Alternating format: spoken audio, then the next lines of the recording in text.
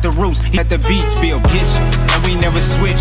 Even if I'm rich, I'll be broke like I'm Mitch. Niggas talking down, but that's headed in the wrong direction. But I knock that shit out like the boxing section. Cause they can't touch what they can't see. All I gotta do is be the same me. All I gotta do is keep it G. Always be the same me. While I'm solid, boy, they can't change me. No.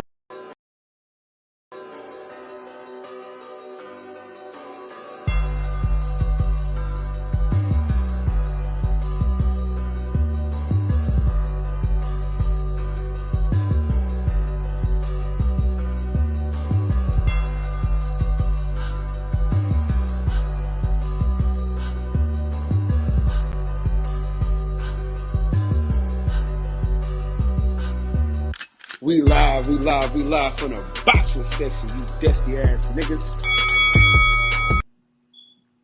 What's going on, man? We live from the boxing section, man. What's going on? Yeah, man. So, we got some news. That we may or may not talk about, but let's kick it off, man. It's fight week, man. We got some good fights coming together for us. So, shout out to Zoto Ramirez. Shout out to Bivol getting it on for the 175-pound strap. You know what I'm saying? One step closer to undisputed. So we think once Beterbiev comes back from his knee injury, we'll see what he looks like. We'll see what that looks like. Also, we got David Morrell in a fight this weekend. I don't know who's on the card with him, but we're getting somewhere. You know what I'm saying? We're getting somewhere. Goddamn.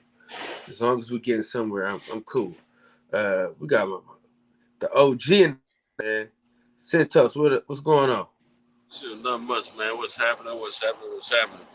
I saw y'all on the shop earlier talking about it, a lot of things, but then I got phone calls, so I didn't get a chance. You got too many hoes, man. You gotta get married again. Hold on real quick. Go ahead. I know, man. I'm gonna have to get an assistant pimp. You know, that's what I need.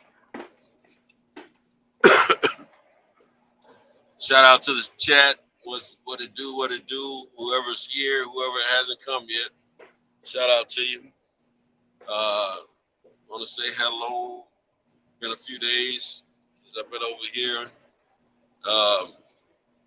Been a little tied up. It's been a good thing though, and I look forward to daily interests and opportunities from this point on in my life. But yeah, we're gonna. I missed the. I know my man don't like talking about the Terrence Crawford and Earl Spence situation on this channel, but I know I missed Terrence Crawford's live. I'm hoping that he left his live up on his page because I do follow Bud Crawford, but I didn't get to see it because I was asleep. But I'm gonna go back and check that out. All right.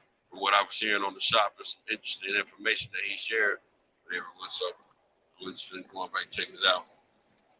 Yeah, man, I was just telling everyone that I didn't get to finish watching that show y'all were on. I know I didn't get to see Crawford's live on Instagram, and I do follow him, and I'm hoping that he left that live up on his, left a post of it. Let's check. Let me check. I'm gonna go. Hopefully, I can go back and check it out. Let me check it right now. All right, y'all were talking about some interesting information. What little bit I did here of the show, and so it is what it is. Yeah, he left it up. So, all right, cool. We want to watch it right now. Yeah, that's cool. You can't put it on here though, can you? Yes, I can. It's on Instagram. Okay, cool. Let's do it. All right, fuck it. Let's do it.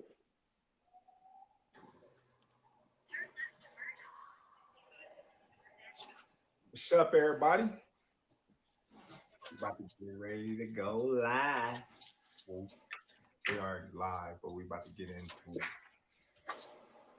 You could tell he don't go live a lot. You could tell like he Right, ain't right, really right, a right. camera This person. authentic like a song gun. Hey man, you know what? Hold on, homie. How Yeah, many people in the chat? You might want to wait till some more people come on, man. man, we ain't worried. Man, listen, you know how I get down, bro. I know, but I'm getting ready to go through that in a few minutes. I'm gonna go through that bad area. Oh my God, bro.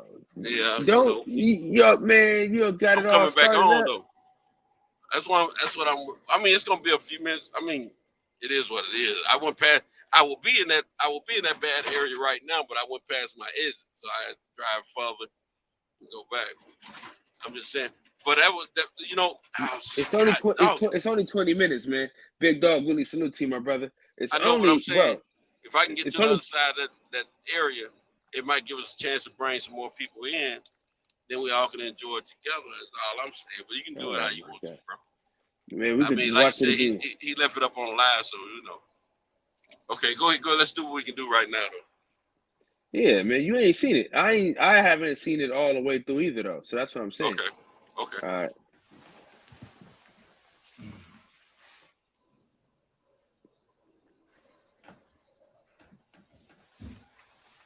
Him and them about. Yeah. Yeah. All right, so listen, y'all. I'm about to give it to y'all raw and uncut. You know, I started talking to Team Spence, I would say, and Al Hammond and them about May. You know, right after his fight. You know, just going back and forth. You know, they sending me a proposal with the interest of a Spence and Crawford fight. We didn't get a contract until August, and you know it was just kind of like a regular contract.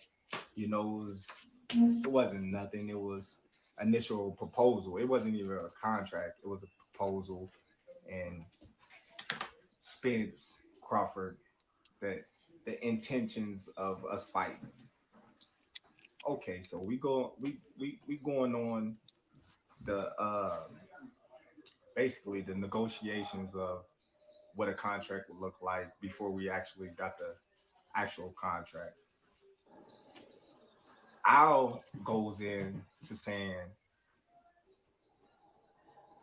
a guy that I don't know, never represented me, not affiliated with Team Crawford, have no whatsoever place in Team Crawford's, you know, stable, representing me in a contract which I have no nothing upon that I agreed to. So basically that was a standpoint of what the contract would look like. So basically I'm talking to Al and I'm like, Al, come on, man, I don't even know this guy. You know, how can you do that? And he's like, well, the guy stated he's a part of your team and whatnot. And, you know, we going back and forth, you know. I was a good dude, man. I was a, you know, charming guy, you know. He's a cool dude, you know. I kind of like talking to him, but at the same time, Spencer's our guy. I'm not. So of course he's gonna do what's best for, you know, his fighter, his guy. That's like, you know, any other manager slash advisor would do. He would do the best for his fighter. So, you know, me and Al, we talks on the phone, you know. I get advice from other guys in PBC. They tell me, you know, be careful, make sure the deal is right. Uh, they tell me make sure you don't get fucked. You know, just normal things from guys that's in they stable that I'm friends with. I honestly can say I'm friends with. So, we going on and on, and of course me and Al, we going back and forth about, you know, the numbers. We're not going back and forth about anything else. We just going back and forth about the numbers. All in all, I have two companies, that reach out to me that, wanted to give me expense $25 million guaranteed. $25 million guaranteed up front. So a real guy like myself, I call Spence. Hey, bro, look, listen. You know what I mean? I got this company that's willing to give us 25 million a piece, guaranteed. What's up? What you gonna do? He like 25 million. What about the back end? I'm like, dude, listen. If they make their money back, then we get 80-20. You know what I mean? It's simple math. I said, man, we got people all still in the fight. They got the fire sticks. He laughed. He like, man, I got a fire stick too. I'm like, see? I'm like, man, ain't nobody really buying, pay-per-views no more. I said, man, we get this upfront money and we good. It's a no-brainer. You know what I mean? But one thing about me and the difference, I would say the difference between me and the difference between Spence is I'm really my own boss now, and he's not. He got to go through Al. He got to go through, his team and ask them if he can do certain things that I don't have to no more. Yeah, I might have had to when I was with Top Rank because I was signed to Top Rank and they was my promotional company. So of course I had to go to Top Rank and ask them to get me this fight or do this for me or do that for me because I was obligated to do certain things by their standard because I was signed to them. But now that I'm a free agent and I'm free to do whatever I want, I'm the one sitting at the table. I'm the one that's talking directly to these high individuals. Errol Spence not talking to Terrence Crawford about the fight. Errol Spence wasn't at the table. Errol Spence can't tell you or show you a contract that says Terrence Crawford, Errol Spence. That he was there on the negotiations of. He can't do it. So he had to go back and ask Al for permission. If he can, take this big chunk of lump sum of money to fight Terrence Crawford, which he didn't call me back. So I proposed it to Al. I hit up Al. I'm like, Al, listen, man, I got this big hedge fund company out here. They claim they know you. Not one, but two.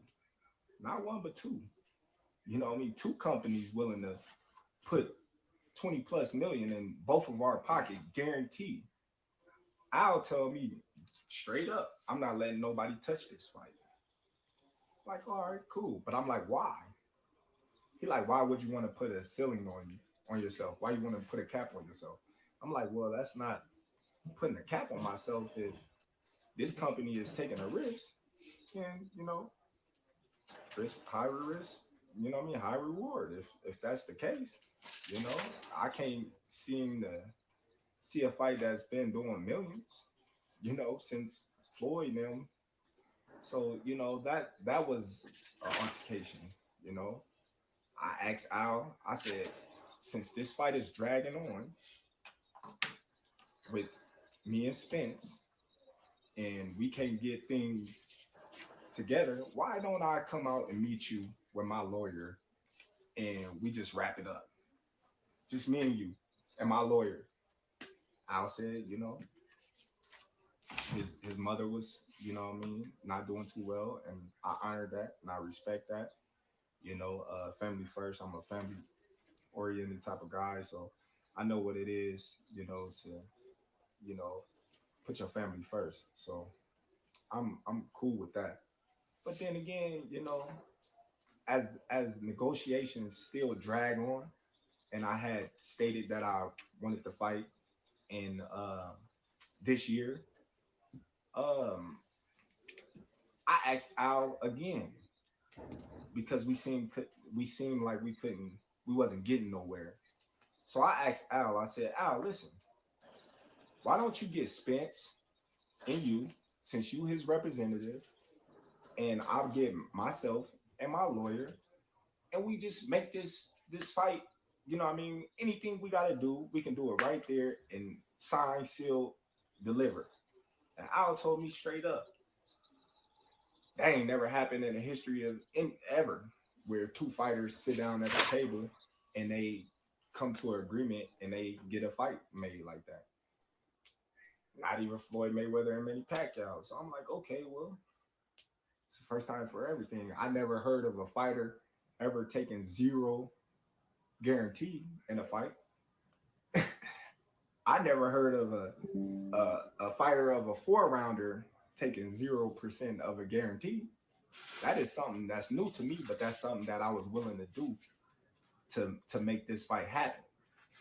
You know, a lot of people, you know, they say, oh, well, Terrence, you ducked, or Terrence, you did this and you didn't want to fight Spence. I'm the only one that was taking all the risks. You know, I told him, all right, cool. I take no guarantee. I take, you know what I mean, the less end of the money. You know, whatever it is you want, I take it, because that's how much confidence I got that I'm gonna beat that man. That's how much confidence I got I'm gonna beat that man. So, you know, even though I know I was getting fucked in the long run, I just, you know, wanted a little transparency. I said, okay, if I'm gonna bet on myself and I'm gonna go against all the odds, then I wanna, you know what I mean, a little transparency. Of course, you know, I want to be able to write off on, you know, things that's gonna affect my check. Of course, I want to see if the numbers add up to what they telling me. You're not gonna go in. It's just simple to me to think that a person will go in a business with a person 50-50, and this person would tell them, well, you got to give me 50% down, and I give you 50%, and then you say, oh, well, I'm not going to tell you how much we really made, but I'm going to just give you this. You just got to trust me. Come on now. It don't make no sense. I never was offered a guarantee, not once. I never, you know what I mean, was given anything. But here, you want this fight? We gonna fuck you, and then, you know what I mean, you got what you want. But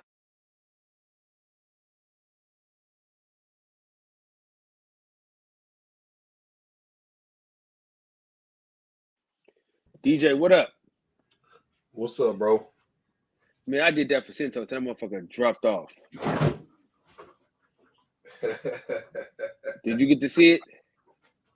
Yeah, man. I watched it earlier, man, and it's just, oh shit. Goddamn look. Anyway, I watched it earlier, man. Basically what it come down to for me is I didn't get to fight. I don't care who fault it is.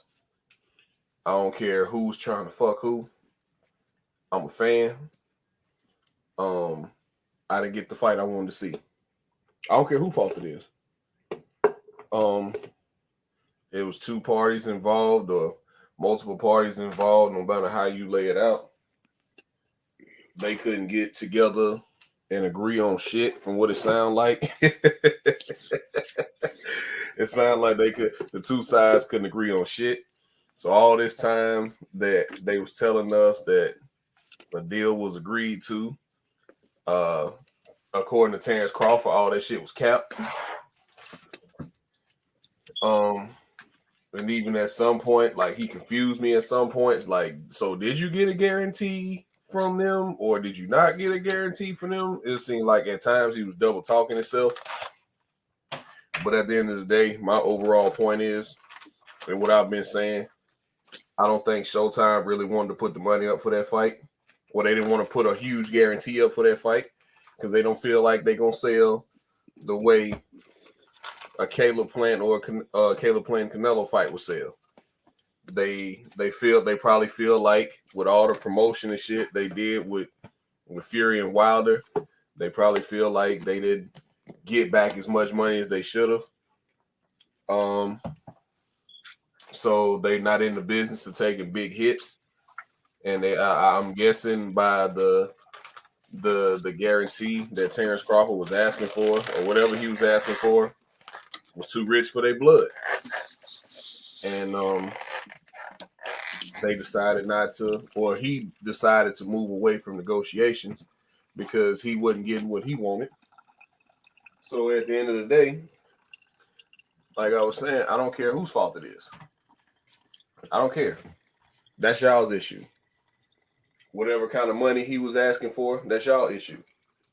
My issue is, as a fan, which I try not to cross that line because I'm not in the business, I approach everything as a fan. As a fan, I didn't get the fight I wanted to see, or I got to wait longer to see it. So it's just disappointing, man, that it's come to this. I don't think it should have been that hard, but this is the business of boxing we talking about. So I don't know. Maybe we'll get it at a later date, but at this current moment, I'm so disappointed and aggravated on how everything. No, I'm still interested, but I'm just let down as a fan because I felt like this fight was easy to make at this point, and I felt like it shouldn't have been this hard to make a fight.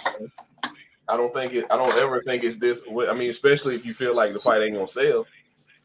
Like Mayweather Pacquiao, I get it. That's one of the biggest fights of this era. I get it. You know, there's a lot of business that's gonna go into this. This fight's gonna sell millions. This fight's gonna sell out everywhere. Everybody can say this guy's ducking, this guy's ducking. But at the end of the day, I didn't get the fight. I don't care. I didn't get the fight, man. Yeah. So, you know, that's just what I'm focused on. I can't speak for nobody else. What's up, Puro?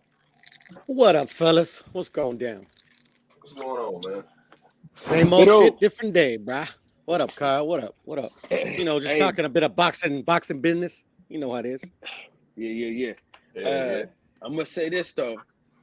I should be in your neck of the woods Thursday. Mine or DJ's? Yours. Oh, No, yeah. he's coming You'll be here. over here. Carson? Yeah. It's a fight doing over here? Thursday. What's the fight on Thursday? Which one? Who fight on Thursday? Go ahead. Go ahead. Ain't tripping. But Oh man, this water bottle's good as shit. it look good.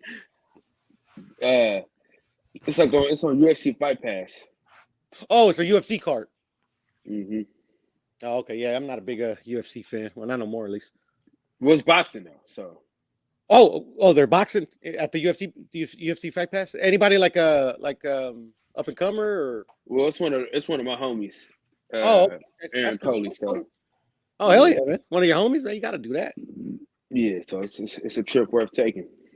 Yeah, where they fighting at? Fabella Chavez, or they fighting at the tennis stadium? Where they fighting? Let me look at this shit real quick.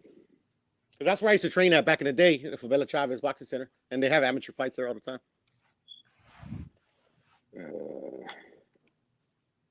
That's the only one I really know about in Carson. I wonder. You said it's on King Fight Israel, Pass. what's up, bro?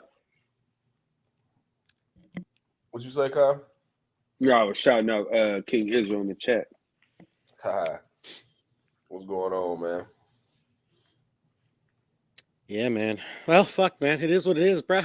Shit, man. Hopefully they can make it. I mean, that's why I'm at Puro. It is what it is, man. For whatever reason, they could make it happen. All right, life goes on, man. Go ahead.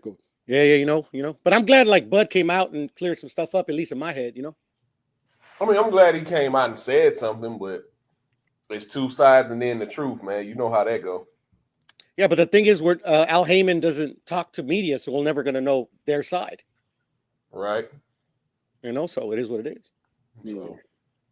It's just too fucking much, man. You know what I'm saying? Yeah.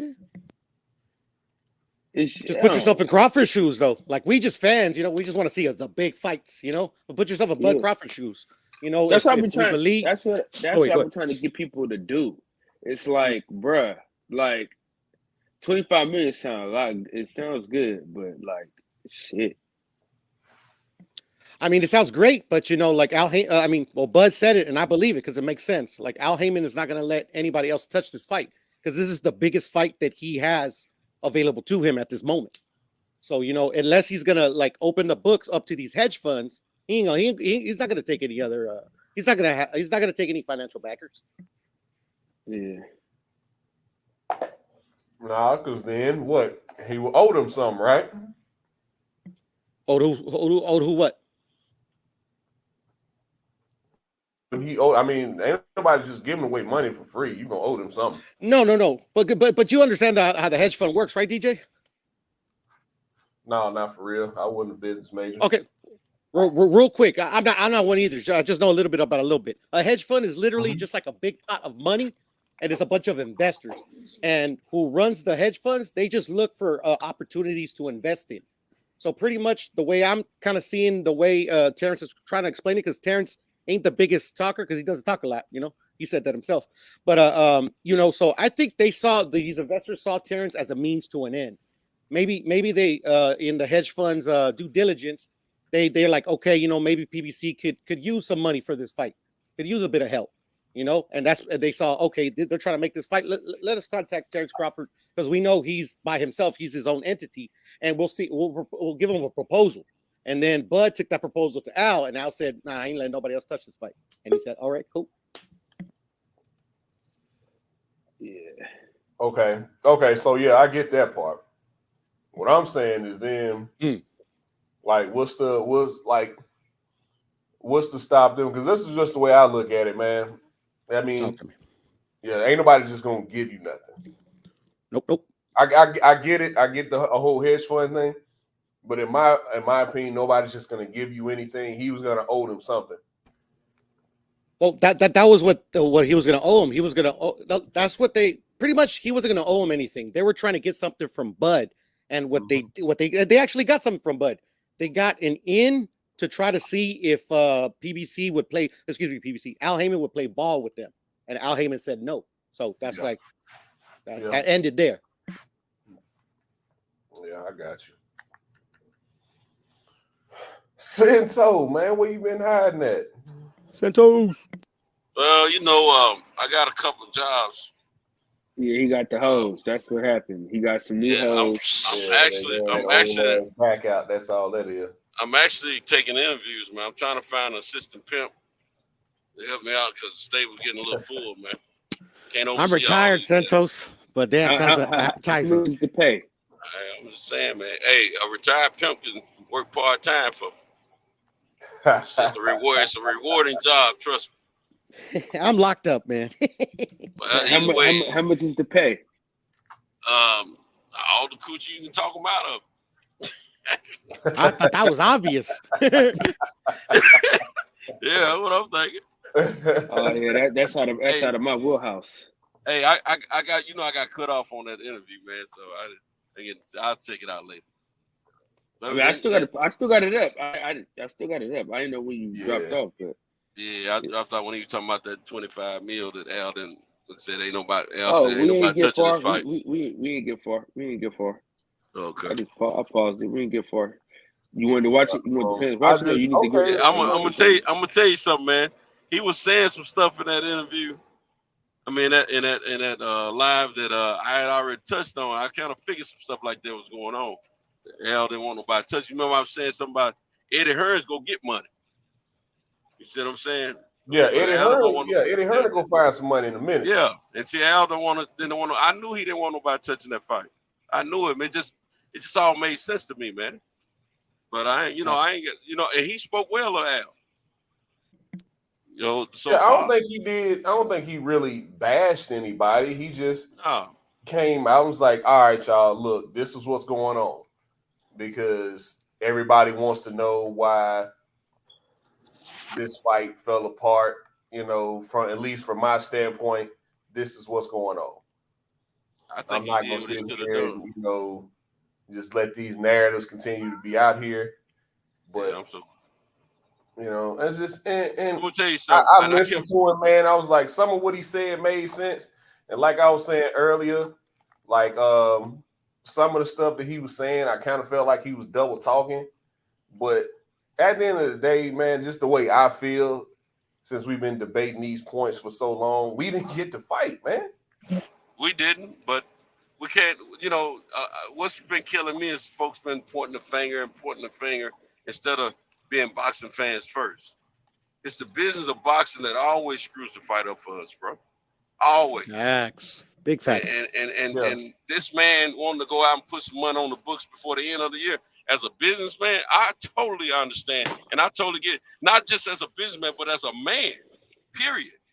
This is 22. Putting the fight off to next year don't put no money on the books for you for 22. So man, you gotta get the man looking out for his best interest. Just like they looking out for their best interest. I don't care that I don't necessarily hold it against him that he took a fight. So what? He didn't want to sit out that long. Okay, cool. Right. If you put a timeline on negotiations, that's fine. Mm-hmm. But at the end of the day, like I say it again, we didn't get to fight. Well, I'm gonna tell you this though. According to Espinoza, he's planning to revisit that. He's hoping and planning that they're gonna revisit. He said they're gonna revisit that fight possibility in the future. He did a little excerpt on Fight Hype a few days ago where he said that. So I don't. It's too much money and it's too historical for this not to. Now the risk is, what if both of these guys lose? Then what we got? And now I don't know if Earl's going to accept the Thurman fight, but it sounds like they're going the direction Al Heyman and PBC is going the direction they wanted to go in the first place. Right. So sounds like right. That's a bigger takeaway for me, Senso. Yeah. Like when they weren't trying to put this fight together. And if I don't think they weren't trying to put million, together, but I think you got 50 million free dollars. Mm-hmm. Come on now. And you got two opportunities, two different entities wanting to do that. And this man found money himself. They reached out to him and let him know what they wouldn't put. Because see, they know this is a huge fight. We know this is a huge fight. PBC try to act like it wasn't. If you think about it. I think PBC believes it was a huge fight. They knew it. That's Everybody why knows. If it was just a throwaway fight, then Al Heyman wouldn't say, ain't nobody touching this fight. Right, because he knows the return is going to be great. Throwaway fight. The reason why it kind of doesn't matter what Bud or Errol say, at the end of the day, I don't think Showtime wanted that fight. Because out of nowhere, where did all that money go that y'all was about to get Canelo? That's what I've been saying. So that's like in the negotiations leading up to this, y'all have heard me say this. Okay, Bud asking for, make him an offer double of what he made last time, and then stick with that. So at least y'all can save face. But it seems like they didn't even want to give him that, and I'm like, but y'all got it though, because y'all was just about to give Canelo $100 million. Now I get it's fucking Canelo, but y'all was just about to give Canelo a massive deal. So all of a sudden the money done dried up. Man, it's nah. So that's why I say Showtime don't want that fight. Folks got to take their feelings out of this. They probably feel like man. they took a hit here and there, and they don't feel like they trying to recoup. They probably don't feel have the same. They trying to recoup, bro. Huh? They trying to recoup. So they trying to get back. They don't take a blow on that Canelo fight. I promise you. I ain't gonna. You know what? I don't agree with everything Fred be saying, but Fred got him on that one. They took a blow. He got him. He got him on a lot of shit. The nigga, people think the nigga be talking because he got lips, bro. He was the biggest, bro. The nigga was the biggest PBC fan. And remember, I used to always say how I didn't like how PBC used to make all the stars had to carry a whole car by themselves. Remember, I used to always say that shit sometimes. Yeah. I remember. Hey, I'm gonna tell you something, man. for anybody that's can hear us speaking now, this ain't a slight to whatever side of the fight, whichever fighter you like the most. This ain't a slight to you. This ain't a slight to the Spence fans. This ain't a slight to the Crawford fans. What I'm speaking about, what I'm about to say right now, man, is I've been saying it for years. You know, well, I ain't gonna say years like we've been out here for 100 years. For this platform, I think this platform been going strong for what, 2 years at least. And I've been preaching the whole time. Be fans first. Be against the business of boxing, not the fighters themselves. Because most of the time these fighters want to fight each other. But the business of boxing always gets in the way. Most of the time they want to fight. Most of the time. And the business of boxing gets in the way every time. Don't, you know, we can be fans and like a fighter more than the next fight. All we want, that's fine and dandy. I have no problem with that. But let's not start all these beefs and arguments and cussing each other out because we're not getting what we want because we think something. Like I've been saying, we're not in the rooms when these negotiations are happening. We don't see these contracts. We don't see the I's that are dotted and the T's that are crossed. So we don't know everything. So wait till everything. I'm going to tell you something.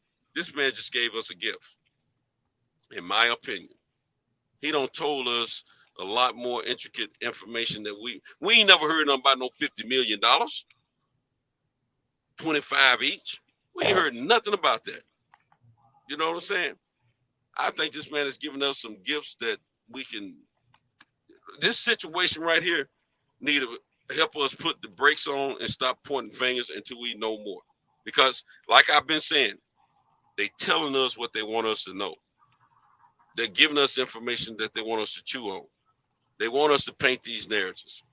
And I told you, no slight to Earl, but I've been saying he's not his own boss. Because when anytime a fighter tells you, we knew call this man, you ain't talking to him about the negotiation. You're talking to that man about the negotiation. Now he might sign off, but he ain't doing the negotiations. I knew that because you know, all you gotta do is pay attention to the history of what's been going on in these guys' career, and that's no slight to any of them. And I don't see nothing wrong with them having an L in their corner. I like it personally because this man's looking out for their best interest, but he's also looking out for his organization's interests. Let's not forget that. You know, but at the same time, it is what it is. I support my brothers as long as they're not trying to rob, you know, do a Don King type of deal or whatever. And I'm not set off on Al still, you know. I understand. You got a product, you want to get the best bang for the buck that you possibly can. But at the same time, keep it real with us. Don't have us out here chomping at the bits and cutting each other head off out here because it's, you know, it ain't really his fault, but it is, you know, it ain't really him and the rest of the team's fault, but it is in a sense indirectly because they knew what was going on out here amongst us and they wanted this. And hey, they even got certain platforms who have been in the same stable. Now they kind of have at a difference of odds and everything. Don't want to believe what the others saying. You know, just bull crap, man. But this guy has let out some information that probably they didn't want anybody to know. And then they didn't like the fact that he went and found his own money. He went and found $25 million for him and $25 million for Earl. And he still couldn't get a 50-50 fight out of there. That's the crazy part. That's, man. Shoot, you know, hey. Like I said, that's his side, and then we're going to get the truth. I think that is, you're right about that. But I think, look, we ain't never heard about that. I think it's a lot of valid information in that. Yeah, I'm not calling him a liar. I just, you know, like Hero said a few minutes ago, you know, Al Heyman really don't come out and talk to the media, so we may never know. But guess what? He still ain't gonna come out. And you know, and who's gonna refute what this man just said? Because I think the boy got the two instances in his pocket. You see how he was able to hook up with BLK Prime. And I ain't saying that they won the instance. I don't know that. I'm just saying They saw a value in Terrence that people been trying to make him think he's not worth, and they throwing $10 million at him for this simple little fight. Come on, man, we ain't stupid, man. Terrence Crawford is a product in this fight game to be reckoned with. He's Hall of Fame bound, even if he don't get the Spence fight. Been saying it since day one. The man is a three divisional champion, undisputed champion, undefeated. It's a no-brainer. It's a no-brainer. They can say don't nobody know him. We know him. I fit. I fit. What you mean? You know what I'm saying? So I'm just saying, don't piss on my back and tell me it's rainwater. Don't piss at me. Don't piss on me at all. Right. You know what I'm saying? Shit. Don't piss on my face to call it rain. Shit. Right. Right, So they've right. been running game, man. Game recognized game. You know what I'm saying? It is what it Hey, is, man. but let me tell you this though. And a nigga will get on this white man's internet and tell you. Don't you start this shit. No, but listen. Mexicans invented the internet, brah. I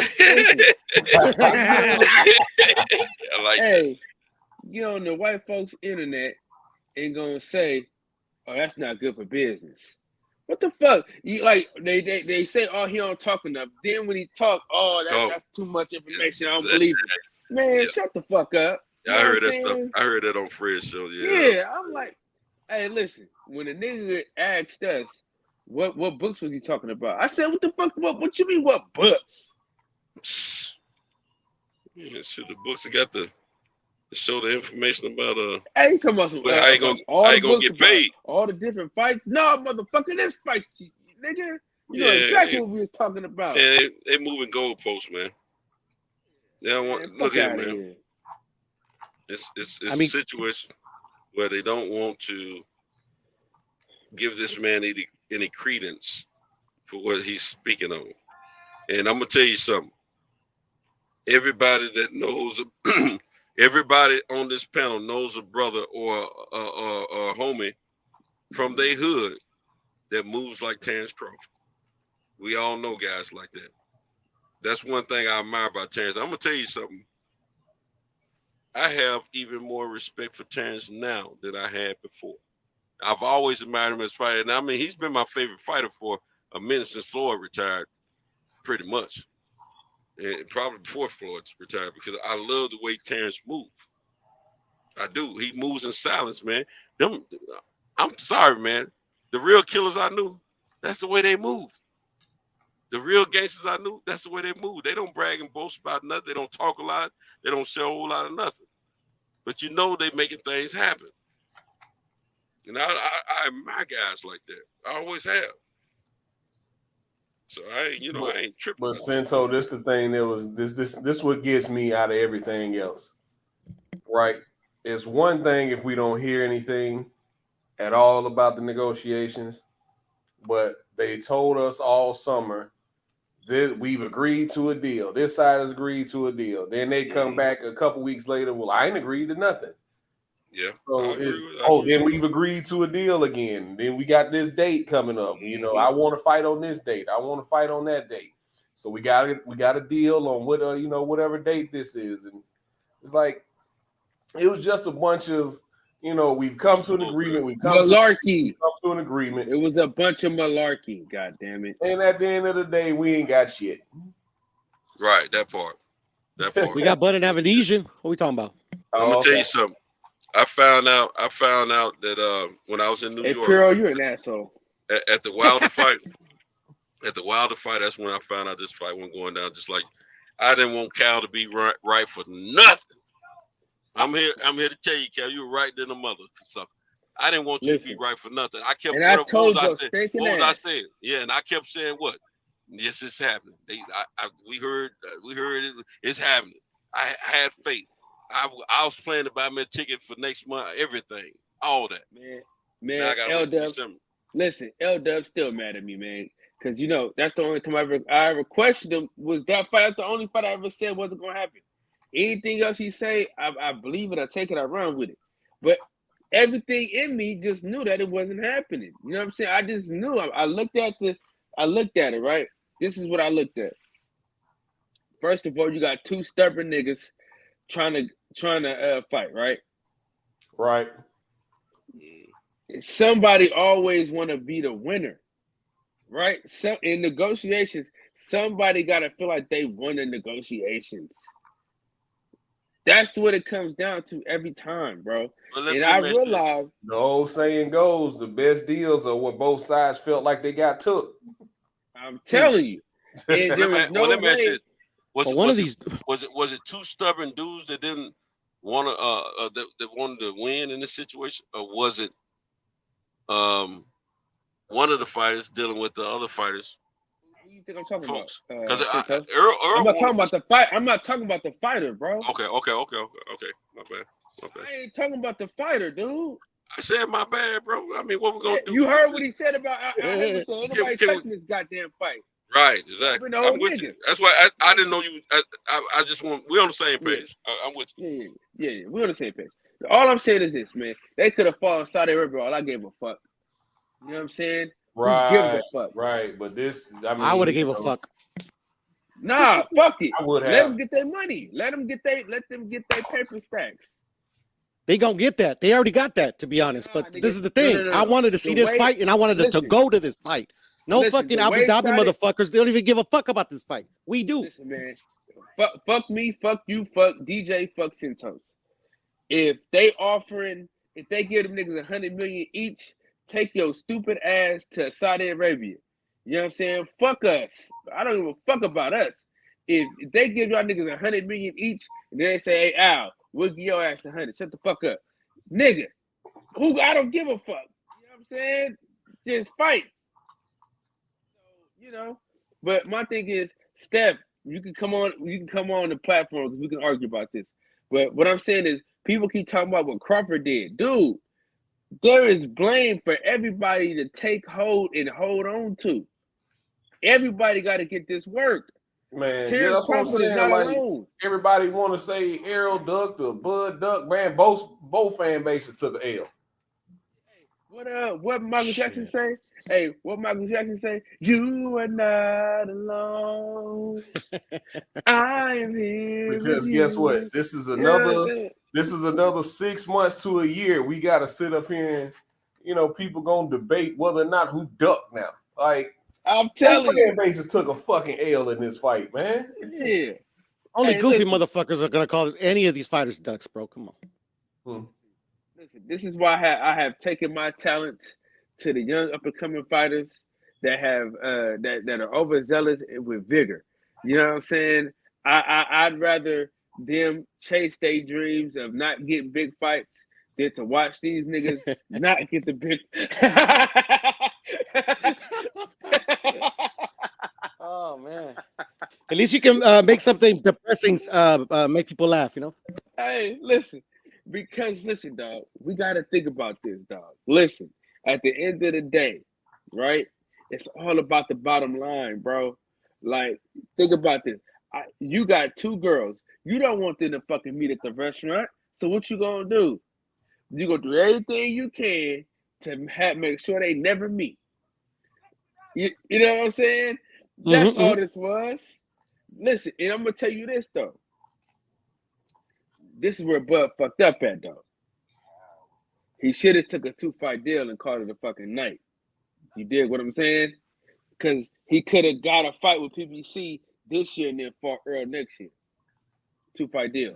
Bang, bang. So for no guarantee though, Kyle? For no guarantee though, Kyle? No, I mean, no, I'm saying, but because there was a couple deals on the table, bro, that could have took place. Kyle Davis knows these things. But he just wanted that one fight, so he said, but now he doing something else, so he kind of could have took the other deal. But anyway. I hear you. But like I said, I wanted to go ahead. Hey, Jay, Javon, I'm with you 100,000%. But at the end of the day, brother, he's been undisputed already. You know what I'm saying? He's done the shit that Devin Haney hasn't done yet. So I understand where you're going, but as far as Terrence Crawford, he ain't going. He ain't going out. But like I said, dog, if Eddie Hearn could get Zerto and Bivol all this fucking money to fight wherever the fuck they about to fight at, there is no reason why Errol Spence, Terrence Crawford can't get the money. Like if the country of Australia said, you know what, Devin Haney, come fight Kambosos, we'll pay for everything. There's no way that Terrence Crawford, Errol Spence can't be made somewhere else, bro. So that's why I say it's the business of boxing, bro. Somebody got to be to blame, and y'all might as well blame the rain because y'all can't blame Terrence Crawford for walking the fuck away. I didn't blame either fighter. I just you heard me. No, I'm not. No, I'm not talking to you. Come on, man. I'm talking to the niggas. I'm talking to the niggas that don't understand the business because you know all they care about is being boxing fans. They don't care about how another nigga feel. You know what I'm saying?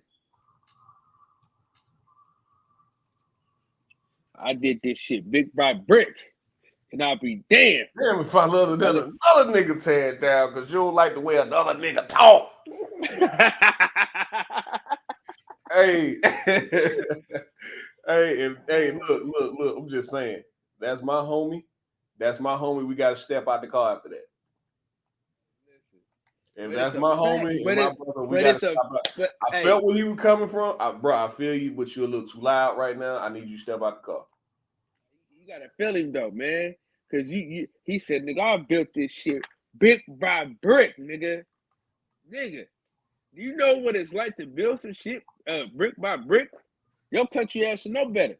You know what I'm saying? And I'll be damned if I let a nigga tear it down because you don't like the way another nigga talk. Also, with that, Kyle, I would never put two dudes in a room who I know want to kill each other. Yeah.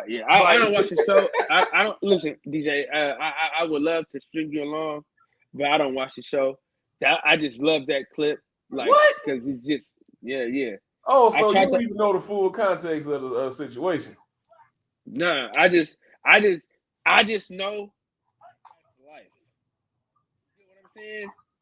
Like niggas always get emotional about how niggas say something to them. Like, man, you don't talk to me like that. You can't talk to me like this. You know what I'm saying? Like like fuck up everything because you don't like how a nigga said something to you. You know what I'm saying? Yeah. I get you. But like Franklin, at that, to put it in full context, people don't watch the show. Leon, who Franklin was talking to in the car, that's his best friend, his brother, they grew up together. Doesn't like Franklin doing business or didn't want to do business with some guy that legit they tried to kill each other, right? They from two different neighborhoods and they legit tried to kill each other. And every time they was around, like they was kind of needling each other a little bit, you know what I'm saying? Just picking at each other, doing a little ticky-tack stuff, always getting into fights. They would go behind Franklin's back, shoot up each other's block. And, you know, and Franklin was like, man, look, he was in a situation where he had to, you know, where you stand by your homie in front of everybody, but behind closed doors, you got to correct it. So that's what Franklin did in that situation. That was right after he had to correct old boys. Like, look, leave Leon the fuck alone. This my right hand man. Da. And in the car, Franklin was like, "Hey, pull the car over. Look, I built this shit. Hold his ass up, nigga. Like, y'all niggas gonna like either get the fuck along. Y'all either gonna get along or ain't nobody gonna make no money. Pretty much. That's what he was saying. But I run this shit though. Hey, does Mark Nash have that drop? I don't know. I've never heard him use it. I gotta see. Man, they had a hey, man, they are hilarious, man. Reggie is still one of the craziest dudes on YouTube, and I like how he's picking at folks tonight. I think Piro was over there, and it was just hey, what platform was this? This was on Mark Nash's show tonight. Yeah, man. Was this after they saw the live with Terrence Crawford or before? After, yeah, because it was a reaction. It was just getting everybody's reaction to it. What did Reggie say? What is Reggie saying now? Reggie fucking with folks. He's still on the same. Did he double pretty down? Much, Piro helped me out here. He was just saying, man, if y'all believe all that bullshit, y'all got something else going, and you know, it's just where did the money come from? All of a sudden, somebody got 25 million out of nowhere. 50. We've been negotiating this fight all goddamn year, and all of a sudden, get somebody come out of nowhere with $50 million, and Al Heyman, being the astute businessman that he is, gonna say no. It was like, But it didn't come out of nowhere, DJ. It didn't come out of nowhere. Yeah, I get it, and that's the part that I feel like he was needling people with. But you know why they approached him, right? Because it was public record that they were not giving him a guaranteed purse. So they saw like ding, ding, ding. Opportunity they saw it in. I get it. I mean, and I've said that before. And I was telling my casual friends that I was like, that's part of the reason why this fight ain't happening. Terrence Crawford is used to doing business one way. So you're not about to tell this man that, wait a minute, hold on. 11 years. I don't get no guaranteed money? 11 years I've been getting guaranteed money. 11 of them. But what he said made sense though. Everybody got fire sticks, and Earl agreed with him. He said, Earl said, I got a fire stick too. And guess what? So does Cento. So does Mick. Everybody got fire sticks. Everybody streaming now. Yeah, that's why the pay-per-view model will never be what it was. Exactly. So I disagree. If you got you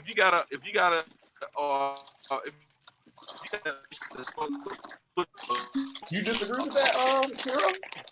Of course. Okay. But sorry, Santos. Go ahead. Santos. He just talking shit. He got to be. No, I'm not.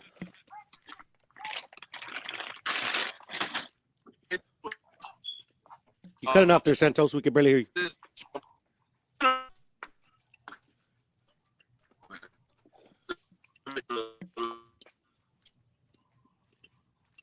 Yeah, you sound like you're underwater, Santos, man. You roboting, Cento. Yeah, he be eating too much coochie, man. He need to worry about fixing his damn phone. Cento's been out here wilding since he went through the chain. Y'all hear me now? Yes, sir. Yeah. Y'all hear me back? I mean, better. Yeah. I was saying, if you got organizations that's got at least 50 million, more than one, I mean, probably could. Let me tell you something. In my opinion, Al Heyman probably couldn't negotiate this fight up to 100 at least. 100 million, 75 million to 100 million.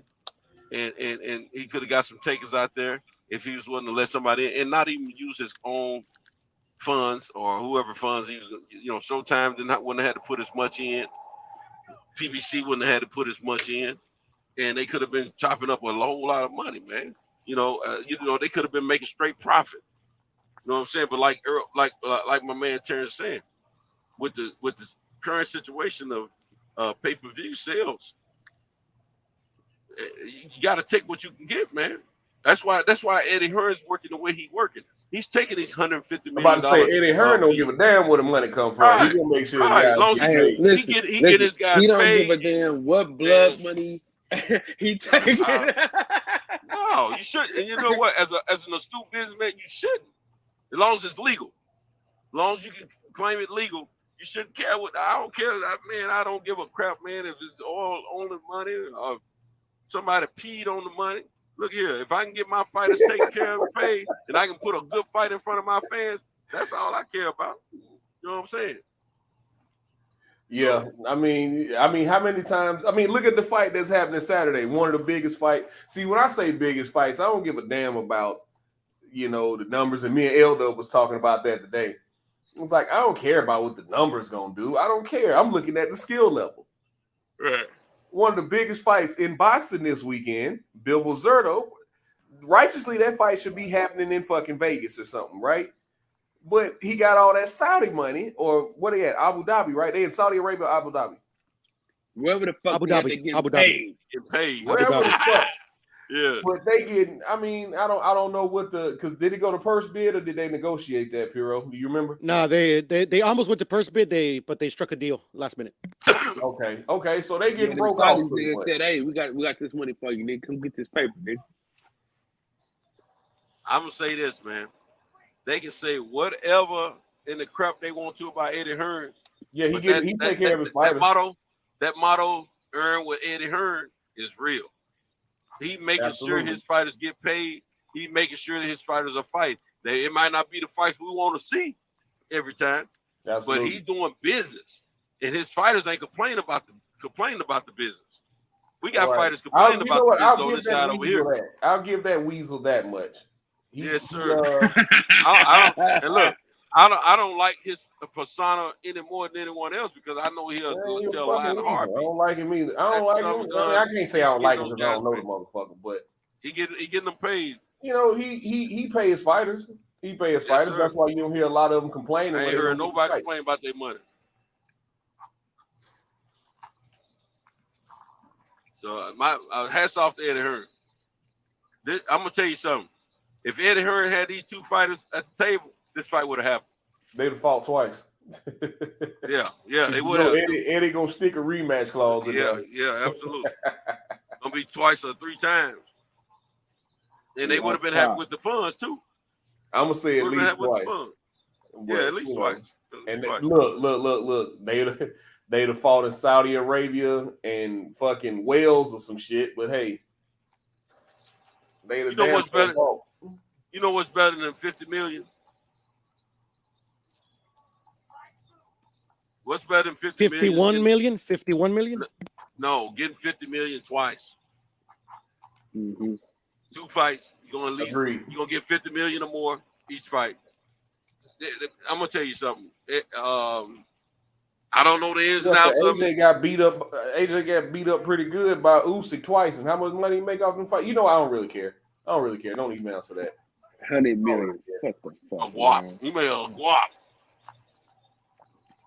That nigga, Man, listen. That's why he don't feel like fighting no more. He made so much goddamn money. Like, you know what, man? I don't feel like getting that fucking Man, I thought he was gonna be in Creed 3 with Canelo. Creed 3 with and who else in there? Jose Benavidez, ain't it?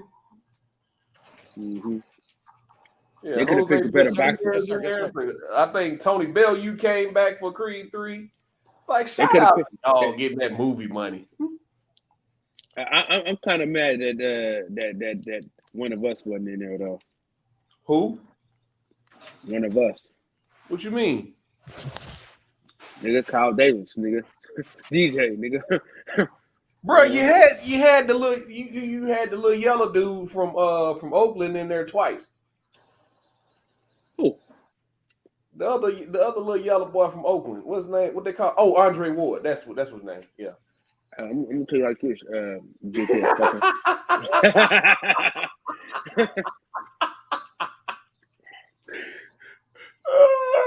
Man, you know what I'm about to do? You know what I'm about to do, DJ? You know what I'm about to do right now? I swear, man. I think Oakland is the high yellow capital of the world, man. Oh man. I swear. Like 80% of the dudes I see they come from Oakland. Shut the fuck up, you little prick. You know what though, and DJ? the women, man, and the women. I think Oakland is the red bone capital of the world. I always view Oakland as having more dark skin than LA. Oh shit! It seems like everybody I see they come from Oakland high yellow. They're high up. Yeah. But it's all good. I I love everybody, man. I think I was thinking that way because of the Black Panthers and their blackness that I. Nigga, Huey P. Newton is the lightest nigga around. I'm about to say, look at Huey Newton. Yeah, he is. I forgot about Hey, that. look. Pinky, Sweetie. Oakland, the high yellow capital of the world, man. Yeah, I know. I knew it. Confident hit me with a drop. I see him looking. No, I'm looking at something else. I gave you a drop already, you little prick. But hey, I'm gonna say this, and I said it last week though. Just moving on to other pressing business. Let them fuck around and make that Valdez Navarrete fight. We in that bitch. It's already made. This is my show. I do what the hell I want on my show. You already know. What's the date? Shit. Hold on. Give me a second. There ain't no date for that. No, I got a date. Got a date. Hold on. Give me a second. When is the date? Because hey, listen, niggas know I love me date so I can, One let me segundo, know the one date so I can segundo. start planning now. Listen, I'm about to go get my fucking I'm gonna get these cowboy boots, nigga, my hat, nigga, and my mariachi suit, nigga, immediately, nigga. I ain't gonna do all that, but I'm in that bitch. No, I'm doing that, nigga, for sure. I'm gonna get the blanket with the hair cut out with the hat, nigga. You know? February 3rd.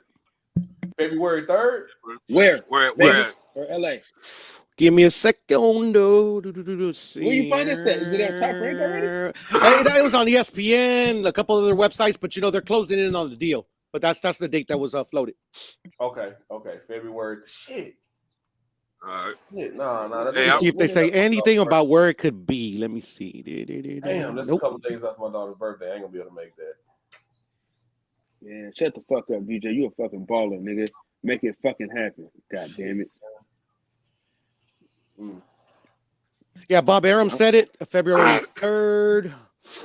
My bad, bro. I'm just coughing on the set, man. Your phone breaking up. We couldn't even hear it, dog. Okay. The only thing that they don't know yet, and that's why they haven't announced it, is where it's going to be The at. venue. See? A venue. It could be in Mexico City, LA, or Phoenix. I mean, that shit finna be in Saudi Arabia, nigga. I wouldn't mind coming. That shit finna be in Phoenix Saudi sound like Arabia. it'll. Phoenix sound like it'll do.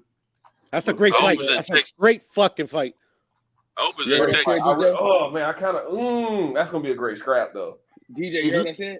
What'd you say? We're gonna be in Saudi Arabia, goddamn. What? I said we're gonna be in Saudi Arabia. Nah. No. They won't do that to their fans.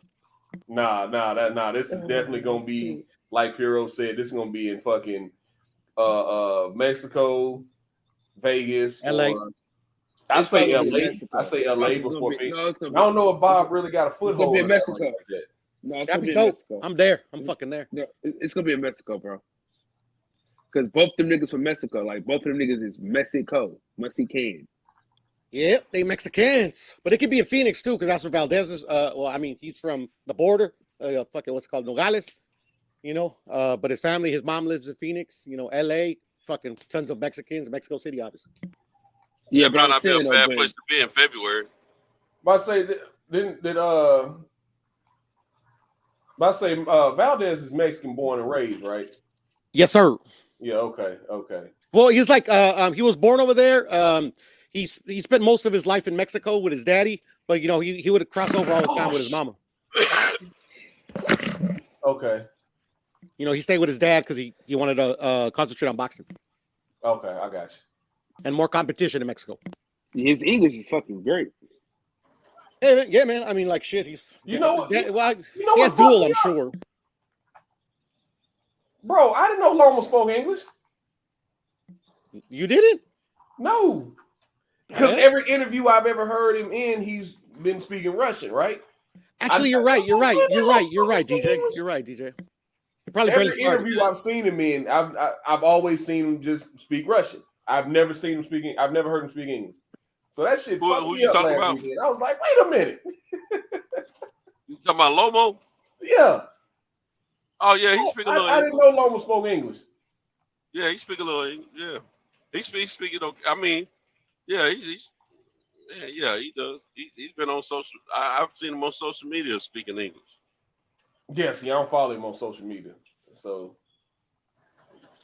Hey, yo, I I know got one a debate. I got a debate next week, man. We debating Darryl Brightside On what?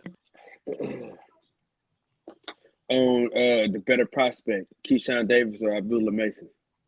Woo! Keyshawn Davis or who? Abdullah Mason. Who you got? I got don't Keyshawn know Davis. the other fighter too well. Yeah, I gotta go with Keyshawn. I know What? Keyshawn, but I don't know Abdullah much about Mason? the other fighter. no, Yeah. I'm just like between Keyshawn and Abdullah Mason. Yeah. Who said Abdullah Mason? Darryl Brightside got Abdullah Mason. Okay. So he didn't see Abdullah Mason get dropped this past weekend. Like, okay. Hey, he's barely getting started, brother. He's barely getting started, man. I'm Abdullah, sorry. the truth, I'm sorry. man. I'm telling I you. thought guys watch boxing. I'm sorry. Yeah. That's some of my argument. We'll talk about this off wax. I don't want to meet on the bone, so we'll talk. But What the fuck? All right. It's all like, good, though. you know, I don't want to leave nothing unsaid on the debate. But Grave Digger, what's going on, big dog? Salute to you, family. But yeah. Because you know that Jake Paul shit when he pissed me off. So my See, I'm minority. I missed it a while ago. See, I ain't tripping. I knew I wasn't tripping. nigga, look at Keisha Cole. Keisha, thank you. Proving my point. Nigga, I said I know, nigga, I know. Just don't sleep on Abdullah Mason. That's all I'm saying, man. Yeah. I mean, talented young kid, man. The whole Mason family. But when you talking about Keyshawn Davis has been through the gauntlet. I haven't seen what I've seen from like, and this is early, so I could be wrong. It could go left on him. But I did not see the same thing I saw from Keyshawn that I saw from Abdullah Mason. I just, to me, he's a total package. I mean, like, people like to compare, like, like these, like Floyd. Oh, this guy's like Floyd. Oh, this guy's like Sweet Pea. This guy like this guy. Nah, this guy is like I don't know. It's early, so I'm gonna wait. But I'm high on Keyshawn too.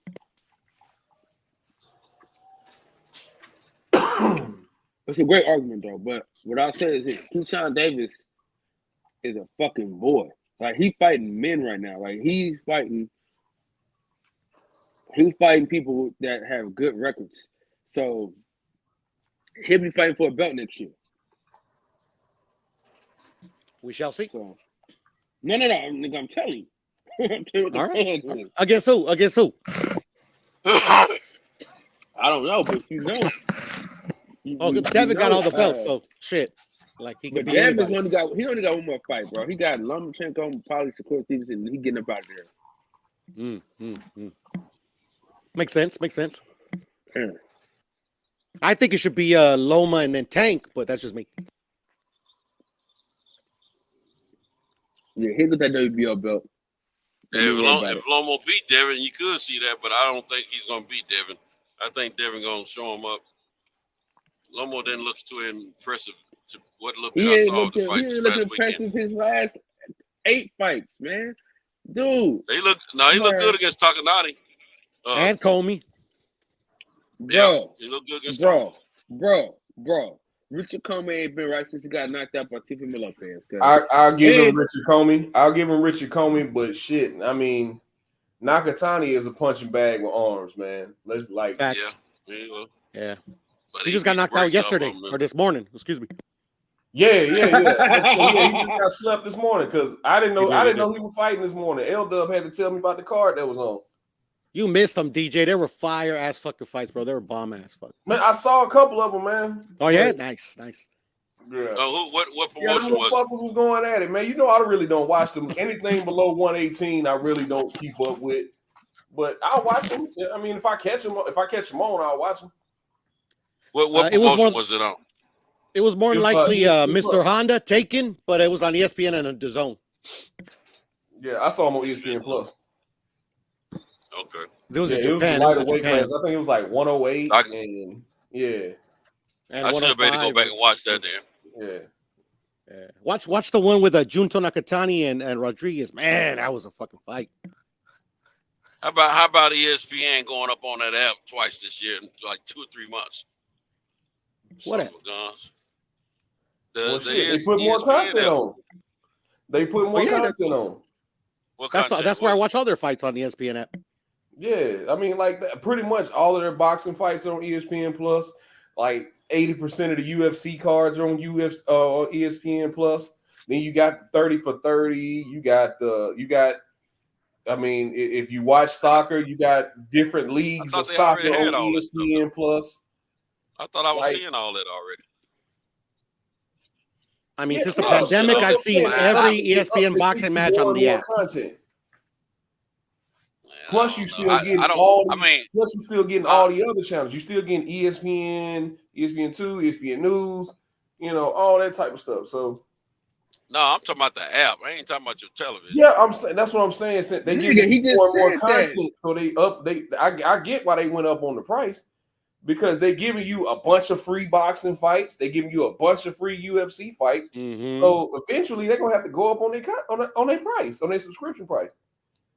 Especially if they see because they got people, they pay people to sit and watch who's watching these stuff, who's watching this stuff. So when you sit back and you see 1 million people watch Clarissa Shields fight, wait a minute, hold on. We can do something with this, and then you come back and think about that. Think about that, bro. More people watch Clarissa Shields than Deontay Wilder and Devin Haney. I mean, yeah. That's amazing. Yeah. That's amazing. I mean, but also, Kyle, the reason why that happened. Yeah, like the reason why that happened because you had 2 big time title fights on the same card, and you didn't know who was gonna win. Like we all kind of figured Clarissa Shields would beat Savannah Marshall, but there was always that question of what if Savannah Marshall can catch her and da da da da. Devin Haney, we knew that was gonna be one-way traffic. Yeah. You get what I'm saying? Man, every time you say that shit is funny. But this is nothing new. This is nothing new. Huh? This is nothing new. Say that shit, I laugh hella hard, bro. What? Man, that's one-way traffic. The women outviewing the men and outselling. It's nothing new. Yes, it is, bro.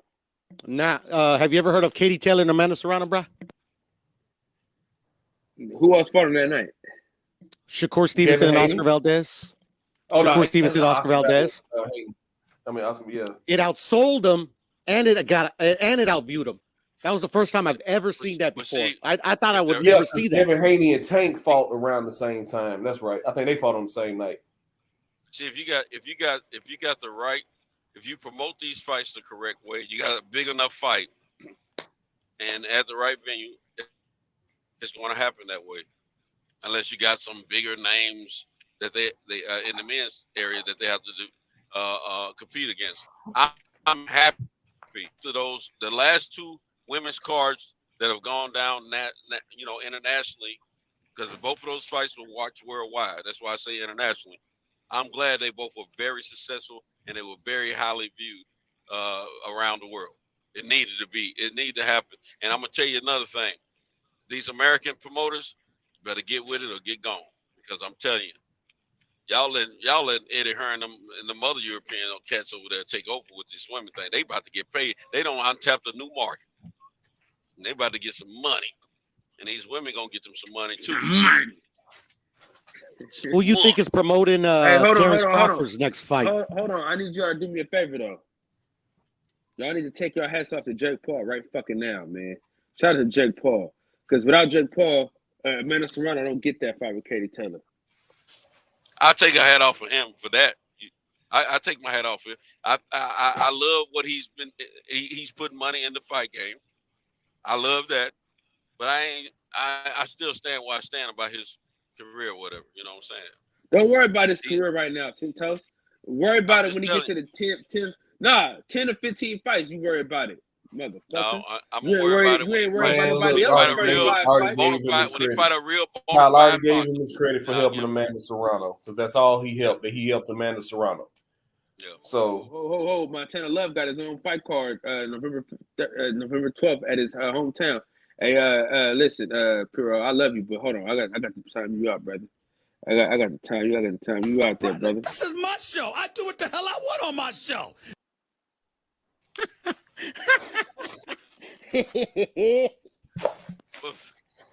I couldn't resist. I ain't finna kiss his ass because of that. If you want us to highlight him for being a promoter, or you want us to highlight him for being a fighter? Which one is it? I want you to take your hat off to him for having many hats. Get it? No pun intended. Get it? Got your hat. Well, I got to promote. Yeah, I'm gonna say this. I'm gonna say this. I'm gonna give him credit for fighting, but I ain't giving no credit till he fight a real bona fide boxer. How is it his I give him credit. How is it? Hold on. How is it his fault? Hakeem Rahman Jr. missed weight twice. Hey, hold on. And He's a fail. promoter. They say. He's a promoter. He could have made some situations happen where he still could have made that fight happen. So I ain't worried about that fight. I mean, he can fight another fighter. I ain't worried about Rockman. It ain't that. But at the same time, let me tell you something. Who do you want him to fight? Who do you want him to fight, Santos? Listen. Listen, Kyle. Listen. Speed up. Nigga. Listen, Linda. Listen, Linda. Listen, Linda. That man is during near 50 years old. That man was putting some things on him too. Putting them So paws on his ass. You know who I want him to fight, Kyle? I want him to fight that 4-0 Kazakh coming out the Olympics. That's who I want him to fight. Who is that? I want him to fight one of them 4-0 Kazakhs that's coming out the Olympics. That's who I want him to fight.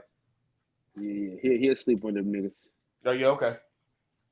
Or put one to bed, nigga. To quote Shelton Ramirez, he might get the Hebrew shit beaten out his ass. Hebrew crap. What you talking about? He calling out Nate Diaz because Nate Diaz got a strong following, but he know Nate Diaz is not as quick as he is either. So Nate Diaz will eat some punches, but Nate ain't gonna get tired either. Yeah, but Nate ain't gonna win because Nate can hit in Nate's a good boxer, fight.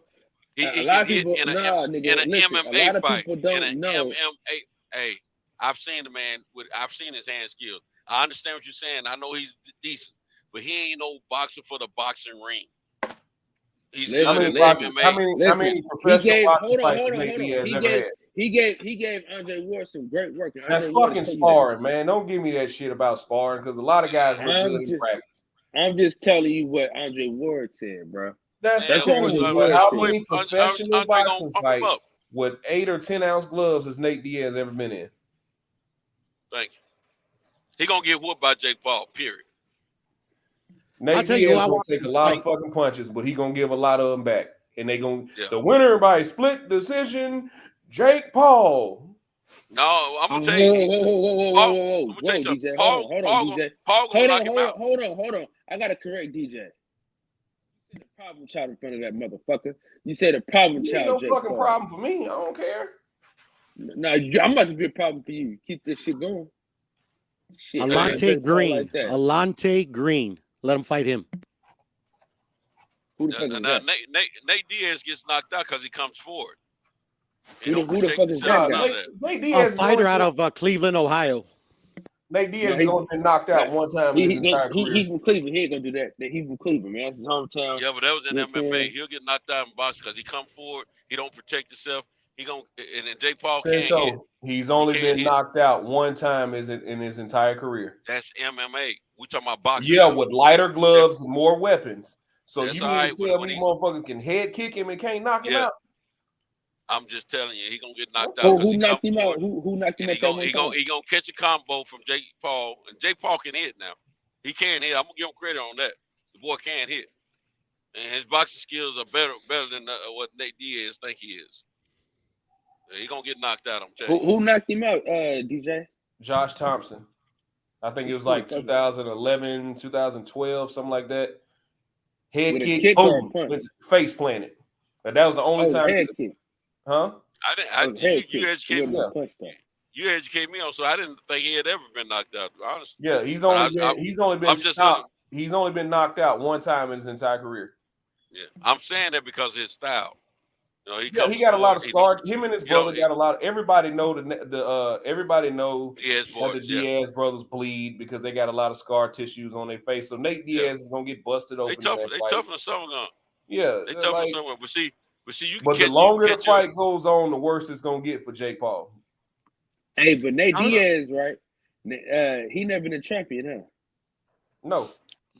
And you know what's Tommy crazy? McCarthy. Give me Tommy McCarthy. He fought for the title once. He fought for the title once and lost. But I think he fought for it either once or twice and lost.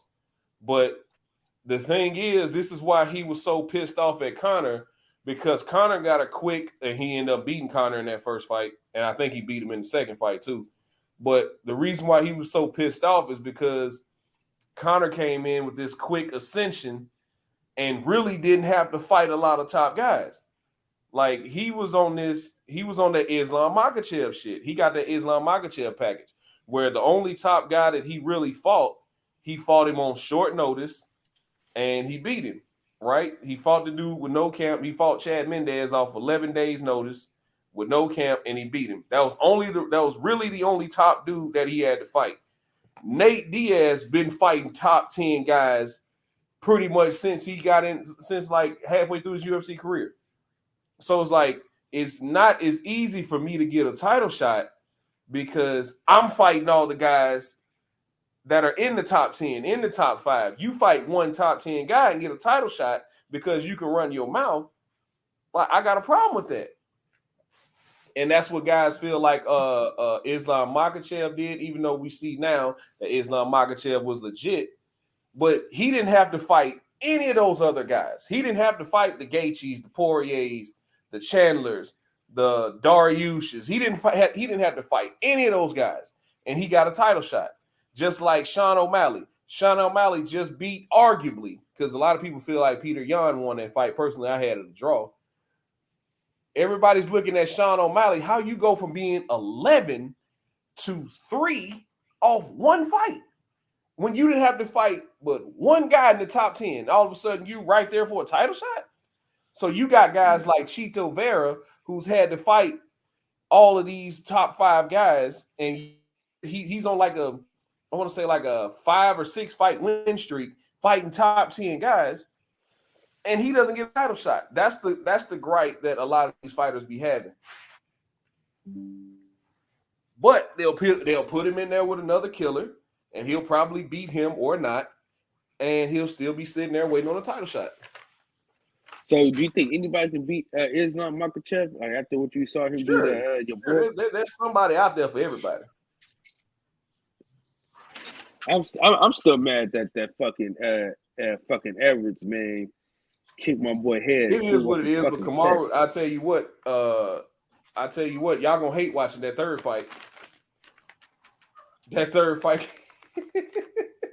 gonna be on the ground the whole fight. Only time Leon Edwards gonna be able to get up is when he's sitting on the stool between the rounds. Kamaru Usman finna get on top of this dude and bash his brains in for 5 rounds. Look, you ain't gonna get a chance to land that head kick. Because it was the most perfect head kick, and it was exactly what Leon Edwards needed to do. Because Kamaru Usman dominated 19 minutes of that fight. I mean, he was beating the shit out of complete domination. That was a complete domination, man. I brought this up.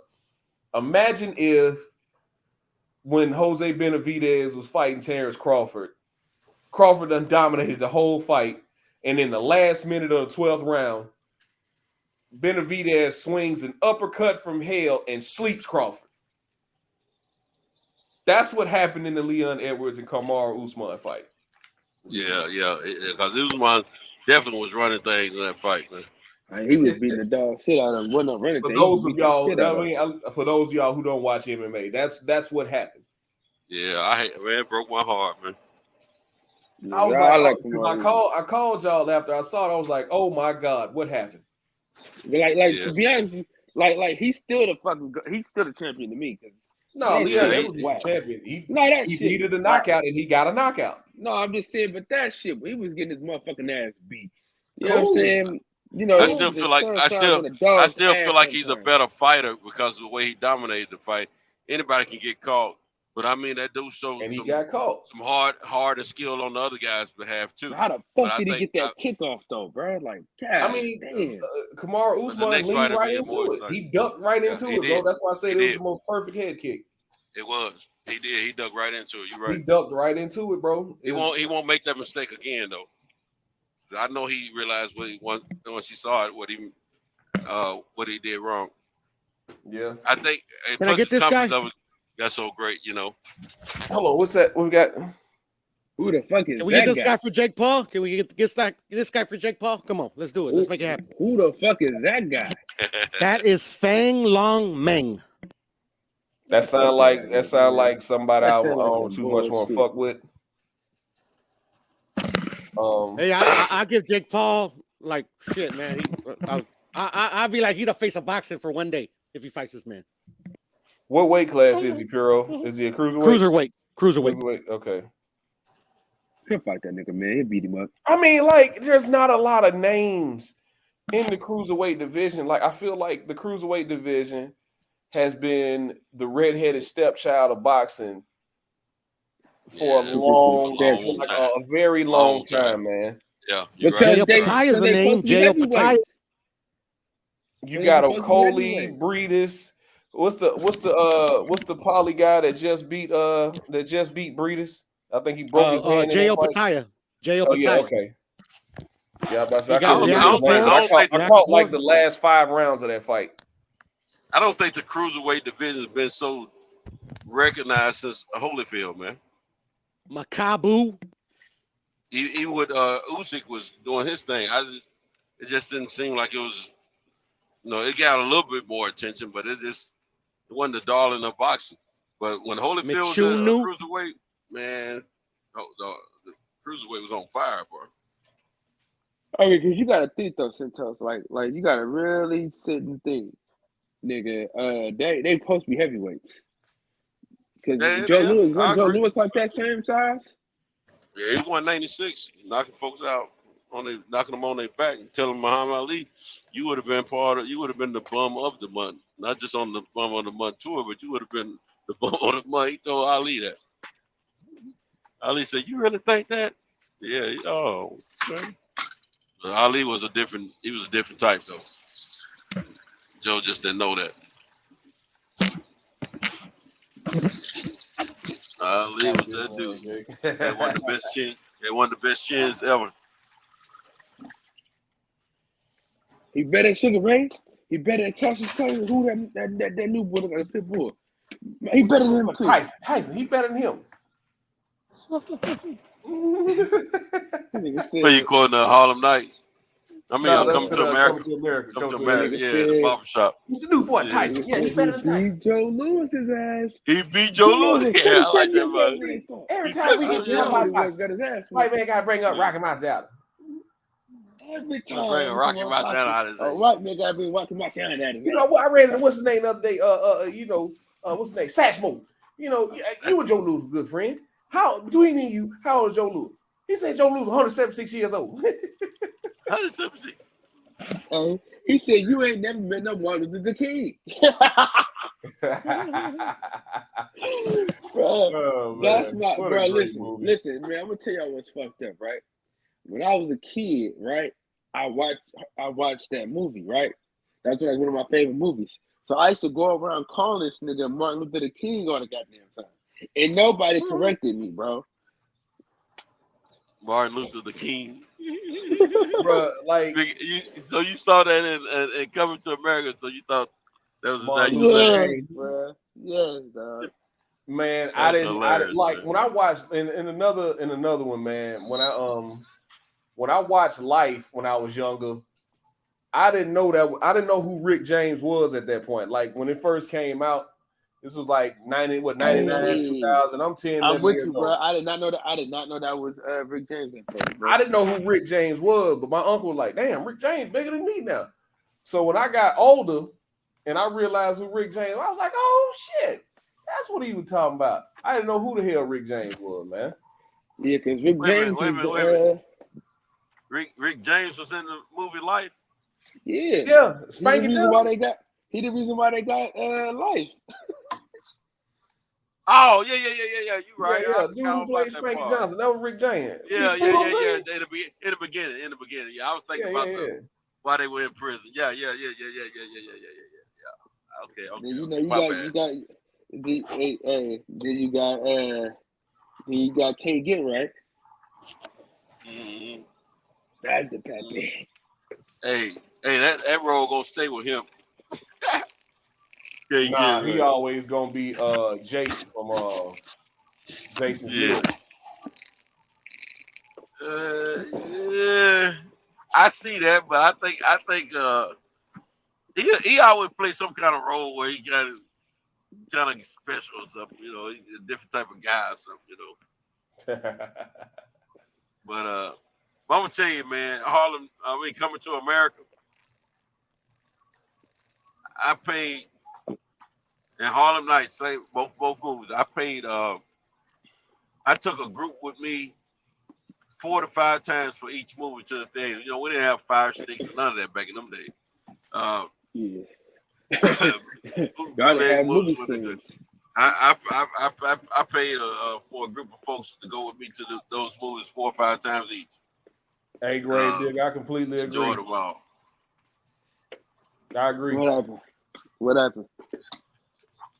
Yeah, he's cruiserweight, but naturally he might be, but he's over 200 pounds, so over 200 pounds, you qualify as a heavyweight, bro. Yeah, Man, I get listen, it. I get it. He, I think he can go that Bridgerweight and clean up the house. Man, it's not a real weight class when it's only one sanctioned body even recognizes it. It's less prestigious and all that. I mean, who's going to do that? And Wilder used to, heavyweight is king. It's the king division. Going there and knock out them big boys, man. Shoot, who gonna check me, boo? Who gonna check me? Are you knocking out all these big dudes, man? Who gonna check me, boo? You know what I'm saying? I can't wait to see Jared Anderson get busy, man. I want to see what he gonna do later on during the year. When is his next fight date? I've been meaning to ask L Dub about that too. When is December 10th. December 10th. Oh, he fighting on that T.O. card. No, he fighting on the Bud card. On who? Bud Crawford. He's gonna be fighting Omaha, Nebraska. Oh, okay. Well, see that fight is the 10th. Oh, okay. That fight is the 10th of December, not the 2nd of December. Did you say December 2? Oh, he tripping. Hey, I'm holding back. They already selling that. They started selling that fight last week on Prime, BLK Prime. They started selling it last week. Shit, hopefully it's doing good. But I think I'm gonna give me a ticket and go show up in Omaha, Nebraska. Man, I ain't gonna lie, bro. Like, I really need to go back to New York, and I think I'm gonna go December 10th. Hey, but I do want to go to that fucking fight in Nebraska, though. I ain't gonna lie. Y'all really sitting here talking about going to Nebraska, bro. Yeah, I'm serious. I'm dead serious. Okay. You know what? Nothing against Nebraska. I don't know much about Nebraska. Me either. I think the chance of me coming up on some coochie slim and none. But I think I might take some coochie with me, man. Nebraska, no. I ain't about taking my old girl with me. I'm sorry. That just sounds like somewhere I ain't got no business being. Nah, man, Omaha's cool though. Omaha is it's hood. I'm going to watch the fight, but I'm also going to get away.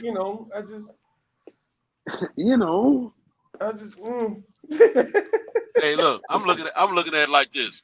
It's a cheap boxing ticket, and flight shouldn't be that much. Cheap hotel, all that good stuff. Be a nice little weekend away from me and my little friend. You know what I'm saying? And we're gonna be effing all weekend. Look at this girl who live like this. I done took you to Nebraska. Hey, man, your Johnson don't work that good, man. You can't be out here doing all that. Hey, when I tell you the girl got her own money, I ain't got drinking like that, you know what I'm saying? Hey, Javon, one of those, I believe it too. The Midwest, they get them tornadoes like hell, man. Hey, if we get a tornado in December, then I don't know how they got people living there. We ain't got to worry about no tornado over there in December, bro. Weather be set in. It'd be wintertime. You know, we got to worry about snow. Well, look here. Yeah, I already told, I said, you might be going to Omaha, Nebraska with me. She said, what we going to do a weekend away? I said, I don't know. I'm thinking December. She said, December? What's going on? I said, yeah, it's a boxing match in Omaha, Nebraska. I'm thinking we're going there. She said, okay, I'm down. So, she may come to the fight and may not. She might stay in the room with an iPod, AirPods, listen to some music, waiting on me to bring that old stiff one on in there, you understand? And then we have our own boxing match.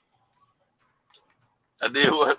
You a hoe. Yeah, Hey, she trying to break. Hey, I'm these gals like me out here, man. And you know, Yeah. But you a hoe. I want,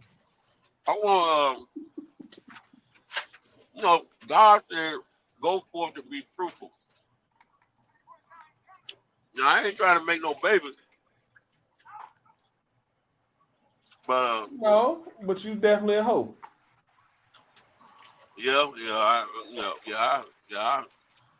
I've been getting me some lately. I ain't gonna lie. I've been getting me some. Hey, who the co-main on this Bivol and Zerto card? Who all on that card? Can you pull it up, Kyle? Oh man, I just went upstairs, nigga. Hold on. You trying to Hero, you know?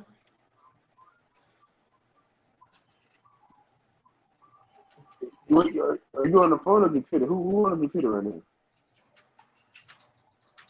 Oh, I'm on my phone. Bro.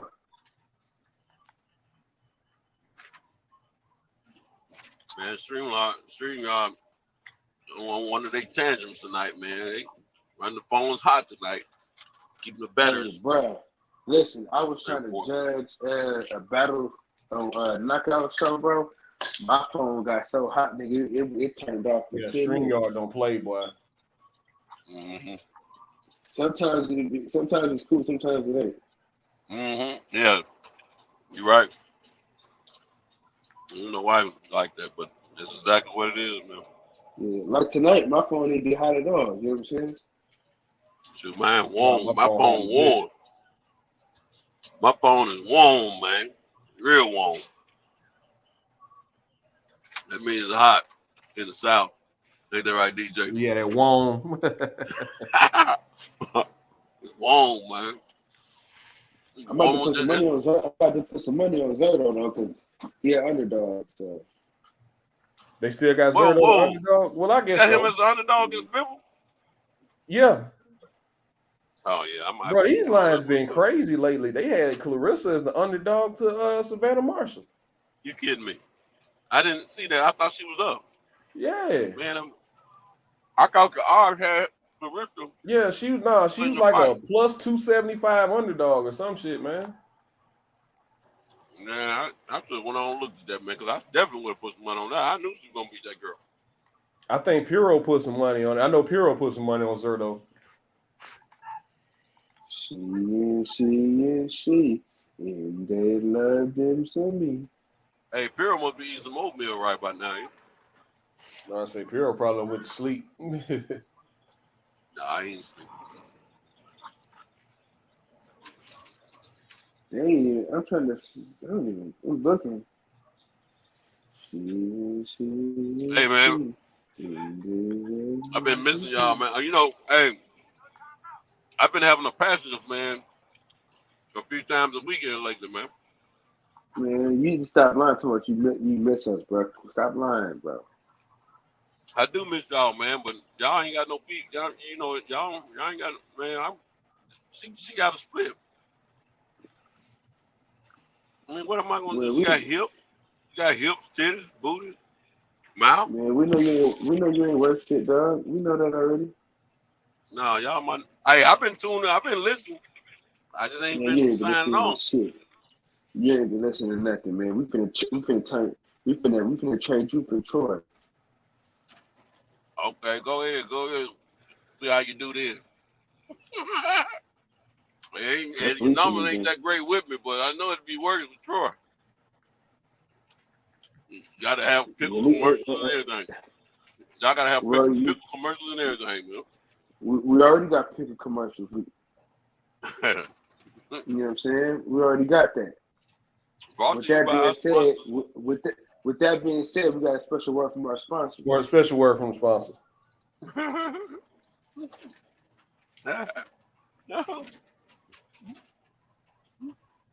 If your woman is having fertility issues, if you guys are trying to get pregnant, you would love this sponsor.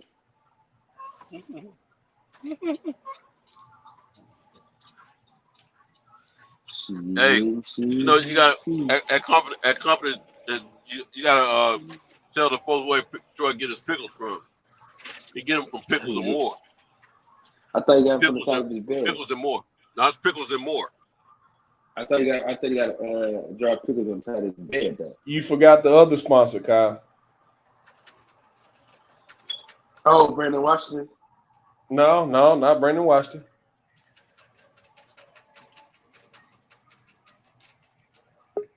Who's our other sponsor, my brother? What sponsor did I miss out on? Put it in the private chat.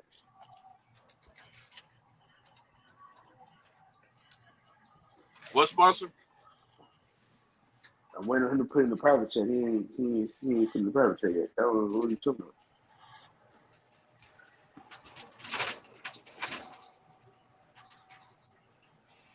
I put that one up already. Oh, okay. I didn't see it. My bad.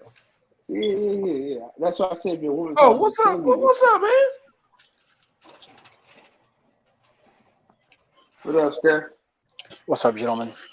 Early morning. Hey, Steph, hold on. I gotta talk to Steph. Hey, Yes, sir. Hold on, real quick. Yes, sir. What's I going thought on, we- Tinto? I thought we were cool, man. Hold on. We got a quick word from Brandon Washington real quick though. The ambiguity that I feel never justifies itself. There's always the pungent odor of life's constipation that surreptitiously conflicts with the detrimental instability hitherto 4-6-8. Who do we appreciate?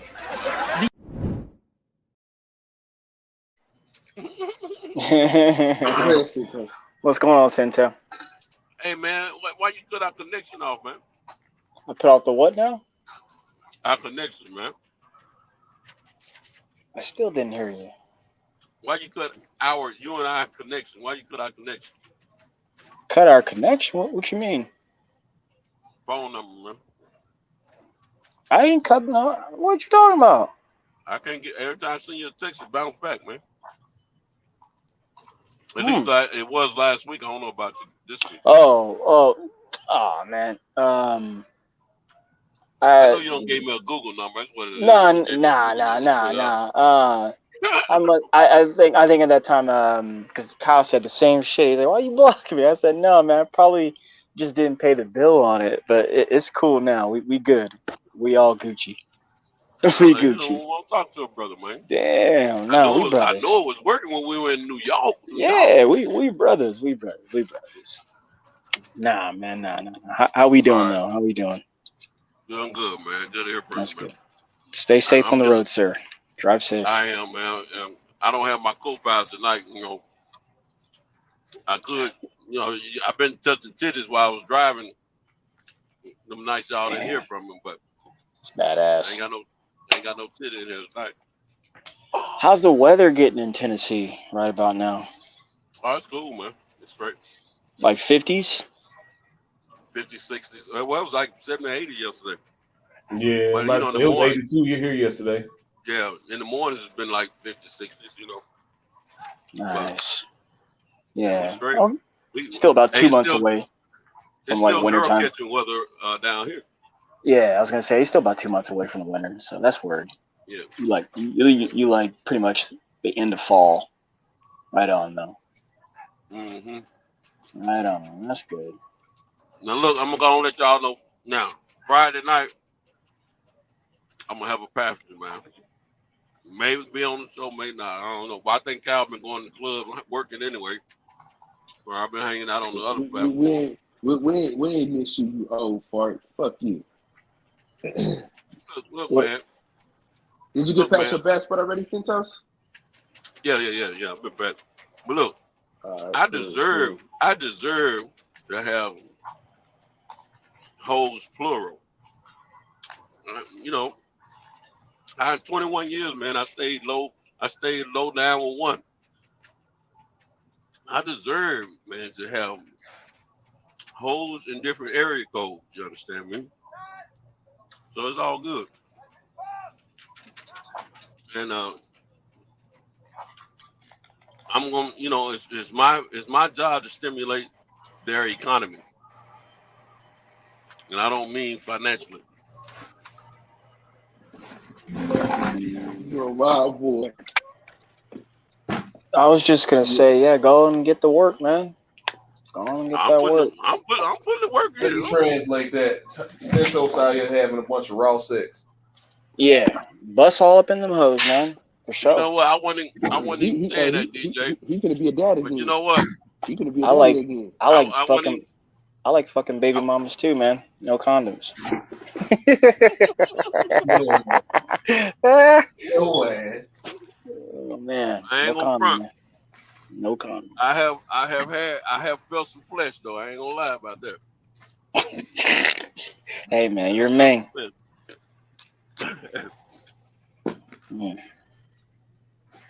Definitely. Hey, 30 plus, 35 plus. Hey, you going to Omaha on the 10th Clever? I am not, sir. I am not. I will not be in the building now. Are you? Yeah, I'm playing too. Okay. Okay. That'll work. Hey, let me know. Wait, real fast. Just let me know how the Omaha hoes are. If they all bundle up. I know it's gonna be. I expect for it to be cold because I'm taking one of my little gals with me, and I'm planning to be on the inside the whole time myself. Word. Yeah. We gotta warm the walls up. That's what that mouth do. You know? Yeah. You know? Yes, sir. I gotta teach her the ways of mankind. Mm-hmm. What's up, Pittsburgh? What's happening, fellas, man? What's going on? What y'all on, man? What's up, Pittsburgh? What y'all up to tonight, man? What y'all on, man? Man, causing problems. Different stuff, man. Different stuff. You know how we roll. Hey, DJ, did you see that interview with Haney's father and Paulie Maldonado? I can't say the motherfucker's name. You know what I'm talking about? Between him and Paulie? No, I would have loved to see it. Yeah, it's on the Boxing Voice where they both called in. You gotta see it because your boy EG checked him like big time, man. That shit funny.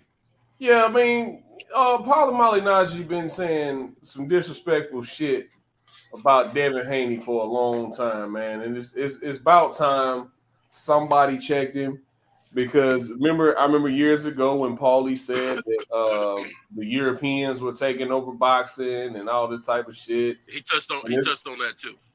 Yeah, man. I missed it. I had to catch that. Yeah, I'm about to catch it. It actually ended up in good taste, man. But yeah, he got checked. Usually in good taste.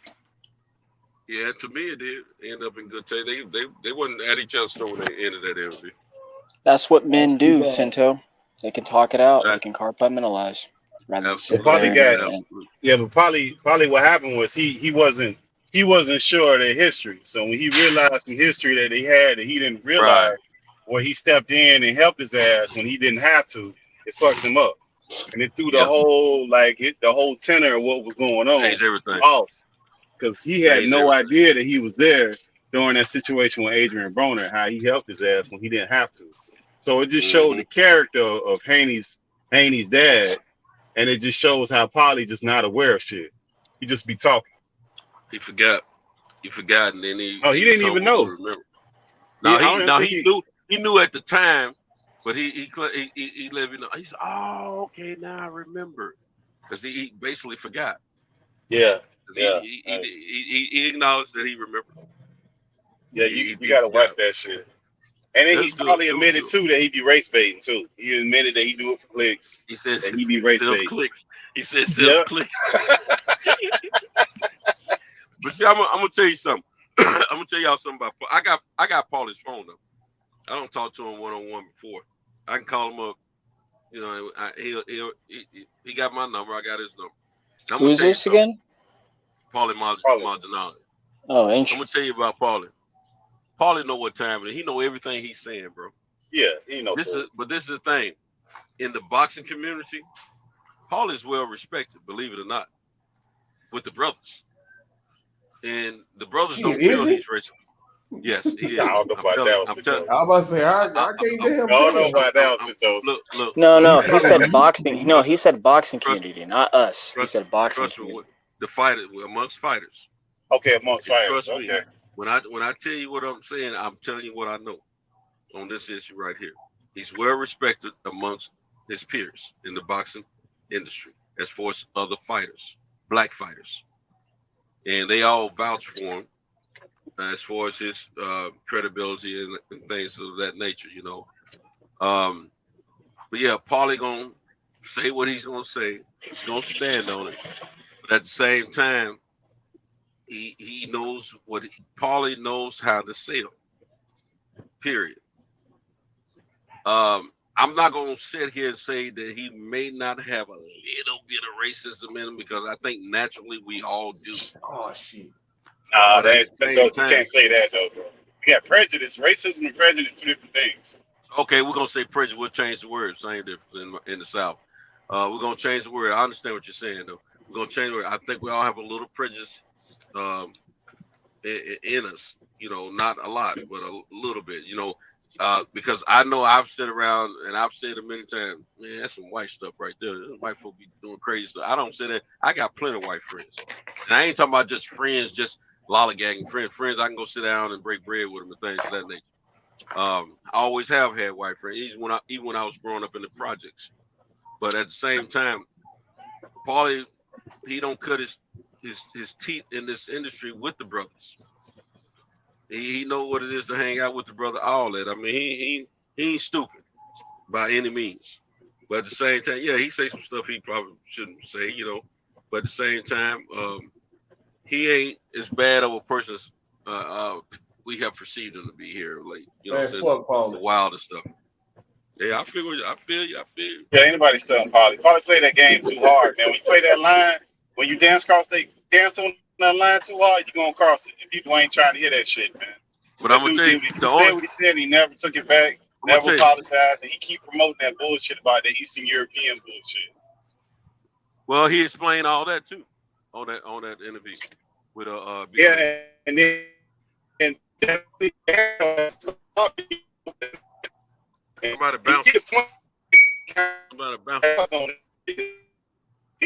I don't think we can hear you, bro.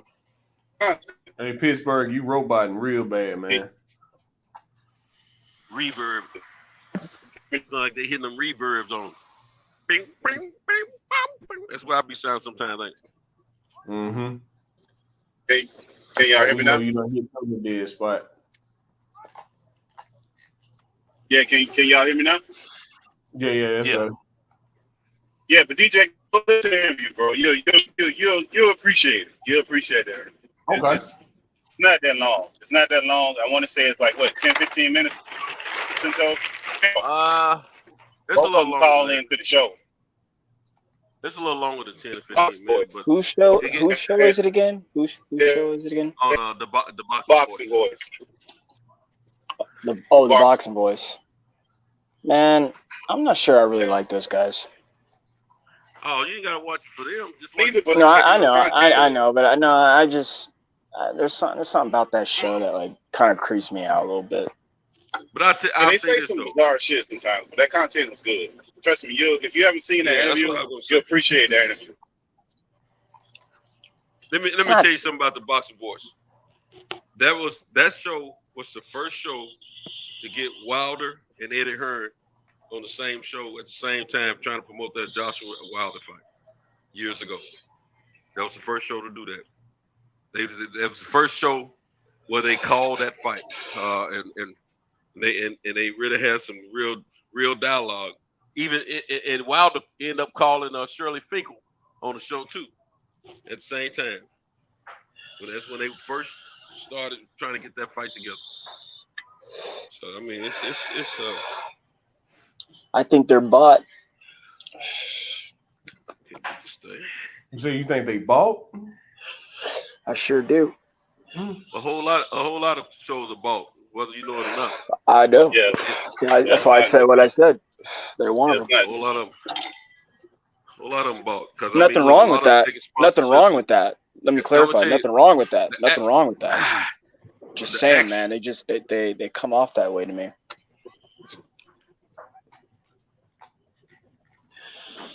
There we go. Who's sleep? Hey, let me. Bro, who is that? I thought somebody was eating some smoothie or something. Somebody Nah, really was... cutting wood over there, man. Somebody saw on that log, boy. Nah, man, that's a vape. I was breathing And out, exhaling. I've been Oh, going you through a sucking on that series dog whistle. That's what it is. Okay. Yeah. See, it's that dog whistle. I have plenty of those dog whistles. Yeah. I've been going through a series of tests, fellas. I've been seeing a cardiologist. Uh-huh. Blood pressure been soaring here of late, you know, and so the cardiologist is saying that the reason it's happening because he feels I have sleep apnea, and so I got to go through a sleep test pretty soon, and all that good stuff. What you stressing about? Just regular I life don't know, man. shit. Probably, man. I really don't have a clue, man. I ain't been able to get on top of this thing for a minute, but I'm gonna tell you something, man. I've been feeling good, great. I mean, lately, but I know I still have issues. I gotta take care of them, but I'm not gonna stop living my life though. For sure. I think we speak like for everybody. We hope that all turn out well, man. Keep us updated with that situation. Yeah, man. I think we all get a little older. We got different health challenges going ahead, man. Just got to deal with it. But if something happens, if I die, if it ain't in no accident, more than like I'm gonna die on top of a woman or up under her. Let y'all know that. Hey, oh man. Oh my God. That's the Cinto I know, man. Wow. How did he die? On top of me? Damn. Hey, Cintos, do you meditate though, bro? Cintos, do you meditate in the mornings or at night, bro? You meditate at all? Shoot, I be meditating while I'm driving this truck, sleeping. Nah, man, you gotta listen. Try meditate. Nah.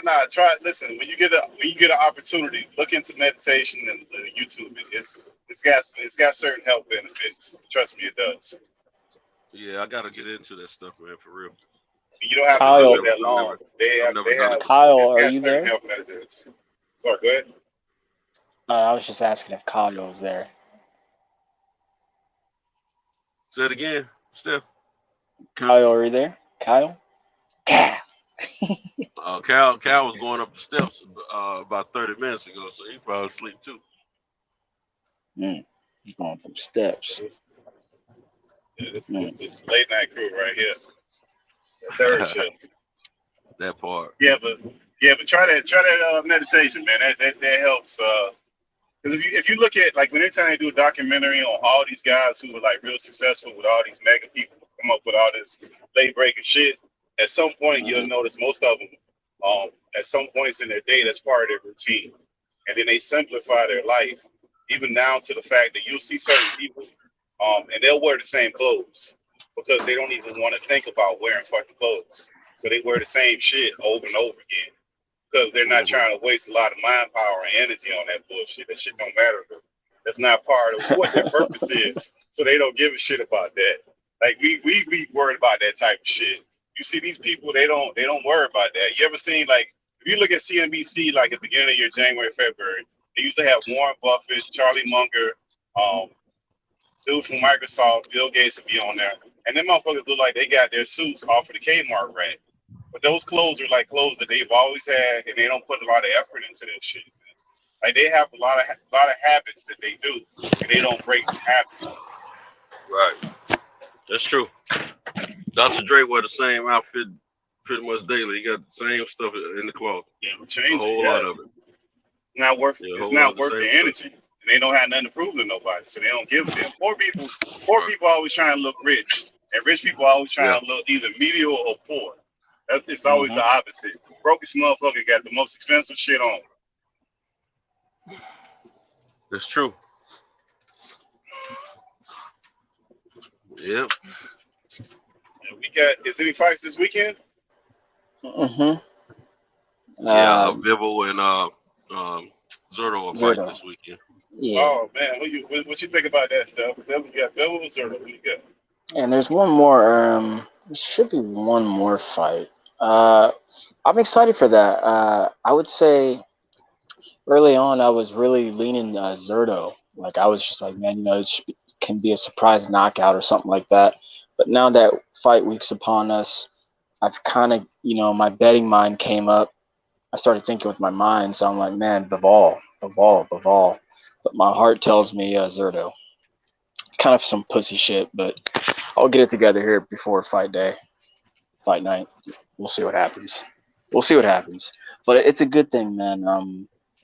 It's always exciting to see the light heavyweights fight. I feel like they don't fight as often. Ever since Kovalev kind of discombobulated, that division kind of slowed down. So, It's a good thing though. You got to debate. Better be. You don't run a lot of folks off, ain't it?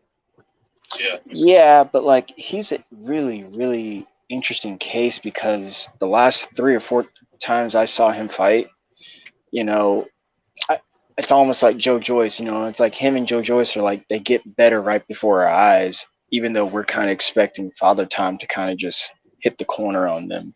But they're a very interesting case because they're obviously killers. But Better be, he's stopped the last 4 people, man. It's been nuts. Well, you don't stop them all, But you're right. But I think the guy fights according to the competition. And when it looks like somebody's giving them a little fight, they turn up. It's crazy, but it's not crazy. I think it's already in him. He dropped from heavyweight. It's fucking nuts. Better be it. Yeah. His amateur career is heavyweight. Hey, and let me ask you something because we were talking about this yesterday. Yeah. What do you think about Jake Paul's boxing? Not him as a celebrity, but his boxing. You see some improvement there with that last fight, or you can see the same shit? The last fight? Yeah, that one with the one he just had last Saturday. His skill level looked the same to me, and the reason I say that because I've noticed his skill level before, but he got hit more this fight here, this last fight. But I'm not saying he did a bad job in the fight. I think he had a more competitive opponent in front of him, and I knew he was gonna knock him. I knew he was gonna knock Anderson down that last round. I knew it because I knew Anderson was coming forward, and he did exactly what I thought he was gonna do, and that's why he got knocked down. But at the same time, I'm not gonna be. I give him credit. I think the kid can punch. I think he knows how to fight. But I'm not gonna bona fide him as a fighter, a boxer, until I see him fight boxers who are really striving to be real boxers. I just can't. The fiber in me about how I feel about boxing won't allow me to do that until I see that. Because I think we all say the same. Fighter. Huh? That sound like what me and Steph pretty much was saying in a nutshell. Different angles. It's pretty much the same thing. Am I wrong, Steph? About the same. I was a little harsh. I said I thought it kind of sucks. I still think he's a celebrity. I think he's still a celebrity fighter, exhibition fighter. I mean, dog, you come on, T. You know how to go F up that I just think he loaded up too much, man. I don't think he really tried to get it there. I just think he tried to get him out of there. Like everything, like a lot of his punches, he just loading up trying to get him out of there. Yeah, and that's not really for everything they criticize Wilder to, he ain't doing that shit. That's where it's come on, man. I need to see him against a real boxer, a real fighter. Yeah. He said a real boxer. Is that right? A real fighter that boxes for a living. And then I can give a better assessment. Somebody that's Bash will pop up for you, man. You'll come here and defend it. Yo, so who did he call out again at the end of the fight? I know he said Canelo Alvarez and someone else. Who did he say? He called Nate Diaz. He called out Nate Diaz and Canelo. What, he would have fight another 170 pounder? Hey, T. He called out Canelo Alvarez, dog. That dude ain't fighting him, man. Get out of here. He'll never fight. Yeah, he'll never fight. Yeah, that'd be his own funeral, man. Canelo get him out of there within the first round, man. He wouldn't make it. He clout chasing on that one. But I'm gonna tell you that Nate Diaz thing can happen. He should go pay him. He should go pay him for a sparring lesson. You could do that. I heard a rumor that Silva had to get clearance to have that fight because he had a rumor that he had got knocked out twice in training. So he had to get doctor clearance to go into that fight. It hasn't been confirmed, but that was the rumor that was buzzing around. That's the first I heard it. Yeah, you look it up. You see what I'm talking about. Yeah, it's the rumor. You got to get better from competition, man, to get better, man. You can't keep fighting these kind of fighters. I'm going to tell you something, though. I just realized DJ dipped out on us. Yeah. He had a fight on his hand, though, with Silver for most of that fight. 20 years older than those Santos, man. The man almost 20 years older than him, bro. Like, I know it, and he gave him a fight. He gave him a fight. The kid had to earn that one. Yo, remember? Wait, T. Remember when he remember when he did that spider move where he started going real low, about to do this, he started doing the splits.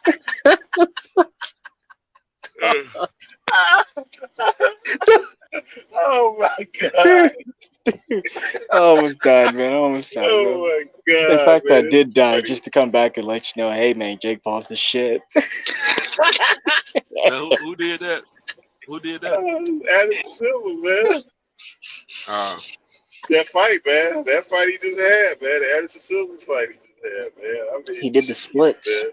He did the splits. It was hilarious. I said, "Wow, bro." So that I was like, "So that's the face of boxing." I was like, "Wow."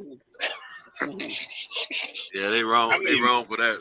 I mean, money wise, if you define about money and pay per view fights, he's up there, man. Sinto said they wrong for that. He said they wrong. Yeah, they are. I mean, like my man Pittsburgh T say, money wise, he getting money. But what they gotta understand though, he's got his own audience. He's got a whole different demographics that's checking him out, man. So, kudos to him. I shout out to him for his hustle. I ain't mad at it. Money got it.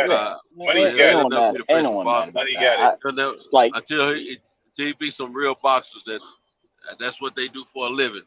It's box. I ain't mad at that either. I ain't mad at that either. That's why they deserve every red penny. But real fast, like, yeah, man, like if you hate on Jake Paul's hustle, then like, yeah, you're a hater. You're just a hater. Yeah, that dude's making bread. And look, a shout out to him for his promotional ways as well. I like the fact he wants fighters to get money. I love what he initially did. You know what? He started these women getting paid because he's the first one to pay some serious money to a woman. What he did for Amanda Serrano, big time. Yeah. That was the start of it. That was way before. I thought it was Katie Taylor. I thought it was Katie Taylor who was like really getting that money. Santos, you know what that this fight that that people been arguing about who fought it is, this, that, and the third. Now, if they had Jake Paul on that card, man, that ticket sales on that one, pay-per-view buys on that one be through the roof. It'll be way bigger than Yeah, for sure. But I'm gonna tell you, man, that did you see the information that came out tonight? What's that? That Crawford presented on his live. You know what, man? Like y'all real fast. Like it has nothing to do with y'all. Just me personally, like, you know what, man? Santo, I'm cool with what Crawford wants to do. If he wants to fight on BLK Prime. Watch out for a minute. What you were saying? I see the information. What, Santos? Yeah, he was talking about tonight. He released he did a live on his Instagram. Yeah, I saw it. I saw that. He didn't do himself no favors with that, man. He didn't do himself no. Like for me, like I beg to differ. Wait. Let me just say this. I don't even want to go into the details of what he did, but without a real interviewer, without somebody really asking real questions, and he's a boxer. Like, all we can do is, like, really analyze what he said. We're going to go in real, like, strong detail of it. He did himself no favors with that. Like, to me, I don't see him doing favors with that. And Tinto, wait, Tinto, I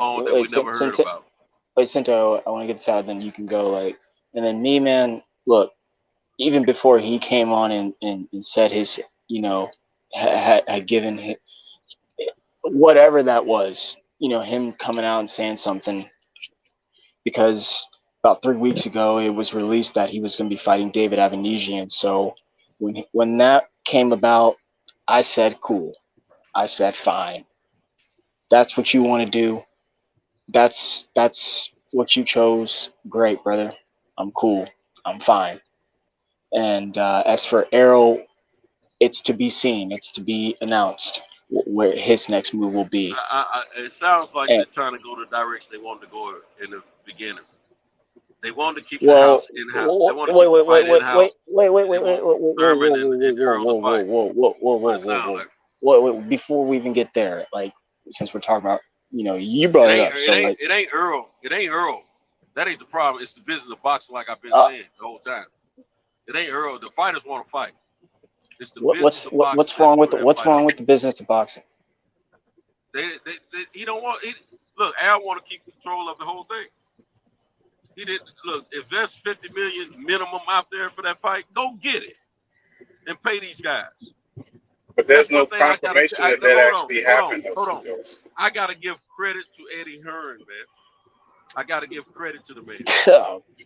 He won his fight. Eddie Hearn got Saudi money though, bro. It's not the same thing. He got that oil money. Yes, oil money got deep pockets. But guess what?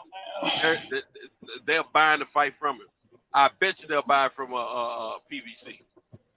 Yeah, but the Saudis got Saudis got endless money though, bro. It's not the same. You ain't hearing what I'm saying, bro. Wait, T, if hang Eddie on. got access to it, I'm sure. Wait. I'm sure Al Heyman got access to it. Man, Al Heyman is. Wait a minute. Hang on. Wait, Cinto, hang on. So you're saying, wait, hang on, brother. Like, hey, I'm not doubting you. I haven't said it. But I'm not. You're never gonna convince me that Al Heyman's not holding this fight up. You're never gonna convince me of that. Why is Al Heyman holding the fight up though? He's not supposed to give him a blank check, though, Cinto. Wait, T. They have to negotiate, brother. Wait, T. Like, T. Hang on, man. Like, I'm gonna give credit with credit. Because, okay, that's cool, man. But I now I'm gonna put this disclaimer out there, man. Like, look, man. Like, I ain't about to. I'm not saying we're arguing or anything. I'm just saying, like, I ain't about to say anything about Al Heyman. I know. But like, I ain't about to say anything about Al Heyman because, like, he doesn't respond to this type of stuff and hasn't responded for however long. So at this point, like I just said moments ago, I said, look, man, this is where Crawford decided to go. And then, frankly, like, I'm kind of piggybacking off what T was saying, just like, he didn't say anything in that interview that wasn't really new besides like a couple new things. And when those couple new things were spoken that came from his mouth, it was like it didn't do him any favors. I'm just repeating what T said. But more importantly, like you said Eddie Hearn could purchase this. Well, why hasn't he? Why never? No, you're totally wrong. I never said that. I never said that. Okay. Eddie Hearn know how to go get the money. Just like the Saudis purchase fights from him, they'll purchase it from PVC. I see. That's what I said. Okay. So I'm gonna challenge that. Why has not anyone else stepped up for the fight? Even beforehand, even before negotiations, I'm gonna tell you what I told you last week. Okay. Showtime and PBC wants to keep control of this fight, and I was right. That's but they do have control of it. They're the A side though, and they want to keep it, and they don't want to let any other entities in. They want to control what monies go to which fight, how much these fighters get, of course. But they're the A side. They want to make sure. Hold on. It ain't just about the A side. It's about their. It is. On the big. Listen, man. Go ahead. It ain't just about which fighters the A side, which fighters the B side. It's about what Showtime and PBC are putting in their pockets versus what they're going to give these fighters. That's crazy. That's crazy. That's nonsense. Yeah, that's the biggest nonsense. problem. That's crazy. That is nonsense. And so y'all understand no. Stop. Wait a minute. Let me. Hold on. I'm not finished. Y'all interrupt me. I'm not finished. Until you guys and other people like you guys that think like you do, until you guys understand that the business of boxing is what keep us from getting these fights, you're gonna be out there in the wilderness the whole time. It's been Cinto, who pays the fighters? I've been preaching on this for 3 years. Cinto, who it don't pays matter the fighters? who pays the fighter. What do you mean? Apparently, it ain't. Who pays him? Who pays him? I'm asking you. Fans pay the fighters. Nah, networks pay the How- fighters. Hold on, Networks hold make the fighters. on. Go Fans ahead. pay the fighters and they Okay. pay the networks and they pay the promotion companies. That's where they get their money from, us. But if you go out there and get these feeds, these fight feeds that the Eddie Hearns and other organizations are getting, it makes their pocket a little bit. The cost that they have to do a whole lot less. But they don't want to give up any. Santos, if you're the A side, the Santos, if you're the A side, you're the one that pushed the contract. That initially, that's true. That's how. Listen, if you're the A side, the A side. Wait a minute. Let's talk about. No, but we're talking about the business. You're mixing up two different things. If you're the A side of a boxing match, you're the one that offers the contract to the B side. It doesn't go the other way around because you're the one that dictate the terms. No, but that's so it goes with your promotional company. It goes with your. I know you might not care, but that's how it goes. That's how it's always been. The A side, the person on the top that has the leverage, offers. No, but you can't say you don't care about that, and that's the way that the mechanics work. That person on top is the one that has their promotional company, their management person, and they're the ones that dictate in terms to the other side. Now there is some negotiation going back and forth. How much of it you could say is too little, too less? That's a whole different argument. Now, if the A side person doesn't offer a contract to the B side, then that's a completely different story. If the A side person offers a contract and says this is the last and final offer, take it or leave it, then you could say that the other side doesn't want it. But if they're negotiating, then they have to go back and forth. Now, what they're offering, I don't know what their business practices are, but until somebody says that's the last and final offer, they're under the influence that they're both under negotiations, because you know that because Errol Spence didn't have a fight lined up when Bud decided that line up that fight. So I just think that they had an impasse and Bud went out the back door and didn't let them know anything. You can tell they didn't let them know anything because they didn't have a fight lined up. That's just what it is. That happens a lot. That's not nothing new. That's not nothing outrageous. I think that what happens with this particular fight is going to happen with a lot of fights because the money that people think that should be there is not there because people have those eyes on the Jake Pauls. If anything, some of these guys who don't have a lot of personality, they need to sign with Jake Paul to have him promote them, and they'll be in a better state financially. Let me tell you something. If you don't believe that there's money out there for these fights, the way other organizations are getting this money for these fights, you are sleeping under a rock. We in a recession. Hold on. Wait I don't care. a minute. I don't care. Hang on, Pittsburgh. Hold on. This is a mega fight. This is a mega fight. The world wants to see this fight. There's world money. Center, who else is putting on fights, man? Hold on, bro. Who? There's money out there in other places besides the United States for these fights. Who? So y'all can keep saying whatever y'all want to and feel the way y'all want to feel.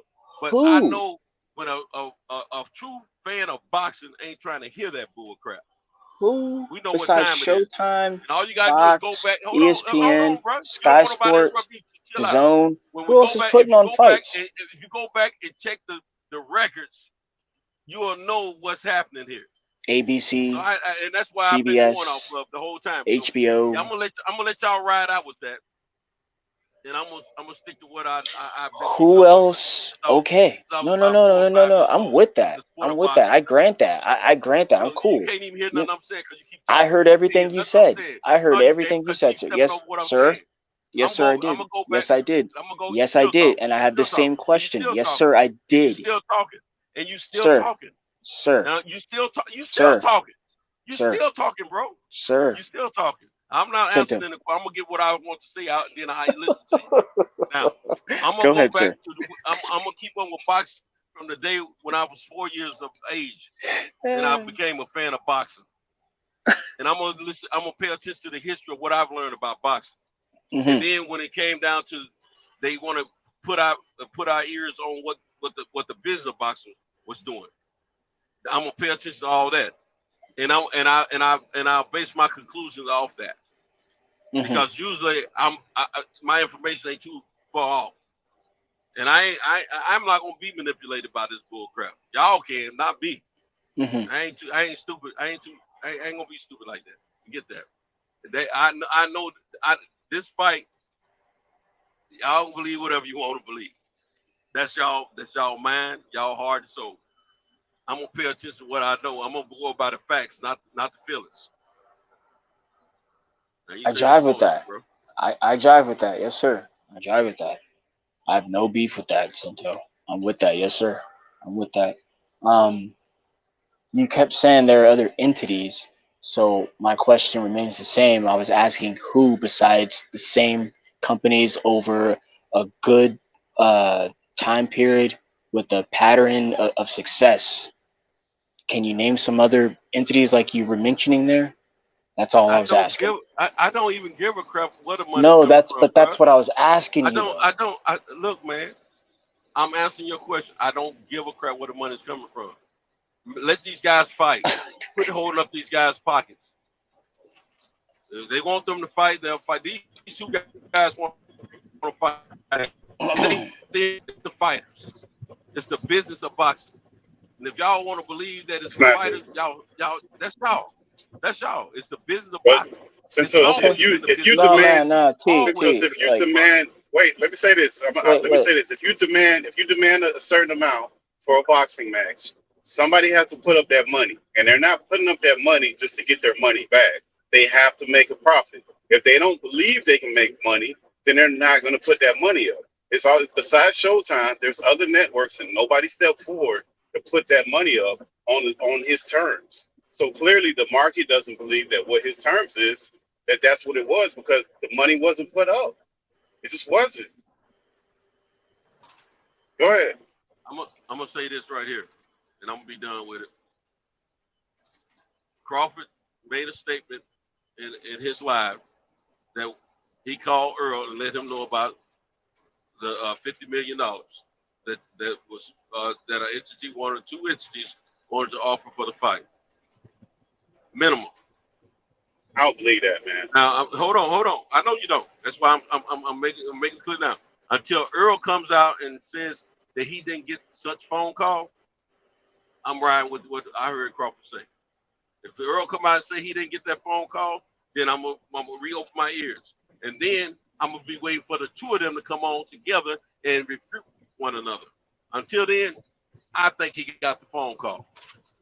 Because I think they would have called A. Hammond. All right, T. They wouldn't be dealing with Earl. They would have dealt with Al Heyman. Al Heyman is his representation. He would not get that phone call. Okay, I'm going by what the man said in his live. He gets it. I'm going by what the man said in his live. He said he Right. called Earl with that initial. Right. Then he called Al after. He had been calling Al and Earl. I mean, he don't call them at different times. So Okay. I ain't gonna worry about what's documented on video, man. I can't. For sure. I can't be arguing about that because Yes, sir. I'd be wasting my time. Mm-hmm. I'm with that. And T, like, for sure, man. All right, let's move on. Because I'm not, let me say this, like I was trying to say at the beginning of this, Cinto, man, I'm cool. I'm cool with Crawford moving on, man. I don't care about this situation anymore. Oh, we both cool. Hang on, man. Let me finish. Not that I don't care, that I don't want to see or didn't want to see or don't want to see the fight. It's just, you know what, man? This stuff is really bizarre. And I'm, yeah, I mean, yeah, I've moved. Let's move. I mean, yeah, Crawford has moved forward. He's fighting David Avanesian. So, yeah, there you go. Whatever. But he did. No. They don't know me. You don't say what you had to say, man. You don't even know what I'm about to say. What are you talking about? These Go two, ahead. Y'all don't know. We may still see this fight if these two don't lose, man. So I ain't tripping about it, man. I'm not either. I don't even care. I don't even care. The powers that be already said that they still want to try to revisit the fight. Who said that? Wait. Who said that? Espinosa said it. I told y'all that the other day. Yeah, he said it. It's documented. It's on video. Okay. They're gonna try to revisit it later. All right. Yeah, this is an old topic at this point. It's just like that stuff put out more questions than answers. It didn't answer anything, and I think it's just like Steph said, it's pointless at this point, man. Because I just think I don't see what new information was brought up besides this mysterious $50 million that some hedge fund would give him in a time of a recession. When hedge fund managers are getting fired, they just want to throw away all this money. It just don't make no sense. So I think this whole situation is a lot of innuendos and a lot of this and that. He could have really done without that and just promoted his BK Prime. He could have promoted his BK Prime stuff that he had with the guy. What's the guy named David? That's what should have been happening. And we should have moved on from this. And if they revisit it again, so be it. But that stuff is it just don't it ain't adding up. That's right. Wait. Dude, a hedge fund is an investor who borrows money to make money for a high risk situation. So for return. Just wow. I'm gonna say this. I'll say this. Frank Warren, who's Queensberry? Frank Warren, who's a part of the business structure he's the promoter for David. Bob Arum has already said in the video that Frank, who he trusts, has already assured him that they have deposited every dime that they promised to David in his. Why did he promise that to Bob Arum? To what? He didn't say nothing about promising nothing to Bob Arum. Are you hearing me correctly, man? What did Bob? Did you say Bob Arum? I said Bob Arum has said. What does he? But what does he have to do with this? The fuck do you?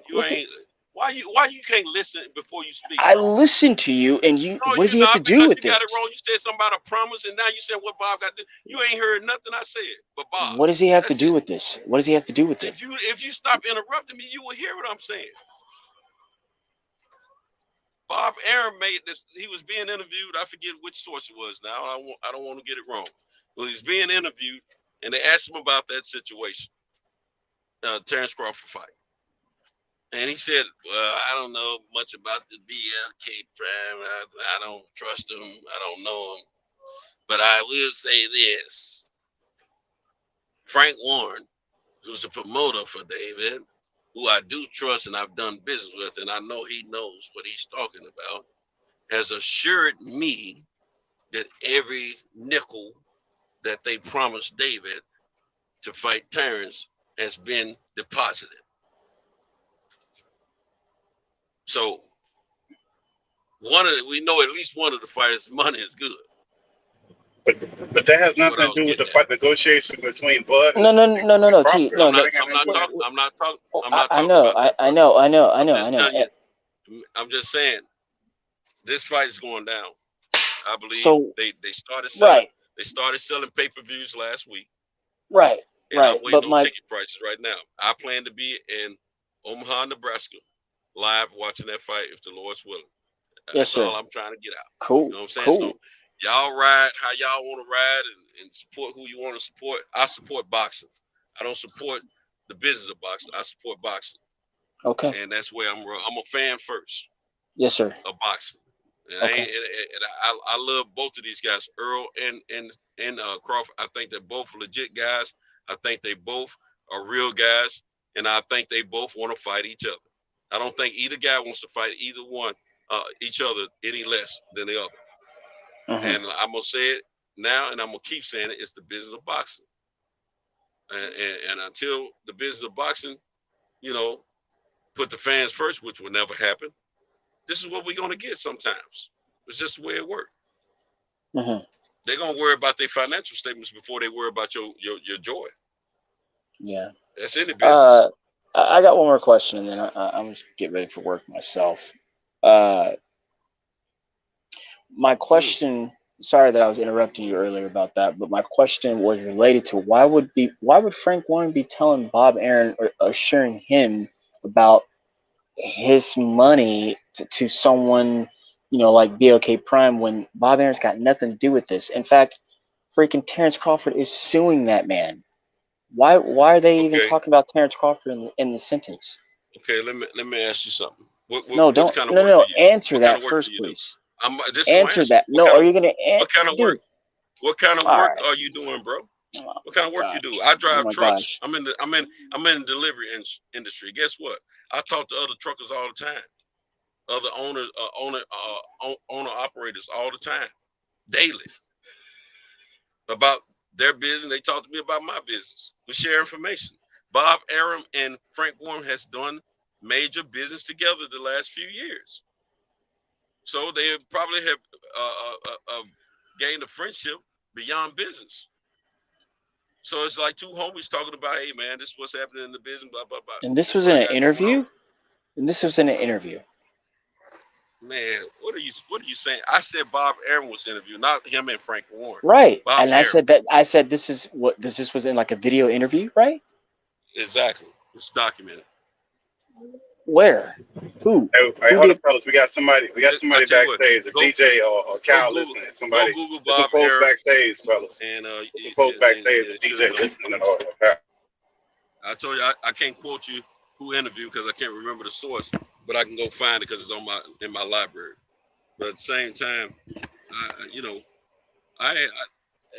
don't make me. I don't give a crap about the business. Y'all, that's what y'all. Nah. I've All right. look, I've Cynthia, been I gotta. preaching All right, man. hold I on. don't even I've been care, man. preaching No, out here I for gotta 3 go. years on I YouTube gotta go. that I don't give a crap about the business of boxing. I don't. I can't care less because boxing or the business of boxing has always hurt these fighters. So I don't give a crap. I care about the fighters and I care about what I see. I'll I ain't I'll giving a call crap you about off wax about it. You know, if I feel like it. But all I was trying to say is that, man, this shit has, like I said, wow, bizarre. It's over my head to even try to figure out, to the point where, like I said, I don't even care. Due respect. Hey, Cal Because and DJ, if y'all up, we got people too much backstage. shit is just too much shit just don't make any sense. And well, it's and wait, I'm hang gonna tell on. Like, no, but I'm telling you what I think about it. So that's what I think about it, and frankly, it's gotten to a point to where it's clear as day, and that's all I'm gonna say. But yeah, man, you drive safe. Well, Pittsburgh, you yeah, drive you too, safe bro. too, man. I And think I'll talk to you All right, guys so later. if we as fans got to decide if we want to be fans of boxing or we're gonna be fans of the business of boxing. And right now, most of the fans that have an issue with this are being fans of the business, in my opinion. Because I mean, look here, I have all due respect for Al Haymon. But Al Haymon at the end of the day is a businessman. And if he feels like he got a good investment in something, a good interest in something that's a good product, he trying to keep control of it. That's just simple put. That's just what this business 101. And I mean, he ain't trying to get control of one else. Man, I already know. But why would he? Why would he give? Hold on, let me Why finish. would he give control over the? Hold Why on, would he give let me control to finish, him? bro. Let me finish. This is just like when Wilder and Joshua was trying to get this fight. They wanted to fight each other. Errol and Eddie Hearn didn't want to give control up. That's why that fight never happened. He didn't want to give control up. Now we got a situation where the guy that we favor the most in the business of boxing, he don't want to give up control, and we just think his word is the gospel. And we ain't heard him say nothing ever. He has the leverage though, Santos. One guy got leverage in that situation. When you go in negotiation, somebody got leverage. Guess what? So guess what? Eddie Hearn had leverage. That's leverage. Let's have to give that up. Look, Eddie Hearn had leverage. No, he didn't. It wasn't as clear cut as it is now. No, it wasn't. No, it wasn't, Santos. Listen, one guy has way more pay-per-views when he does his pay-per-views than the other one. The other guy has more belts than the other one. The other guy doesn't do any. Even leading up to his new fight, he's not done any press conferences for this BLK Prime. So one guy has more leverage than the other, Santos. Anthony Joshua had more belts than Wilder then. When it first went down, I could go pull the old video and show you. And that's why Eddie Hearn felt like he had leverage. He had. No, I'm agreeing with you. Eddie Hearn had more leverage because guess what? Anthony Joshua had. I just said Exactly. he did. So he didn't give said he up his didn't have leverage. He had leverage. Exactly. I just So why should the you didn't hear exactly? You haven't heard what you said, have you? You didn't realize what you said. I just told you that very thing. You said he didn't have leverage. You said he didn't want to give it up. Why should he? Yeah, I said, and you said he didn't have leverage like that. No, I said he didn't have to. He didn't have to give it up because he had leverage. He didn't have to give up leverage. Eddie Hearn had all the leverage. All right. Maybe why should he give up leverage? Well, I'm just telling you that's why Eddie Hearn didn't want to give up leverage, and now your boy don't want to give up leverage. That's basically what it is. Why we're not getting the fight. Period. They shouldn't have to though. If you're the A side, like when Floyd when it fought. Your boy Oscar, he didn't have no leverage. He had to take what the other dude was giving him because he had all the leverage, all the way down to his the ring size, to his gloves. You know what the difference? You know what the difference? He had to take it. See, listen. You know what the difference was with Floyd versus Earl? Floyd wanted to fight. Smith? No, that ain't the difference. Because both of these guys want to fight each other. The difference is Mayweather called his own shot. He bought himself out of Top Rank. It wasn't no shot for him to call, Santos. He took all the demands that Oscar sent over. He took them. So there was no negotiation like that. I understand all that. But he was smart enough to buy himself out of his promotional contract with Top Rank. But at the time of that fight, it wasn't no negotiation. And listen, you're not hearing me, bro. Go ahead. You're not hearing me. Mayweather was smart enough to buy himself out of his promotional contract with Top Rank. So he played in on the back end of the De La Hoya fight as well. That's what little bit he got on the front end, because he understood the big picture. He got that advice from Al Heyman. Al Heyman never went into Mayweather like, I'm gonna handle everything. You everything got to go through me, and you don't have no shot to call. He didn't go to him like that. He going to other fights like that. He went in with a partnership with that guy, Mayweather. Unlike he's doing with other fights, it's not a partnership. It's I run the show on the negotiation side, and I run that by you. Man, okay, whatever. We don't know that, Santos. You don't know if this man, like, everybody don't want to be sitting there trying to do that. That's why they pay people like Al Heyman to do that type of shit. Everybody don't want to sit down and do that kind of stuff. I'm gonna tell you something. I've heard a lot of fighters say call Al Heyman, and I've heard Mayweather say many times. Yes, that's why they pay him. To me. He said, "Talk to me."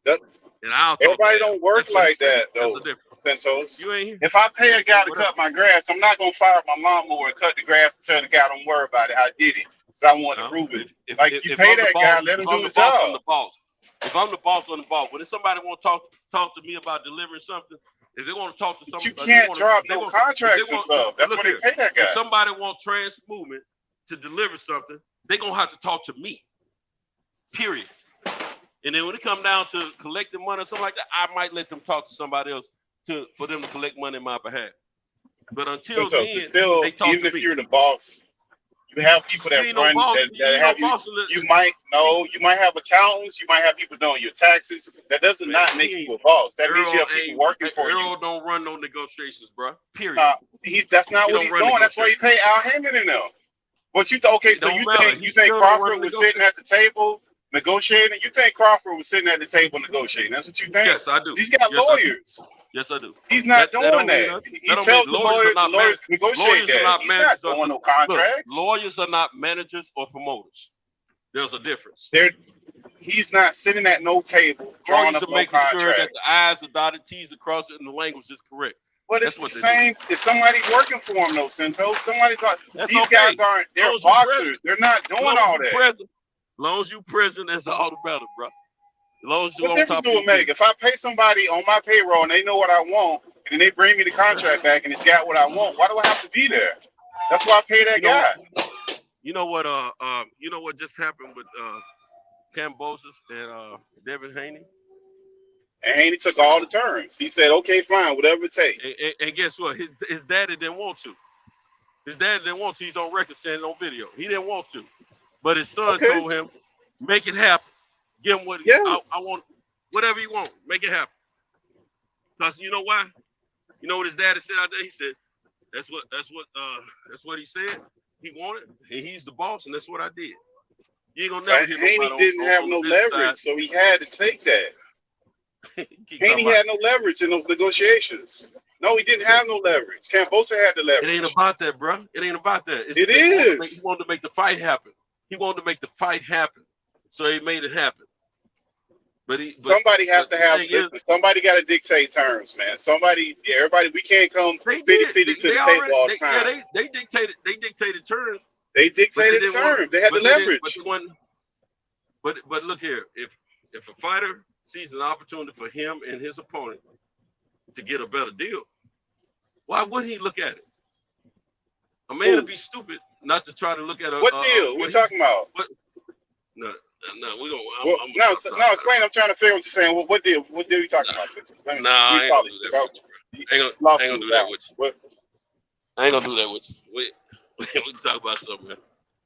Okay, you lost me with that one. But I mean, it is what it is. Maybe they come back to it. I just like from initially what I said. I just don't think that this thing that Bud did, I don't think it helped him.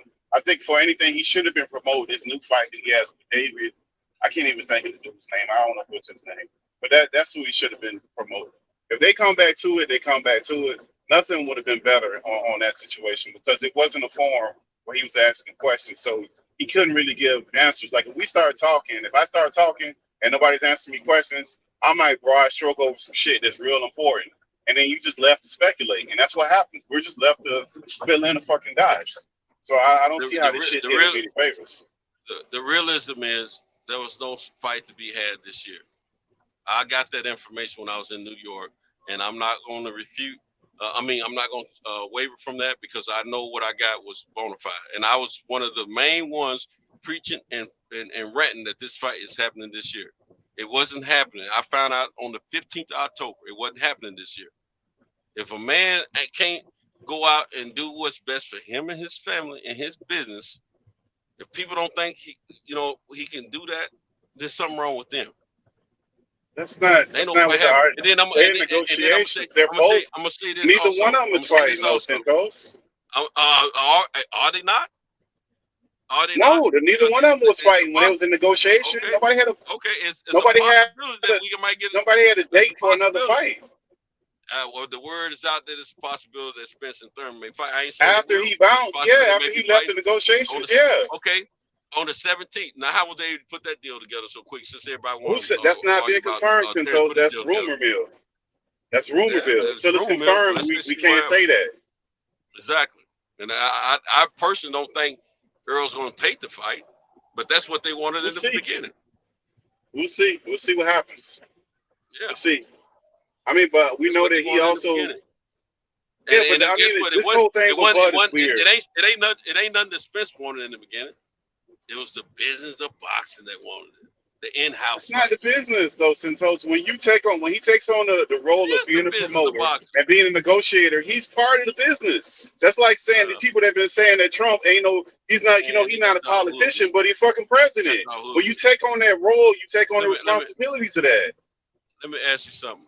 If Al Heyman is only the manager and only the advisor, how can he say he's gonna keep? I ain't gonna say he said that, but why wouldn't this guy, or somebody in his organization, why wouldn't Tom Brown, who's mostly doing the promotions of his fights in PBC's behalf, why don't he go find the money? They have money. They didn't have they weren't doing it for free. They weren't doing it at the number that Crawford wanted. They had money for the fight. They didn't have the number that he wanted. That's part of the negotiations. How much I don't know. It wasn't. I don't know. It wasn't what he wanted. It wasn't what he. But he wasn't doing it for free. No one can say how much money was involved. No one. But you said they should have found money. They had money, Santos. They didn't have what he wanted. That's a different argument. Hey, we were hearing in the beginning that it's not a lot of money for this fight, but we never heard a dollar amount. And then when the negotiations supposed to be going on, we still never heard a dollar amount. All we heard were percentages of what we may guess might be the money. We don't know we never heard a dollar amount ever. He never Santos Crawford never said a dollar amount. Even when he said tonight, he never said a dollar amount. That's something we're privy to. He didn't say nothing about the negotiation he had with PBC, but he talked about the $50 million. Oh, he did. Bro. You about talking about some outside entity. You should have been talking about the negotiations, bro. Well, that's like me coming into your company telling you how to run your business. Either you're not hearing what I'm saying, or you just not understanding what I'm saying. I understand what you're saying. I said no, you didn't, because I said he didn't. You said they should have found the money. No, you listen. I just said to you, he didn't say anything about a dollar amount with the negotiations. He just, he didn't say anything about percentage or anything. He never said that. But the only dollar amount he spoke of was the money that these hedge funds are supposed to provide. That's the only dollar amount he spoke on. But yeah, I don't even believe that. PBC never mentioned a dollar amount. Now let me ask you a question. Forget PBC, forget the hedge funds, forget all that. With your knowledge of business and your knowledge of boxing, do you not? I mean, what do you think the value of this fight is minimum? I don't know. I don't know the numbers and all that stuff. I have no idea. I'm pretty sure they have forecasts. That's the problem with this. They have a listen, either Showtime or Fox. They have a forecast of what. Too much into it, bro. I'm telling you, I don't know the forecast of it. Listen. I'm asking you, from your knowledge of business and your knowledge of boxing, what's the minimum money you would think it would be? Don't worry about who's involved. But there has to be a number, though. It depends on how many pay-per-views you think they're doing. If they're doing 300,000 or they're doing 400,000 pay-per-views. Don't worry about it. No, but that's what it's based off. That's where the money gets offered off, Santos. The money gets offered how many pay-per-views they believe they're going to do at what price. Is it going to be $40? It's going to be $100? It's going to be $80? Listen, bro, you're thinking too hard. I'm talking about you being a boxing fan, knowing the magnitude of this fight worldwide. I mean, the millions of people that want to see it, regardless of how they look at it. I'm saying from that, as a fan of boxing, not the science, but a fan of boxing, forget the science of the business. Forget the entities that's involved. What do you, in your opinion, think this fight minimally would be worth? Is what I'm asking. I haven't done the numbers, Santos. I can't intelligently answer that question. Because if I'm going to put out money, I need to get a return. And there has to be a real expectation of that. I've always said on record, on video, on live, that this fight is minimum $50 million.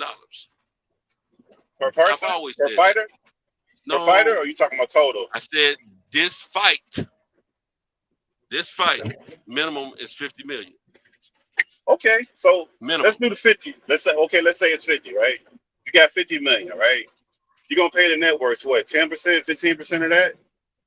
Right? You're gonna get the networks like 15% of that? I don't know nothing about all the I'm just saying everybody gotta get paid. So we can break this 50 million down. So if you break it with a real number. I don't care about that. I don't care about what the but you have to, because that's the problem is the money.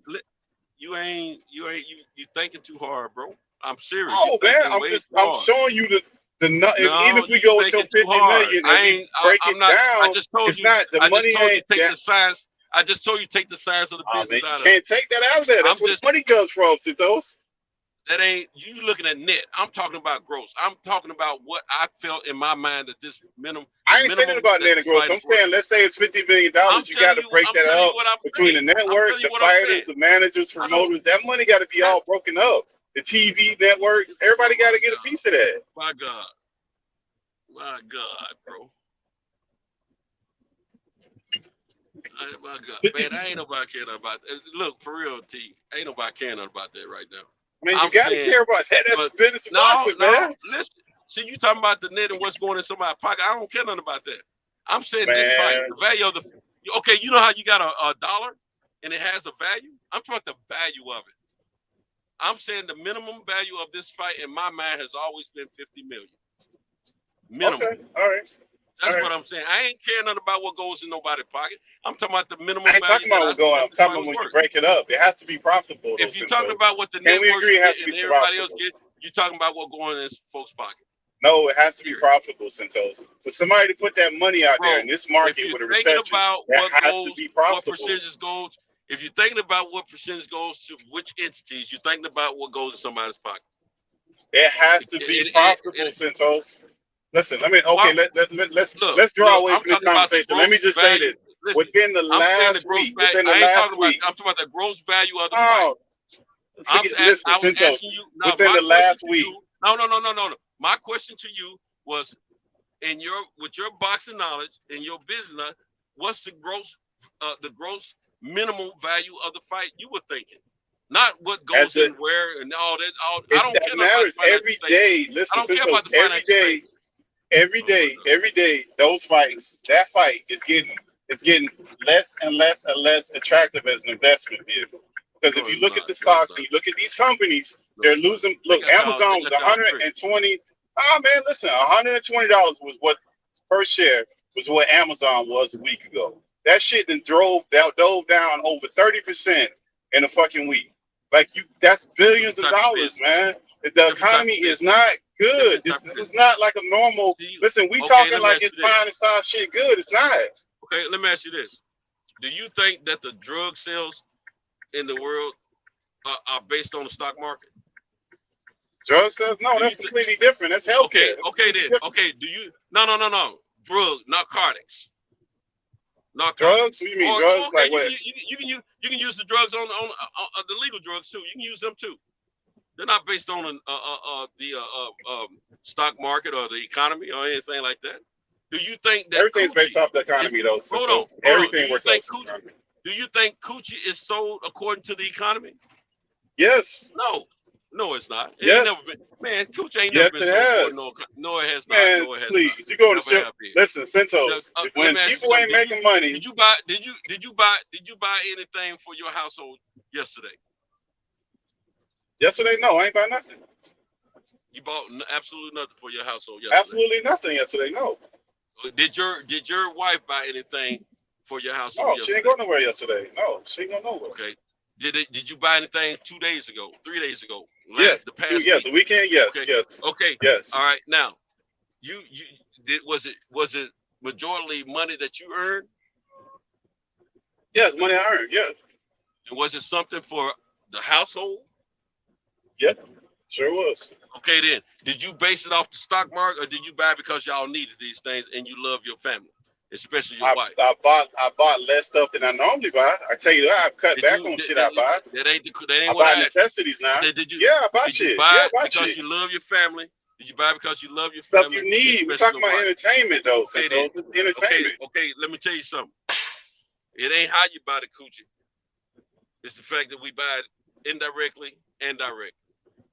But that's entertainment, though, so it's not something that's mandatory. That's what I'm saying, bro. This is entertainment. And let me tell you something. It's something you can cut off. Like you could cut off HBO off your channel, Showtime, and your life will still go on. It ain't gonna matter. Getting high, drinking, getting coochie, it's all entertainment. It's all entertainment. And when your money get low, you cut that shit back. We pay for what we want. We find a way to pay for it. Is what I'm getting. Nah, you can't make money pop out of magic, man. Yeah, money ain't coming out of thin air. Like rent's going up everywhere. The mortgage is going up everywhere. People ain't buying as many cars as they buy. Like and people are cutting back. People still having sex. Yeah, I mean that's never gonna stop. But people cutting back. Exactly. People cutting back. No. So if the networks are looking at it, remember these big entities like Netflix, Apple, they're all running off the budgets, man. They losing money when they do their quarterly reports. None of them reporting good. So we just assuming that this money's just out there. You know I love you, but you putting too much. Yeah, man. I think they'll come back to it. I just don't think that Bud should have did that. You put too much into it on that end, bro. No, but that's part of it, though. Money got everything to do with everything. It's even got to do with crime. When people poor and broke, you got more crime. That's just the fact of life. Money's got to do with a lot of stuff, man. Money got to do with everything as far as our well-being, as well as our joys and pleasures. It's always about money. But at the same time, we pay for what we want and we make happen what we want. I'm saying that in. But no, we got somebody still trying to. We got. I don't know if Kyle or DJ help. We got somebody trying to get in. We're all mixed. He's trying to get in here. keep trying to. Oh, invest that's in mixed. private That's banking, mixed. man. That's mixed. That's Max. Oh, it's Yeah. Max. All mixed. Yeah, We all all mixed is mixed. It's mixed. Max. Hey, Y'all go back. Mix, you need to call your boy Kyle, man. Yeah, DJ. Hit DJ up. See if he Or come on DJ, Instagram. hit one of them. Yeah, see if they let you in, Max, man. Yeah, we can switch that, man. 'Cause we ain't gonna agree on that, and that's like a fantasy fight. I don't even really care about it. I think the economy itself it's not good, man. Like they finna do what's today? Today is what day? The Fed's supposed to announce what they're gonna do in December as far as rate hikes. They're gonna do rate hikes. They're gonna do a 0.25% this month and another quarter next month. They're not sure, but I mean we going up over 8% with interest rates. You're 100% right about the economy. It's gonna Economy not good. Bro. Do what This it's shit's gonna bad, do, man. but the thing is, we don't finance boxing matches. We don't finance getting a nut, on a night along with the female. We don't finance that stuff. We pay. You gonna take that vacation though, Santos? You ain't taking that vacation. Take a Bahamas. You ain't doing all that shit. Depending on where you're going and how you're trying to get there, man, you're gonna ease off that. That ain't the boxing match though. That ain't the boxing match though. Boxing match. Entertainment, man. Flights went up. You pay as you go, man. Flights went up. Hey DJ, your buddy Max trying to get in here. Let Max in. Yeah, let's see. I mean, but that's for a later time. Jerome Powell will come out today, Wednesday. No, 2 more days. He got 2 more days for he come out. Today, Wednesday or Thursday? Let's see what day it is. I don't even know fucking days. Wednesday. Today, Wednesday. So I think Thursday evening, Friday morning, he's supposed to come out and talk about the interest rates. They're going up, but just how much they're gonna go up this month, and possibly what they predicting for December, how much they're gonna go up. So, and all that stuff has an effect. It's all the money that's being thrown around. It's a lot of money that's being affected by this shit. Hey, Kyle, you wake your punk self up, man. Get out them thighs, man. Cal, get out them thighs, man. Oh my gosh. Hey, what's the next fight you going to, Santos, man? What's the next one you going to? The next fight? Yeah, what's the next one you going to? Shoot, I told you, man. I'm going to Omaha. Oh, you going to your man's fights? Okay, all right. Yeah, that's what's up. That's what's up. I'm a boxing fan, man. I'm not going.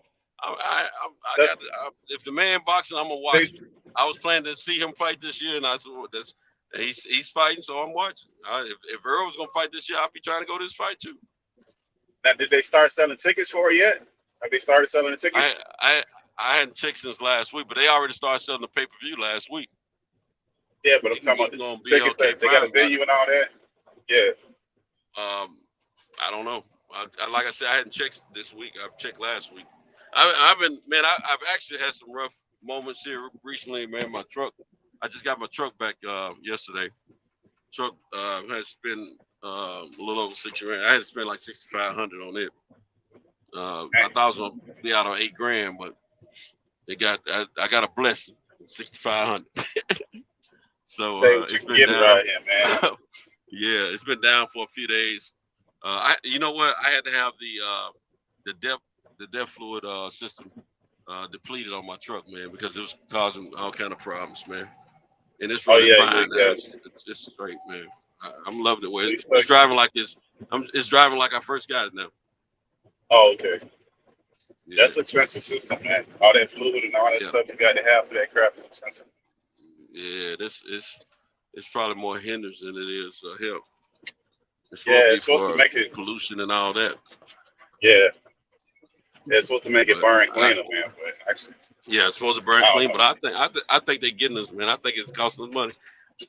I think they knew it and they did it on purpose, man, to just keep some money recycled and things like that, man.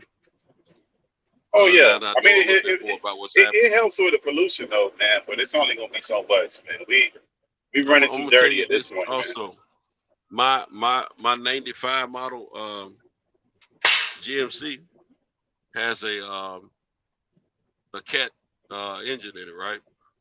Mm-hmm. No DEF fluid, and it's been the most reliable truck I ever owned. Yeah. Never had all them issues with it or nothing, man. And shoot, I think this is gonna be like that from now on. It's been a headache with I mean it's the I put it in the shop over the weekend last weekend. I get it out the night of maybe Tuesday night and had to take it right back the next morning. I didn't even make it home in the joint. And I knew I was about to get stuck on the side of the highway, but I wasn't going for it. So I left it in the city that I finished my ride up in, which is about almost an hour from where I live, where I parked the truck. And I let them work on that joint, man, because I've had to deal with them before. What's good with y'all, man? What's up, man? You got in? Oh, there you go. What's up, Max? Man? Yeah, I'm in this bitch. I down? had to call DJ real quick. This shit, you feel me? But hey, all I gotta say is I told y'all, motherfuckers, bro. I told y'all. It's exactly what happened, bro. It's trying to hold Bud. I told you it's trying to hold Bud, bro, and I told you it's PBC. I didn't put no blame on Spence. I said it was PBC as a fucking conglomerate. It ain't never been Spence. It ain't never been Spence. It ain't never been Spence. So it's PBC stopping him. Hey, Max, what I've been saying, I told you Showtime didn't want that fight. Bro, that told you the whole PBC has never wanted to fight Bud. It's not just no, it ain't PBC. It's Al Heyman. No PBC, man. Stop that. It's Al Heyman, bro. No, Showtime. Because listen, Bud just told y'all what happened, bro. Max, listen to me. This is why I say it's Showtime. If Showtime would have gave them $50-60 million to do that fight, we'd had a fight. Showtime wasn't offering up that kind of money for that fight. That's why we didn't get that fight. In my opinion, I think that's what happened. I don't think it's Al Heyman. I don't think it's Al. Bud. I don't think it's Spence.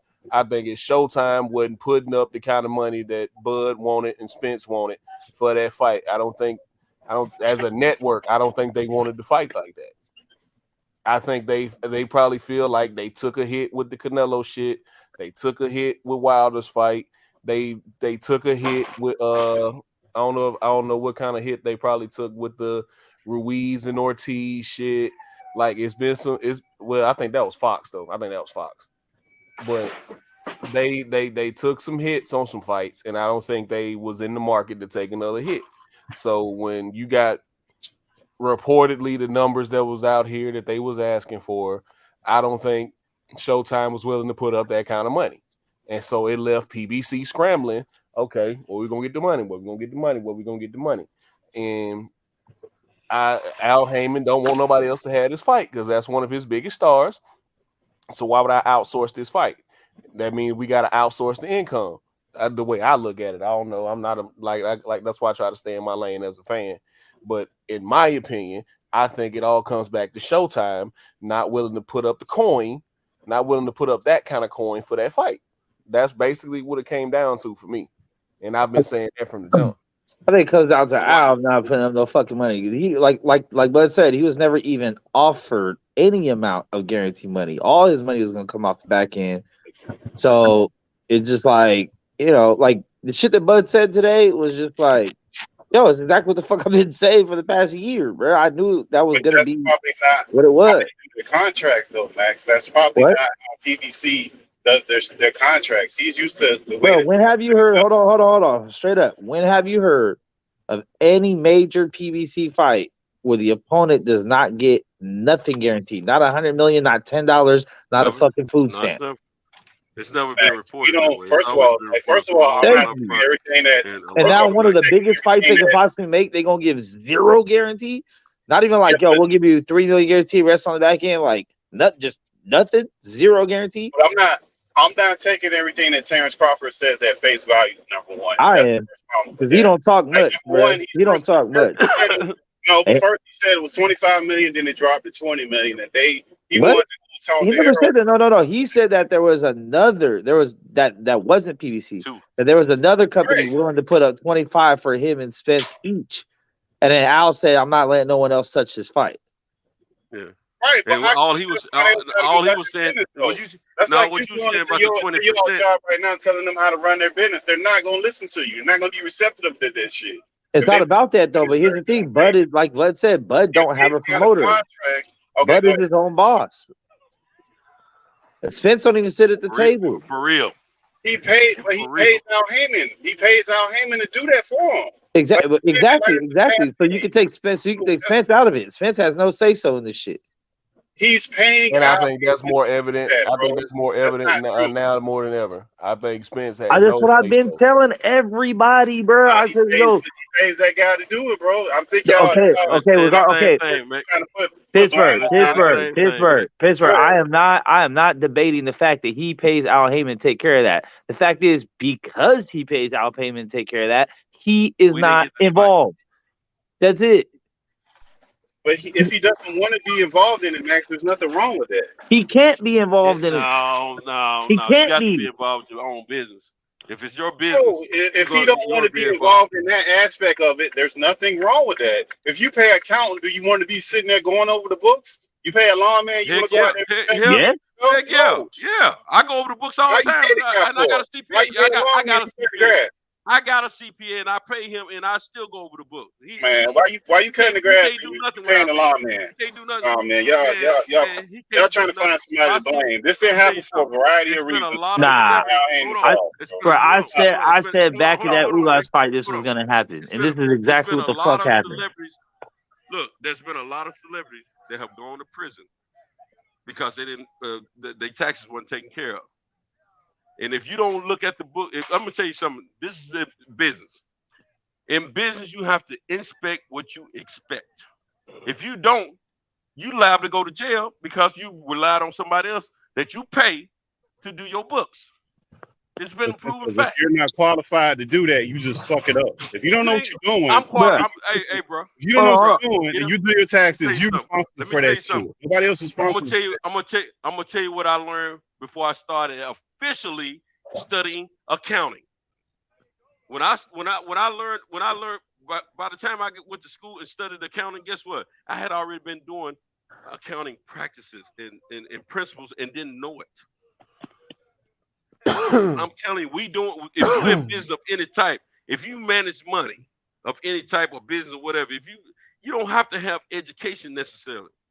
Once you learn a system that works, that's accounting, because it's all about balancing the money, the liabilities, the asset. It ain't in the capital, man. It ain't that complicated, bro. No, every drug dealer. No, hold on. Every drug dealer in this country or in this world are some of the best businessmen ever, and they are doing accounting and have been doing accounting and didn't know it. I was one of them. I found out through my study of accounting principles, I was already practicing accounting. That's the thing. Even what from Bud was saying, Bud said that when he said, all right, me and my lawyer and Spence and Al all sit down and figure it out. Al said never in the history has two fighters sat down and figured it out. So it's like he don't even like Al himself don't even want Spence there, which is kind of like, why wouldn't you? If you represent the dude, why wouldn't you be, open and be like, hey, this was going on? Have to be there if I'm not saying no. Once again, bro, stop putting on your cape, bro. Stop putting on your cape. It's not. No. Listen. It's not why does Spence have to be there. No one said he has to. The thing is, it got brought up that hey, we could all sit down, and Al was like, nah, Spence doesn't need to be here. It wasn't Spence that said I don't want to be there. It was Al that said why. He doesn't need to be there. He's not going to be there. Move down. Sit. Move on. Sit with the guy who's going to be there. Y'all work that shit out. If he's telling you that this guy's representing him and this is who you need to talk to, fucking talk to him. Once again, you got it twisted. Spence never said I don't need to be there. Al's doing it. Bud said, why don't you have Spence come join us, Al? And I was like, nah. Spence don't need to be here. So what does that show you? What does that show you, bro? Why Spence will be there? Why does listen? He's asking for Spence to be there. If he's asking for Spence to be there, and Al's telling him no, that's never happened, or we're not doing that, then move on, sit down with Al, and y'all work that shit out. Why? And then he did. What did he say? He said, if you're going to give me 50% on everything that was made, then I want to know all the expenses and all the money that was really made. And Al said, nah. Why would he didn't say that? That's some shit he made up, man. So no, it's not, bro. You know he made it. Come on, man.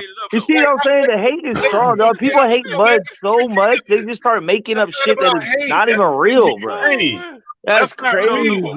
Look. The That's truth of the matter is, crazy. until we get both teams in front of us refuting what one another said to us, we don't know what's true, what's not, man. We see documentation. All I'm Right saying now, is, we got stories. in You know what I'm his saying? long history, I've never seen Terrence Crawford to be a liar in any situation. Ever. He's also said he agreed. He said he agreed to everything, didn't he? He said he And agreed to everything, right? yes, he did. And so how's that? Then why How's did he that? get the fight?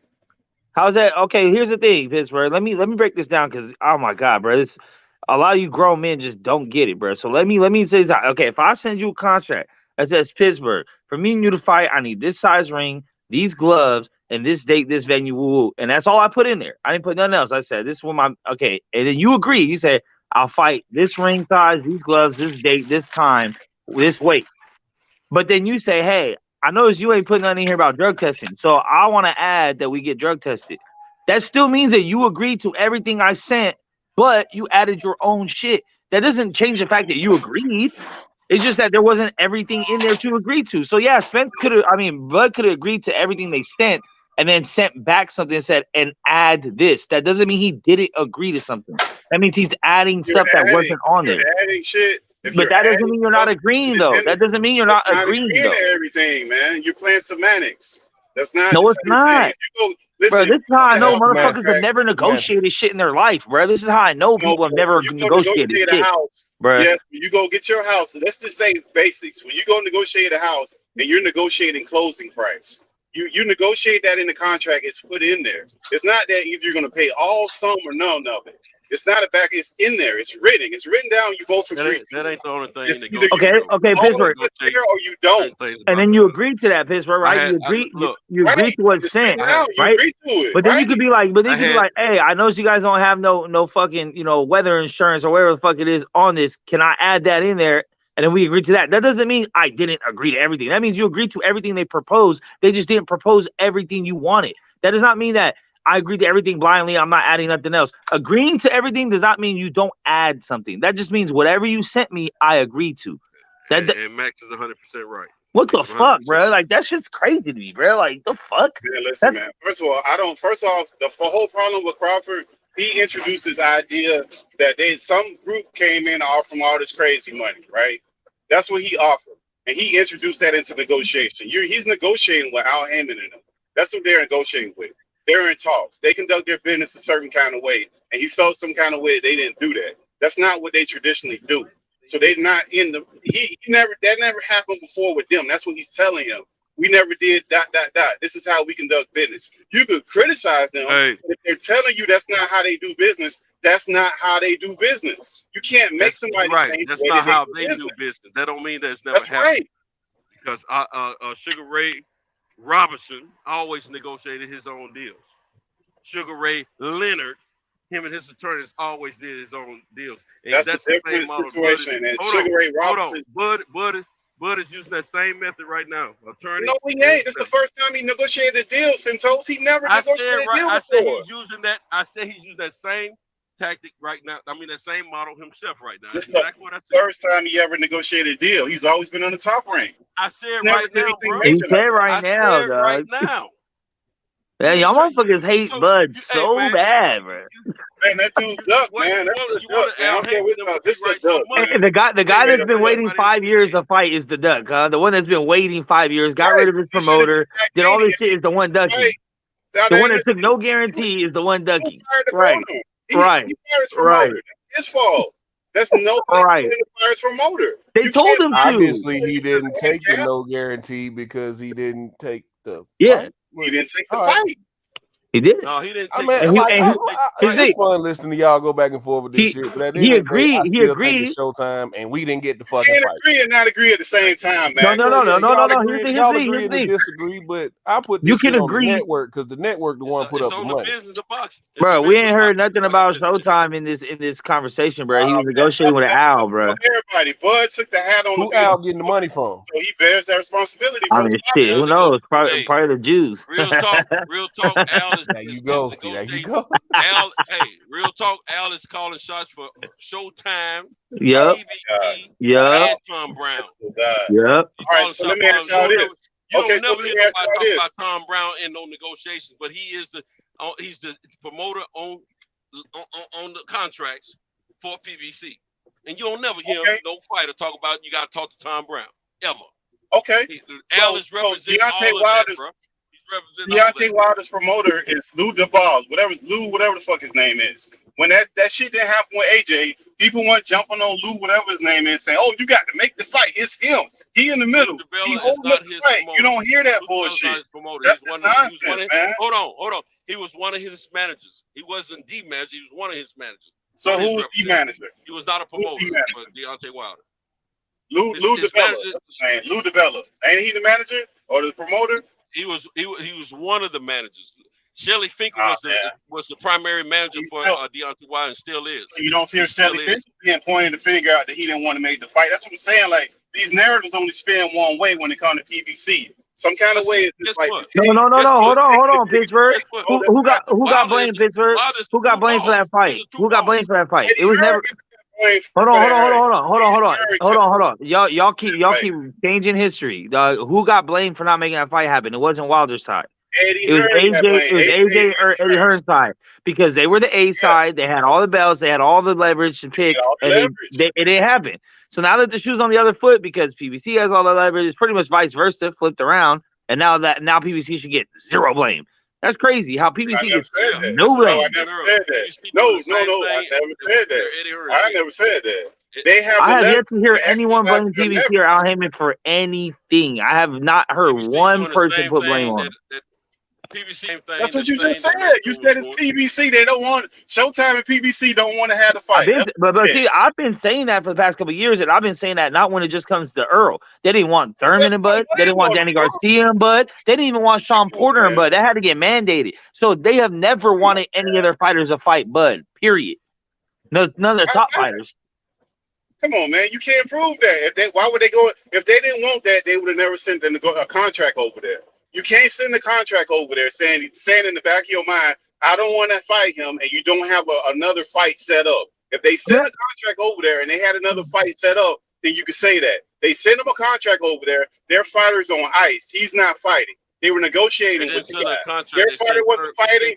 Either fighter was fighting. Okay, but sending a contract is not a guarantee of anything. Let's use the proper context. There was no dates of him fighting anybody else while they're negotiating. There was no date that they had set for them to fight Earl this year. Let's use the proper terms, fellas. They sent terms. Yes. They said that October the 6th, it was reported that there was an actual contract with all the modifications made. That they hadn't heard anything from Bud's camp. That was the last thing that we heard. Terms before that. We heard contract on October the 6th. Terms and offers. You don't have a contract till you get everything finally agreed upon. Then you put it in a contract, and then you read you and your attorneys, and then you sign. Other than that, it's terms and offers. What was reported. No contract. So you guys trying to spin this in the press. Contracts is something that two entities or more come together and agree upon. And they sent him the contract on October the 6th, Santos. Terms and offers. Terms and offers. Terms. Okay, so let's say terms. Let's say you write in his terms. The point is that Errol Spence didn't have a fight lined up. He didn't have another back door, another fight lined up. He's negotiating with this guy. Bud is the one that came up with this fight. Earl might not have had a fight lined up, but PBC Where's did. the fight at? What Yeah, PBC did. Come on, man. Tell him, But his boss told him, you fighting in December. He fighting nobody, man. Stop it, man. Bud just ran out the back door, man. He got in over his head, and he should have hired proper representation. This shit wouldn't have been a fiasco. Man, I would love to do business with some of y'all because y'all don't give a fuck. I can't even. And the shit he did, I get rich fucking with y'all. I get rich fucking with y'all. Y'all think y'all can do anything in business. You can't do that kind of shit. Yo, y'all don't care about double checking nothing. You don't care about having someone else look over anything. You don't care about revising editing shit. You don't care about counter offers. You don't care about nothing. So has Al Heyman ever been sued for not paying somebody? Has Al Heyman ever been sued for not paying somebody? Has that ever happened? He's been complaining upon. What are we talking about? He never been sued for all the fights he had. The big one, he's been complained against. He's been complained against about his money. Ain't nobody ever sued him. It's true. Hey, Never.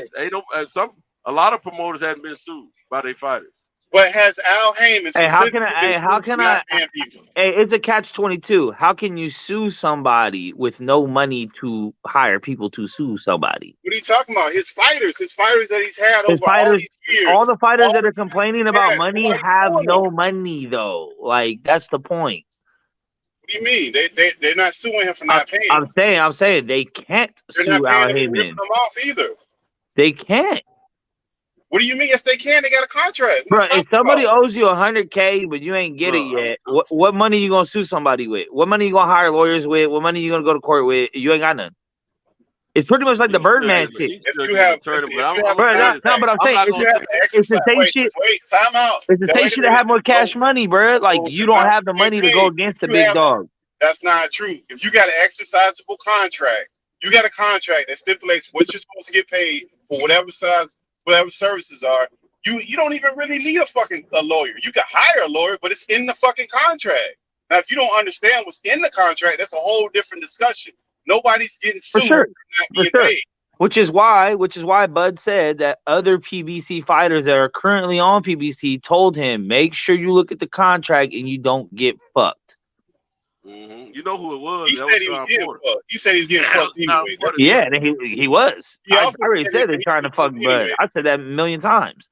And I said, listen, he went into this with little leverage, with no promoter. Like he went against all odds to try to make this fight, and he's still trying to make a fight happen.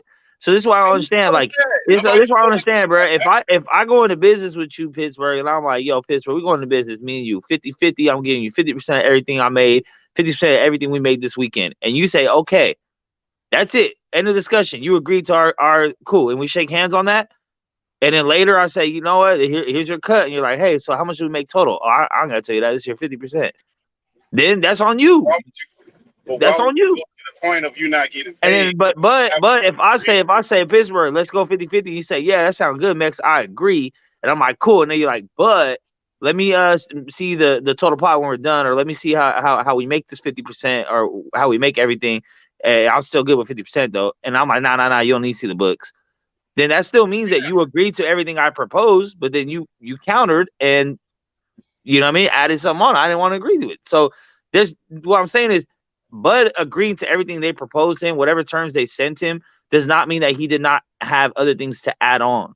It means that he didn't change anything. He didn't change anything. He didn't change his percentage. He didn't change what he agreed to. He just added on, if we're doing it this way, then do it. Then do this. Trying to add some amendments. There you go. What you're saying, wait a minute, Max. What you're saying is true. That's misleading. That's not. How? It's not the same thing. How? What do you mean? You don't understand the difference? Like that's misleading. If I see you send me something, I say I agree to everything, but I'm writing shit on the back of the paper like change this, change that, change this. Now, no. He didn't change nothing. He's like, oh, there you go. Pittsburgh. He didn't that doesn't mean change that you anything. didn't agree to everything that was opposed. Hold on. He didn't change anything though. You asked for some other things. You added to what they offered. No, I agree. Pittsburgh. I would agree with you. No, I would agree. No, I would agree with you if he changed something. If he said I agreed to everything, but then all I asked was for a better split, then that would be changing. He added shit that was not proposed, so you cannot say it was agreed or unagreed to because it wasn't on the sheet. But what is that, Max? If it wasn't on the sheet, we didn't agree to it, and you're asking for other things, isn't that's adding? You're not agreeing to everything then. But you're not agreeing to everything if you're How are you not agreeing to everything if something is not even on there to be agreed to? Max, you can't come adding shit. Like if I tell you, hey, you say, it's called negotiation. If you sell me a car, if you sell me a car and I agree to buy the car and I come back later, hey, put some radio on there. Put the radio on there. All this bullshit, you're not agreeing to buy the car in the condition it is. That's not the same thing, man. This is the difference, Pittsburgh. What you're explaining about this car that you're buying, if you've already bought it, that's one thing. But this contract was not already fulfilled. So that's not a breach of contract. He was adding some amendments to the contract. He was asking for other things on top of what they had offered to him. So he can agree with whatever is sent over. Just he want to say, hey, I would do this and do this and do all that. I'm cool with that, but I need this right here. That's amending. That's all it is. And it's Okay, up to so them let's to take go. the rest. Okay, let's go with y'all saying he agreed to everything. He just wanted some amendments, right? There you go. So if the negotiations fall apart and Bud's side, who's responsible for that? If he's the promoter, he's the man. Who's responsible for that? See, because we deviate and blame. But wait a No, minute, he's agreeing to everything. If he's agreeing to everything, I'm asking, why would I cancel the contract? Why would I not fight him? Because he asked for something that you didn't agree to. Oh, so whose fault is that? Well, I mean, Al's the one that didn't agree to it, right? But whose fault? What I'm saying is, if you're It would be your Al's then. promoter, It would be Al's. It's Al's fault that he didn't agree to the stuff that he asked for. That he added. Why would he have to agree to what you're asking for? I'm not saying he had to, but the fact is he didn't, and that's why it fell apart. Well, what he never in that whole like Instagram he just did. Why didn't he explain what he was asking for? That He was did. so, He that did. was so, that he didn't. That's what I'm saying. No, he See, did. I literally just watched it while I was waiting to get backstage with you guys. Like I literally just woke up. I just saw the news myself. I'm in a hotel room out of town, so I fell asleep. I woke up to like Bud doing whatever on live. So oh shit, and I saw y'all on. So I said, let me go ahead and watch this so I know what I'm talking about. I literally just watched it. He said that yes, he agreed to no guarantee, which means all his money's coming off the back end. And but he said, well, if that's the case, then I want to have some type of power to veto expenses and to see what the final pot is of the percentage that I'm getting. And they said no. And I was like, well, then fuck it. Nah. that don't even make sense, Max. It does though, but how does it? This is what I'm saying. Like this, is how I know. Like you guys don't negotiate shit. How you just gonna take somebody's blind word that is clearly against you? They're not negotiating in your favor, right? We can agree on that. Like Bud's not gonna negotiating in PBC's favor. PBC's not gonna negotiate in Bud's favor. They're two opposite sides. Cool. So if PBC is saying, look, we'll give you 35% cut of whatever gets made on this fight, you're supposed to just trust that they came back and said, hey man, so this is how much you made. Max, so you don't think they could prove it? You don't think if they came and say, here's your cut, $10 million, you think they just get the number out the air? No, I'm not saying that they can't prove it because they clearly can because they have someone watching their expenses. All Bud is saying is all Bud is saying is show me that. Show me the transparency. Show me every expense. Show me everything that was made, and then I'll know that my cut is legit. And if you guys can't show me that, it's gonna look like you guys are trying to hide some shit. And I was like, nah, I ain't showing you shit. Just take. All right, well, never mind. And then when people talk about you never asked Bob for this shit, Bob gave him guaranteed. It didn't matter how that money came in. He was guaranteed getting a certain amount of money. He could close his eyes, wake up, and that money's there. He ain't got to worry about, am I really getting the cut? Did they make 10 more million than what they said they made? Am I getting a cut of the of Earl Spence's merchandise or not? Like, I don't know. Like, I don't know. You know, I don't know the ins and outs of it. But if he's taking zero, not $1 fucking on a guarantee, and all his money is going to come from a percentage of what was made, then I think it's pretty logical to say, okay, then let me see how the money is made to make sure I get every dollar I'm earned off this percentage. That's smart business. But Max, who said that's Bud saying that, right? Bud said that. Bud said that they told him they're not going to show him the books, right? So let's believe what Bud says. Bud says that they told him they're not showing him the books. So in everybody's eye, PBC would just cut him a check and just walk away, and there's no there's no way for him to verify that. That's just craziness. That doesn't even make any sense. It doesn't make any sense to not get any guaranteed money on this big of a fight. We've never heard that in our life, ever. I don't care about the guarantee. That's a big deal, though, bruh. That's a big deal. No, it's not. Devin Haney just made this fight. Listen, Devin Haney just made that fight, realizing that he was the B side and he had to acquiesce to the other side. So he appreciate that, DJ. He got to the point where he didn't even know if his dad was going to be. And you don't think Bill is talked to Bob and said, okay, if we're gonna take this, let us see, you know, XYZ, because they run their own business, they're their own promotional company. So you don't think they did anything? You think they just closed their eyes and said, "Thank you, Bob. Whatever you put in my trick or treat bag tonight, I'll be grateful for." They have to justify it, Max. Like that's nonsense. They don't just write checks. Like there's no company in the world that would write a check not knowing the repercussions of that they could be sued for that. It doesn't make good business. It could be, but you're also talking about boxing, Pittsburgh, one of the grimiest, dirtiest, shadiest businesses in the world. Let's go with it. Let's say you're right. They say they stiff him out of $10 million, right? Yeah. Showtime Boxing is gonna stiff one individual out of $10 million. They make millions of dollars. Why the fuck would they stiff him out of $10 million? Why the fuck would they care like that? Because Don't even make any if Bud sense. can't prove it, When you look at their budget, that's like a drop in the bucket. That's not nothing for them bro, to do. PBC is not doing good right now. I don't know if you noticed that. Can we PBC agree? is not doing Whoever good. puts on that fight, that network PBC not is losing money on almost every event they're putting out. They're, Can we as the admit- entity, Showtime. agree? You think Showtime losing money? They As the all entity, are. You think they're losing money? No, they're not. That's not They all true, are. Max. They lost money on the Wilder fight. They lost money on Ruiz I'm talking about the Ortiz. fight. They I'm lost talking money about on the Ortiz and Martin. They lost money on all these weird ass little pay per views they've been throwing on. They're losing money on. But And they're those not were stealing from the Ruiz fighters, Ortiz Max. with Fox. No, Stealing Wilder is a fight different not situation. fight on Fox. Ain't on Showtime anymore. They've been fighting on Fox for the last maybe all the last two Fury fights have been on Fox, and his most recent But fight they're was not on Fox. stealing money, bro. You guys were saying a different argument. Showtime is just not boxing. Showtime is bigger than boxing. The percentage of their actual budget of boxing is a small single-digit percentage of their actual budget.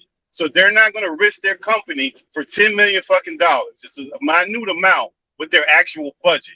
So that doesn't even make any sense, is what I'm telling you guys. The argument that he's making is a straw man argument that's just utterly ridiculous. There's no way in the world that Showtime is So going in other words, you're saying that you're saying Bud should just trust Al blindly. No, he's blindly. not trusting him Don't blindly. ask no You're gonna be questions. able to See, this is what I'm prove talking it, about. Max. This is the type of shit like this. Is what I'm saying, like, this is why like I fuck with Bud just as a personality type. Man, Fuck that dude anything does, fighting, man. because I could never be hoed. You feel me? And ain't no man gonna sit here and hold me and tell me take what I give you or don't take shit at all. Don't ask no questions. Because all right, cool. I'm cool. I'll go somewhere else. I'm the same way. Like, you're not gonna tell me take what you should be happy or even offering you shit. Take what you want. need Take both this sides and don't to ask make no that work, questions. Max. Don't counter shit. Don't send an offer yeah, shit Max. back. You're Don't saying that he's negotiate gonna shit. get Just killed. take it. Just take it. Take it, you little He's an bitch. That ain't gonna happen to me. Bet that.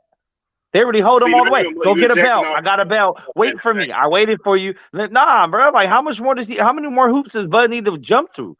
Y'all don't put no blame on That's PBC, not- Earl, or nothing. What has Bud That- ever asked of that PBC was or Earl? me, Max. What has Bud ever asked of the other side? What has he ever asked or requested?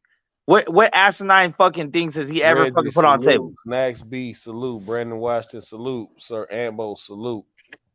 Bud ain't never said no Y'all crazy keep on shit. going. Dante Hall, salute. Like, I've heard go get a belt, wait for me to clean up my side of the street. Okay, now take this and don't take no guarantee. Only the back. Like, Nonsense. bro, how But, much hey, more? Get rid of your promoter. Like, Max, bro, don't like, go back that far because Let me ask this Bud question. done That's said, all because you- Bud done Can said we- I'm done with can- the fight. can we all- So, Can like, we all don't- agree? Let's not go back that far. he did. Do And that's why I say he fucked up at that, and maybe not sign with PBC, but at the same time, he got more guaranteed money. So And he also called 3 names when he came into the divisions that wasn't Errol Spence's name when Errol Spence nah, already he had it said up. So- anyone with a belt. let's just Yeah, he did. no, He said anyone with a belt. No, he came back and moonwalked after he saw Keith Thurman was inactive and wasn't gonna fucking fight him because he always out injured, which is why And I it- don't think. And then But- what happened? There was only one champ at the time. Yeah, that's all cool, but Bud done said some shit too. That's what get me by Bud fans. I put blame on both of them. I put blame on everybody. So, but the Yeah, people I act- put blame when he people said just the gonna fight act was like- behind past him. He wasn't gonna do all. Yeah, for sure, Yeah, for people sure. just gonna act like Bud ain't say, "Oh yeah, I'm." But then done they with said, this." but then what happened after that? They said, "Oh, it's Bob." Okay, so he got rid of Bob. I said, "Okay, Bob ain't here now. Now whose fault is it?" And now they still can't make the fight. So, but that's what I'm saying. Right. Like, That's it's the my same. It's the overall same point. We tactic still though. ain't It's the got the same damn tactic fight. when you I don't about care. to I don't care who when- fault it is. when you We about still to ain't got the fight when you about to fight homie in the neighborhood, and it's like, yo, I'm gonna bring my people with me, and he's like, okay, I'm gonna bring my older brother, who you know could whip motherfuckers ass. You like, nah, don't bring him. We just fight 1-on-1. And then you don't bring your older brother, but you show up and there's five motherfuckers right there ready to pack you out, bro. Like, it's what it is. What it is, bro. It's tactics. I don't blame either side because that's a smart negotiation tactic. If Damn it, Al Pittsburgh, was able to come get back. rid of Bud's promoter, he has even more leverage as a promoter. So it's like, it's smart. Like, from that side, I'm not like, there's good tactics, good negotiation tactics happening on both sides. And this is why it's so confusing, because it's not one person dominating the negotiations. Like, Bud's not stupid. Like, even if Bud did fuck up or he learned his lesson from Al, whatever, he's not gonna make the same mistake twice, bro. Like, So now, because of the trauma of dealing with Al or whatever happened over there, he's going to be extra on top of everything that has to do with this one, because this is probably going to be his last negotiations. He might retire after this, after he gets this. If he don't go up to 154, this might be the last money he ever gets from boxing. So why wouldn't you want every deal? I want to know how every penny is spent. I want to know what kind of napkins we got in the stadium. I want to know what type of paper towels we're using. Like, you feel me? Why wouldn't you? Man, like, especially all the shit is crazy too, because most people that are fans of PBC or Al or whatever, they hate Bob, right? Like, that's just like a common theme. So it's like, if that many people hate Bob because why? Oh, he's shady, he's this, he's that, he don't give people money. All right, cool. Then Bud actually lived that life going through Bob and dealing with the shit that us as fans say is so bad. So if he comes out and says, look, I will never, just like a woman, I will never let another man put his hands on me again. Okay, well, he's never letting another promoter snake him out of money again. So now he said, I want to know everything from top to bottom because now I'm in control. I'm not giving this shit to no one else. I hired a lawyer to work for me. I don't work for that lawyer, vice versa. So I think it's smart. I think that, and that's why I said going into this is going to be difficult negotiations because one, Bud had the most guaranteed of all fighters in welterweight, and he's going in there as the B side, getting the most guaranteed of the welterweight division. Now, as far as the back end, we don't quite know those numbers as fans because they don't release them. So maybe like Earl probably does make more money off the back end or someone else. But when you go on guarantee, it's like that's why Bud was saying with those other people. He said he talked to Spence about the 25 mil. And that's why we just need to chill because Jake Paul already, I'm going to bring it back to your boy, Jake Paul. Jake Paul keep talking about, Dana White, pay your fighters. When Daniel Cormier came out on the Pivot podcast and gave away the whole playbook, he was like, nah, we only report that this guy's only making 280 grand or like 500 grand because as soon as you come into some money, how many new family members you get? See what I'm saying? So really what they're reporting, and this is coming straight from Daniel Cormier, who was a champion Hall of Famer over there in UFC. Mm-hmm. When they report what they report, we're getting 4 and 5 times that. Yeah. They have NDL. They can't release. So, you know, this, you know, we don't know what the back end is. They might be reporting that this guy's only getting 1.5 for this fight. That motherfucker might end up with $8-9 million by the time all these checks get cashed. So, for sure. We don't know what that back end is. Bud don't know what kind of back end he could have got. But I said that too. Bud is used to doing business one way. Where my money at? Fuck the rest. Up front. Fuck that back end shit. Like, I don't know what's gonna happen with this back end shit. Where my bread at? Yeah, because the back end's betting on you. Yeah, or whatever. Like, look, we'll give you this up front. We'll pay you a deposit on this, and then when the numbers come in, we gonna make sure that you straight. Hey, because here's another thing, DJ. It's easier to sue about a guarantee than a back end. Like, even if it's black crime shit, numbers that come in, though, Max. Yeah, they get numbers, Max. Yeah, no. Listen, how Heyman get his money to Aerosmith? It's easier to sue about a guarantee than a back end. Because if you sue about a back end, the company can be like, "Here's what we made. Here's what it was." They can wiggle some shit around. A guarantee they have to give you that, regardless of what happens. Don't care if your mama died. Don't care if you lost your dog. Don't care about nothing. You owe me this. But Max, how would Errol Spence get paid? How would Errol Spence get paid if this is magical numbers that nobody can figure out? What do you mean? How would Errol Spence even get paid? If nobody can figure it out, and it's some magical number that they could just make some shit up. How would Errol Spence get paid? He's getting paid off the back end too. Both of these fighters are getting paid off the back end. It's okay, we already see him to do something. Hold on. We already see Earl's mentality toward this. Earl is just like, Al is the chauffeur. He's driving the car. As long as I get to my destination, that's what it's been. That's what it's been. Bro, you just said that Earl pays Al to take care of shit. I said, how do we know what they're getting? How do we know? We don't. We're saying that they're getting this guy's insinuating that he's going to have some money stolen from him, right? Earl has never complained about any money getting stolen, and that's their business. But has Earl ever even paid attention to know if any money has been stolen? So now he's just a dumb boxer now that he don't look at how. Hold on. What happens to majority of these boxers? Man. Majority of these boxers are happy with the millions they're getting until they realize there was more on the table. All of them. What we talking about? We talking about Al Heyman, PBC fighters. And how You many know what we PBC talking fighters about. have came out and spoke against Al Heyman on Bad Business? When? Countless. Who said he stole Countless. from him? Name one. Who said he stole from him? That's Well, what I'm saying. they're We're not working big with fighters. these narratives. They're not big superstar fighters, but there's plenty of up and coming fighters, B-side That he fighters stole are like money from them, or they just didn't feel like they got compensated enough. that That's it was two bad completely that it was different bad things. business. That Nah, whatever. they just felt that they felt like they didn't get compensated enough. That's those contracts that they're signing. That's completely different. And that happens with every promoter. But just to Which say that is the guy's gonna steal money, that's thank you. completely Which is a different, bro. perfect reason not to go in and blindly sign shit. But he's got lawyers. How's he blindly signing stuff? What are you talking about, Max? What do you mean? So the lawyer, so just trust your lawyer too? Like this is my thing. Like if He hired those I ever lawyers. get in He a got position more to than make one. millions, I ain't trusting nobody, bruh. I don't care if I Why? hire 20 lawyers. You better let me see the final shit and me go through it. If it takes me 5 days to read, I'm Max, reading every fucking Max, paragraph, bruh. you clearly haven't looked at court dockets where they write shit up. Well, one word could have a meaning that you don't know what it means. You think And then know you what it ask. means. You figure But it you're out. asking the lawyer, Max. That's my point. You're And still you asking the other side. reverting back to the lawyer. No matter And how the much other you think side. you know, you're reverting back to the lawyer that you pay money to.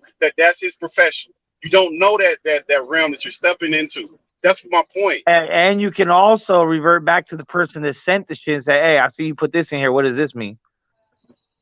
So you want to trust your own lawyers? You gonna trust the other side that you're No, negotiating you against? talk to all sides and get both Nah, sides. man. Because even if the lawyer understands it, lawyer. hold on. Even if the lawyer understands it as one thing, well, oh yeah, this means this, but the other side didn't intend it to be that, and later on be like, actually, this meant this. Like, nah, because words are very when it comes to contracts, you can twist shit around. So therefore, you talk to the other side, say, I just want to be clear. What does this mean? Me and my lawyer believes it means this, but is this what it means to you?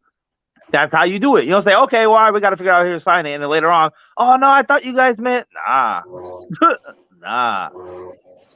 I'm saying there's millions of dollars at stake, and motherfuckers acting like this is a dice game or some shit. Motherfuckers argue over dice more than they argue about millions of dollars, bro. Like, what the fuck? You're assuming that he's going to get stiff. You ain't Yeah, I am. Assuming, I am. Assuming that I he's am. going to get stiff. And I there's am. no evidence of anybody being stiff like that. That he's literally gonna have money stolen from him. Not that Hey, he's you know why there's no evidence of it, Pittsburgh? Because PBC don't do business like that.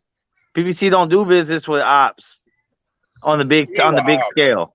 Don't do joint network deals. They never done. Well, they've had what? They've had like 2 in the past fucking 50 years. Now you making up stuff now, Max. Man, Who they had? Who they got? Mayweather, Pacquiao, and Tyson and Wilder. If it's beneficial, all promotions will work cross promotions. Okay, it's beneficial for all of them. I'm talking about major. I'm talking about big major fights other than Wilder, Fury, and Mayweather, Pacquiao. Do you have any other examples? What other major fights are there? Do you have any other examples? There ain't no other examples. That's all you need. They've done exactly. it before, So man. you got 2 in the past 50 years since PBC became a whole. You have 2 fights. What major fights did they need to do that with, Max? That's what I'm saying. Like you're making a straw man. I mean, there was AJ Wilder that could have been on the table. There's Bud and Spence that could have been on the table. There's Bud and Thurman on the table. Bud and Garcia that was on the table. Bud and Porter got forced. Wait a minute. First of all, as far as AJ, they didn't have the leverage. So that's a mute point. They didn't have no leverage to do none of that shit. Okay, so since they didn't have the leverage, they just didn't make the fight at all. Well, we can say the same thing about Bud. Bud didn't make the fight. He had no fucking leverage. Bob didn't make the fight.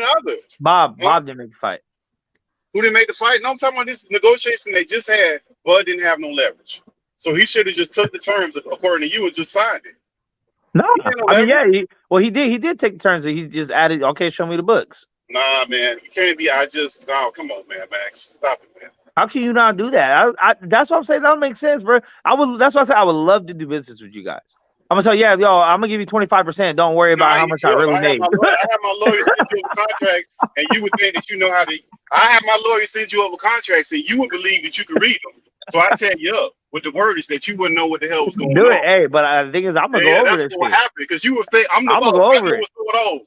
I'm gonna go over it. You're looking at it. Every time I've ever had to sign anything, I read everything, bro. Everything, bro. I bought a motherfucking surround sound system from Best Buy. Shit took me an hour and a half because I read everything. Jay said, what does Dixon this said, mean? So what does this mean? What does this PBC mean? been around And you 50 know what years happened? now. And you know That's what right. happened? And you know what happened? They did try to hold me on that shit because they tried to put me on a 12-month payment plan where I would have been paying 3 times the amount of what I was intentionally paying, and I had to call the company directly to get on a 3-month payment plan with no interest. But if I would have just signed the shit because it was payment plans, I would have been fucked. And that's what I'm But did saying. you, Like, did motherfuckers you have don't your read lawyer shit. standing there? Were you looking at that, No, Max? that 'Cause had this no guy had lawyer lawyers standing there. standing I there. had no lawyer Okay, standing there, he and the had a person for lawyer Best Buy standing told there. me, So that's yeah, it's all just a payment narrative. plan. So He nah. had a lawyer he had more than one lawyer, I'm sure, standing there reading over that shit. Hey, That you he want to know paid something else though? out of Peep his this. pocket. Hey, peep this, Pittsburgh, and this is some real shit.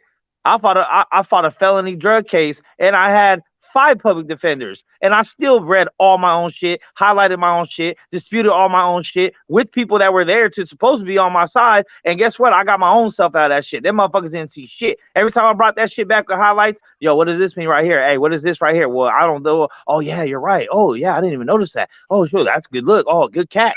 That's what it is. No, because you know what happens when you blindly trust someone to do the job for you, then you're just using them as a scapegoat later when shit go bad. At the end of the day, it's all on you.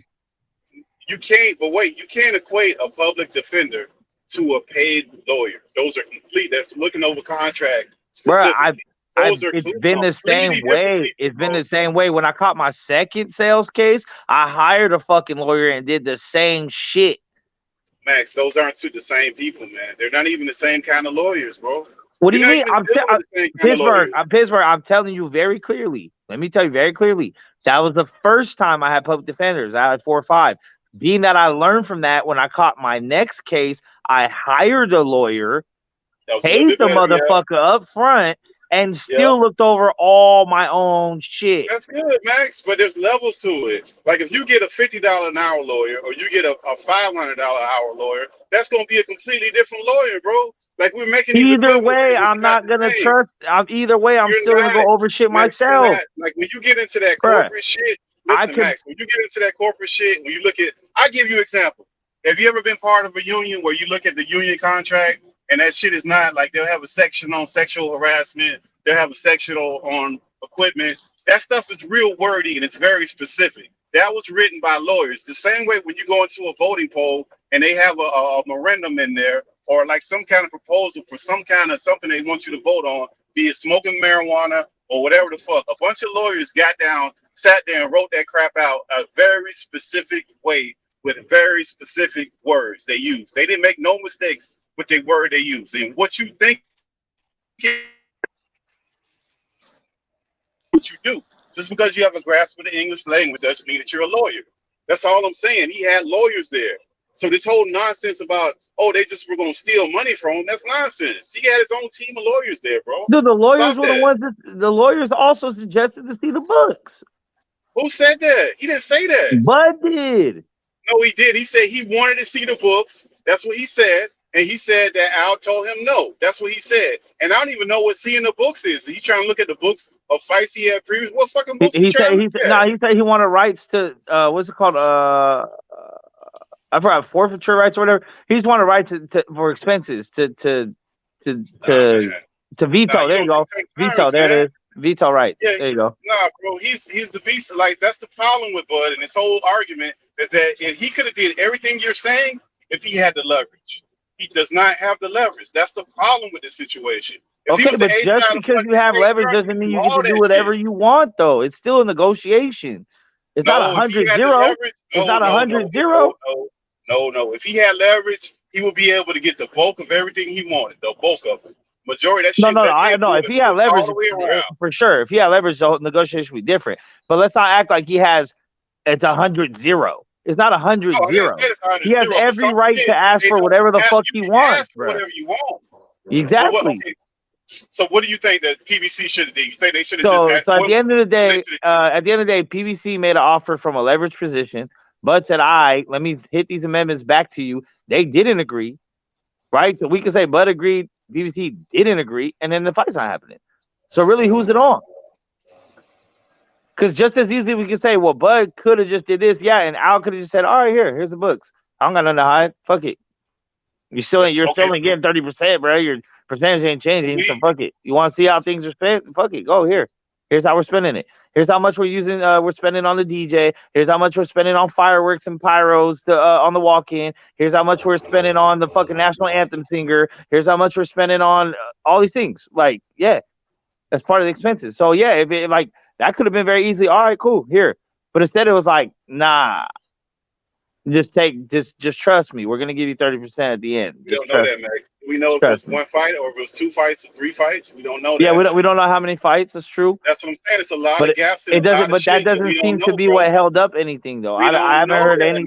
I haven't heard anything on Bud's side being like, "Yo, and they trying to get me to do a 10-fight contract." Nah, like he just said, "I just want to see the books." So, do you think they make more money on the first fight or the second fight? Let's just hypothetical. Let's say I don't know. Let's say they give Bud everything he wants. You think in the second fight they make more money on the first fight? Who's they? PVC? Both fighters, either fighter, either side. Historically, rematches. I don't know because I think if Bud wins, but it's a PVC leveraged event, then I would assume the PVC probably make less money the second time around because their fighter lost, and then that would make Bud the A side and negotiate. I don't know. But unless he takes the Devin Haney deal, right? Unless he takes a Devin Haney deal where no matter if he wins or not, he's still at the beck and call of the challenger, then I mean that would be different. Well, which I'm assuming is probably what it would be. No, but it's percentages, Max. So do we think less people will tune in for the second fight than the first fight? That's what I'm getting to. I mean, it depends on how the first fight goes. But like, did less people? I'm pretty sure less people tuned in to the second Devin Haney fight than the first one. We already knew what happened. Bro, the skill levels ain't the same, man. That's not the same. That's not the same shit. Well, that's what I'm saying. It depends on the result of the first fight. Nobody went into that thinking that Kambosos was going. Nobody legitimately really went into that thinking Kambosos was going to win that fight, man. For sure. It wasn't even from the beginning. So that's not even. For sure. But what my point is to talk about a second fight would depend on how the first fight went. If it was a great fight, like we all think it will be, then yeah, I think the second fight will probably bring more money. But if either fighter knocks the first one out in the first like 4 rounds, then I don't think anyone's gonna really want to see the second one. I don't know, man. Why would they inked out 3 fights, man? Yeah, so but the first fight was a draw. The first fight was a draw. The second fight had a million excuses and controversy behind it, and they were able to squeeze 3 out of it. Rounds, right? You lost in the first couple rounds, right? And then went to a third fight. Yeah, as many people tuned into the second one, tune into the third, if not more. So yeah, there's a possibility there. There's a possibility there. Yeah, you make more money on the second fight. That was my whole point. Let's go through that whole exercise. You're gonna it's possible. It's not guaranteed though. It's not guaranteed though. That's the thing. Like 1 in the hand is worth more than 2 in the bush. I think we all know that. There ain't no guarantees in life, man. These dudes, you want training wheels. There is guarantees in contracts. There ain't no training wheels in the business, bro. There's guarantees in contracts. Take a risk. He don't want to say he don't care about no guarantee. He said that. That is what he said. So he said, since I'm taking a percentage, let me see how this money's made, top to bottom. So Max, there's not gonna be no counting no books. Here's my thing. Now, if Bud would have took a guarantee. If Bud would have took like a 20 mil guarantee and agreed to it, and then be like, but also let me see the books and shit, then I would be like, all right, bro, like why? You get a guarantee. That's what I'm saying. That's what I'm saying. That's what I'm saying. That is what I'm saying. So that would look bad. That would look bad. That would look bad. That would look bad. But business with Big Red would check my books at my office hours up between. What's my office hours? He doing business with Big Red, bro. Come on, Max, man. And that's what I'm saying, though. Like, bro, we're Pittsburgh, we're both saying the same shit, bro. So I don't even know where the argument is. I said if Bud would have took a guarantee and asked to see the books, it would make no sense. But since he didn't, and all his money, 100% of his dollars are coming off the back end, then yes, I think he has every right to see how that money's made. And they're going to show it to him, Max. Why would they? How? Then why did they? If they were going to show it to him, the fight would have been made. They didn't even have yet. They haven't had the fight, so what the fuck are they showing him? No, he's not talking about after. He's not talking about after. He's talking about while, because he wanted the right to veto certain shit. He wanted to be involved in the promotion of this. Okay, look. I ain't got no veto or nothing, Max. He's talking about looking at some books. He never was specific. No, he talked about vetoing too, bro. Did y'all even watch shit, bro? I watched the shit, Max. No. But that's all hypothetical, and that's all because his okay, so let's wait. Okay, I'll wait. Okay, how about this? Let's to be fair, since we want to be fair, right? Since so many people hate Bud, right? Let's be fair. I Let's just Bud. I wait. like what he No, did. no. I It's like cool, Bud. cool, I cool, don't cool, like cool. what he did, bro. Okay, but look, I think that's then let's just be bullshit. fair. Let's just be fair, and let's wait for Al Heyman or Earl Spence to come out and make a statement about what really happened. They're not gonna make us. That's not how they do business, Exactly. bro. So Exactly. that's how You they do know they business. ain't. There's no knock on them.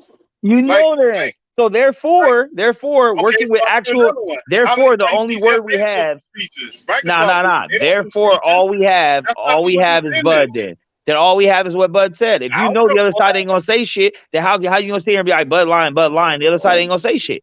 At least one man was able to come out on a platform and say what the fuck he said, and now it's up to someone else to say, Bud, you're lying. Bro, Not the fans. It ain't up to the fans to say, Bud, you're lying. It's up to Spence or Al to say, Bud, you're lying. And you know they ain't gonna do it. So, but he knows that as well, so we can use that as well. He knows they're not gonna do it. yeah, So but you act like Bud's a talker, bro. Bud don't even go out and do shit like this. Bud has never done no shit like feeling this. the pressure because everything he was talking against was the shit that people are saying on the internet. He was trying to rebut the shit that he's seeing on YouTube. That was the whole point of that shit. Because he just he knows didn't have the no truth. fucking points out of the air. He was looking at that shit people were saying on Twitter, on YouTube, on all these different channels, and he was trying to rebut that shit. He even said, y'all saying this and y'all saying that. He's sitting there watching. If he ain't watching it, somebody coming back bringing it to him. So he's rebutting that shit. That was his attempt at what he did. Now, I don't believe everything that guy said. Some of that shit was true. Some of it wasn't true. Some of it is unfounded, and we won't know what the truth is because there's no way for us to know some of that shit. I don't take everything that Bud said at face value. I don't take everything Errol says at face value. I just don't. I'm not gonna do that. And I don't hate on. Here's one thing though. I'm gonna take one over the other when one is actually involved in negotiations and the other one hires someone else to negotiate for him. So it is a big difference. One dude's actually in the room and one dude is not. So what can the person not in the room really say? He can say, "Well, Al told me this." And just like we heard the leaked audio, and Earl has all confidence in Al as he should as a promoter. He said, "Al's gonna get it done for me. Al's gonna make sure that is good." So that means he's not really involved. So it's whatever Al comes back and tells him, "Oh, we know what happened was this." You know what I'm saying? Okay, it is what it is. Like, this is negotiations 101. Like, this is back and forth. Like, this is what it happens when one person has leverage, one doesn't, and the one's at the beck and call of the other. But it doesn't mean that he has no rights to counter anything and no rights to say, "Hey, I want this instead." So okay, well, how about this? Would people still call it a duck? Because we haven't heard nothing about this. So this is just out the air. This is not guaranteed anyway. But would people still call it a duck if Bud said, "I agree to everything, the split, not seeing the books, everything, but since it's not on this contract anywhere, I want drug testing"? Would people call that a duck too? If Al didn't want to do drug testing and Bud said, "No, I want drug testing." That didn't happen. That'd be equivalent. No, I'm asking. It's a hypothetical. It's a hypothetical. That didn't happen though, Max. It's So a hypothetical. Do you know what that means? Yeah, but Max, that didn't happen, bro. Hypothetical. Oh my God, Pittsburgh, you my dog, bro. Hypothetical literally means it didn't happen. Literally means that. To be fair, I don't want to put that drug shit. I don't even like putting that conversation on. No. I'm not saying that either one is. All I'm saying is, in regards to negotiating, in regards to saying I accept everything you sent me, but I want to add drug testing. Would that be considered a duck? Max, I ain't want I hear what you're saying, but I don't think you understand what I'm saying. I don't want to imply that guys are using drugs. All right, so it's not. Okay, so it's not. Okay, all right, cool. All right, I got your answer. It's good. I got your answer. Unless somebody get caught up with it. But if somebody climbs in the ring like Haney and says, "I'm gonna make the fight no matter what," and you look a couple months later and the guy ain't made the fight, and I'll take whatever, then you're not taking whatever. You're not. You lied. Somebody's lying. He did take whatever though. He did. He said what he did. And exactly what he said. That's exactly what he did. That's the point I'm making. That's not what happened with Bud. That's not the same shit, bro. And Haney also realized that he didn't have leverage. So he had to take that, what we call a shitty deal. But was it a shitty deal? Because he got out of fucking belts. He got out of notoriety and fame and the promotion off of that. So was it really a shitty deal? Was his name bigger now before he had that fight? I'm pretty sure his name is way bigger now than it was before he had that fight. Yeah, but like, everything ain't money. Go ahead, Max. Hey, but even what Haney said, I was on mouth, was part of that deal wasn't just the money, it was also the exposure because we're gonna be on ESPN. So that's part of it. Like Bud ain't getting no exposure from this shit. This shit gonna be on pay-per-view. The same for free for everyone. Right? He's gonna be undisputed. If he Yeah, wins, but I'm saying the exposure of it. He's not for free on TV if you have cable. Like it's different. He's gonna be undisputed. That's gonna be. You think if these Haney fights were fucking pay-per-views, that he would have took that low amount of money? No. I don't think Haney cared about pay-per-view, bro. Well, that's the point, because you get more eyes not being on pay-per-view. You get more eyes being on free TV. No, Haney especially said he ESPN. It's clear what he wanted, bro. You're trying to add something to. No, of course. I'm saying I'm not saying he didn't want the belts. What I'm saying is he took a low amount of money and he took the exposure. Now, if it would have been pay-per-views that he had to get these belts to pay-per-views, negotiations would have been different. I don't think so, Max. The guy said he wanted he's the A side. But right now, he can be like, all right, cool. You don't have to pay me that much, but let me be on ESPN for free twice. You know what I'm saying? Worldwide, get some different, bigger market. And that's why he's better well known now. He's on ESPN a lot now, actually. Doing even just talking to the fucking commentators and shit when he don't even got to fight. Because he's part of the quote-unquote ESPN family now because he's on Top Rank. And that's part of it. Like, ESPN is a conglomerate. ESPN is one of the biggest, like, looks you can get, really. Still in the sport of boxing. It's probably the biggest free fight on ESPN. But I mean, same thing Shakur's doing, same shit that Bud did do. You know what I'm saying? Like, now when it comes to pay-per-views, different monster. But we also see that there's pay-per-views out here that ain't worth being pay-per-views. Like Wilder Helenius, fucking Luis Ortiz and fucking Martin and shit. Like, who the fuck is paying money for that shit? Yeah, but the market shows that, though. When they have them bullshit fights, they don't sell, though. That's just what it is. Unless you got some kind of big-ass personality to push that fight. Which we can agree that Bud don't have no big ass personality. No, he definitely don't. Neither one of them do. Neither one is Errol. Errol has a bigger following from Texas. Now his whole story that people have been following. So it's not like this. It's a great, physical matchup. But as far as money wise, it's not like a big purse fight. That wise, it's not like a. It's not Mayweather Pacquiao. It's not. Yeah. And that's what I've been telling people. And that's why, honestly, the way I'm feeling, this is personal. This has nothing to do with either fighter. I feel like neither one should get that guarantee because that back end might not be what they think it's going to be, bro. Either one of them two fighters. Well, the network, whoever putting the money up, got to agree to that because they're trying to make money, Max. That's the other part of it. Exactly. And that's why I understand the other side of business because like when it comes to this Black Prime shit and they're paying Bud what they're paying AB what they're paying, it's going to be a Triller situation. But that's why guarantees work on these things because that's the thing is like if Black Prime goes bottom up, bankrupt, got no money, they still owe Bud a guaranteed amount, bro. Like, and there's nothing they can do to wiggle out of that. And that's why guarantees are easier to prove in court because it doesn't matter where you got the money, how you got the money, where you were gonna get the money. You guaranteed this man X amount of dollars, regardless of only two people bought the fucking fight. You guarantee, and that's where a lot of these companies lose money, right? And that's why Bob Arum don't pay nobody because like, I'm just gonna give you this much because I don't know what the fuck, you know what I mean? But so it's like, it depends. If you're a big star, yeah, the back end works for you. But right now, I think as a whole, like boxing is not really selling the way it used to sell as far as pay-per-views because we got all the streaming and shit now. Motherfuckers, like, come on, bro. Why would you? Like, but I don't even think it's that, Max. I think it's the personality because your boy Jake Paul proved people buy fights that they didn't want to buy. Right? These are the promotions of these fighters. It's just not there. And it hasn't evolved to where it needs to evolve to. Like some of these guys would be better served getting up under Jake Paul fight to swallow their pride and get up under his card and make it like a super card where maybe you charge $125 or something like that. And you're gonna have more eyes on there. You have the regular boxers plus the the people that love but Jake Paul to watch that card, he'll make more money. That's a whole different discussion. But the money goes with the promotion. And the promotion hasn't evolved. Like you remember basketball. After the Malice in the Palace, they came in, which is a league. It's different. I get it's different because it is a league. But they made a conscious effort to clean it up as far as what they were wearing, the mandatory press conferences, the way they had them go in the locker rooms with the reporters. All that different stuff happened to change the brand. The brand of boxers is still a contractor, and the individual contractors have not evolved to the marketplace that they're in. And they have not kept up pace with it. And the market for a lot of these guys has passed them by. But they're excellent fighters, but nobody knows who the hell they are. So they're not getting paid. But you got to get somebody to look at you. You got to get butts in the seat to get paid. That's part of it. Yeah, for real. I think that a lot of them are still stuck in their old ways. You know what I'm saying? Because it's a new era, you know, and that's why Jake Paul's doing so well, because he self promotes. He has all the the social media following. Like, if you've seen some of the promos this dude has cut, bro, it's hard not to like be entertained by this shit. Like when he did the Tommy Fury his little promo, it was like a 20-minute YouTube video. That shit was entertaining. It was a little cheesy. It was a little cheesy at times, but for the most part, it was a good promo. I was like, damn, like he put this shit together well, edited it, all this shit cool.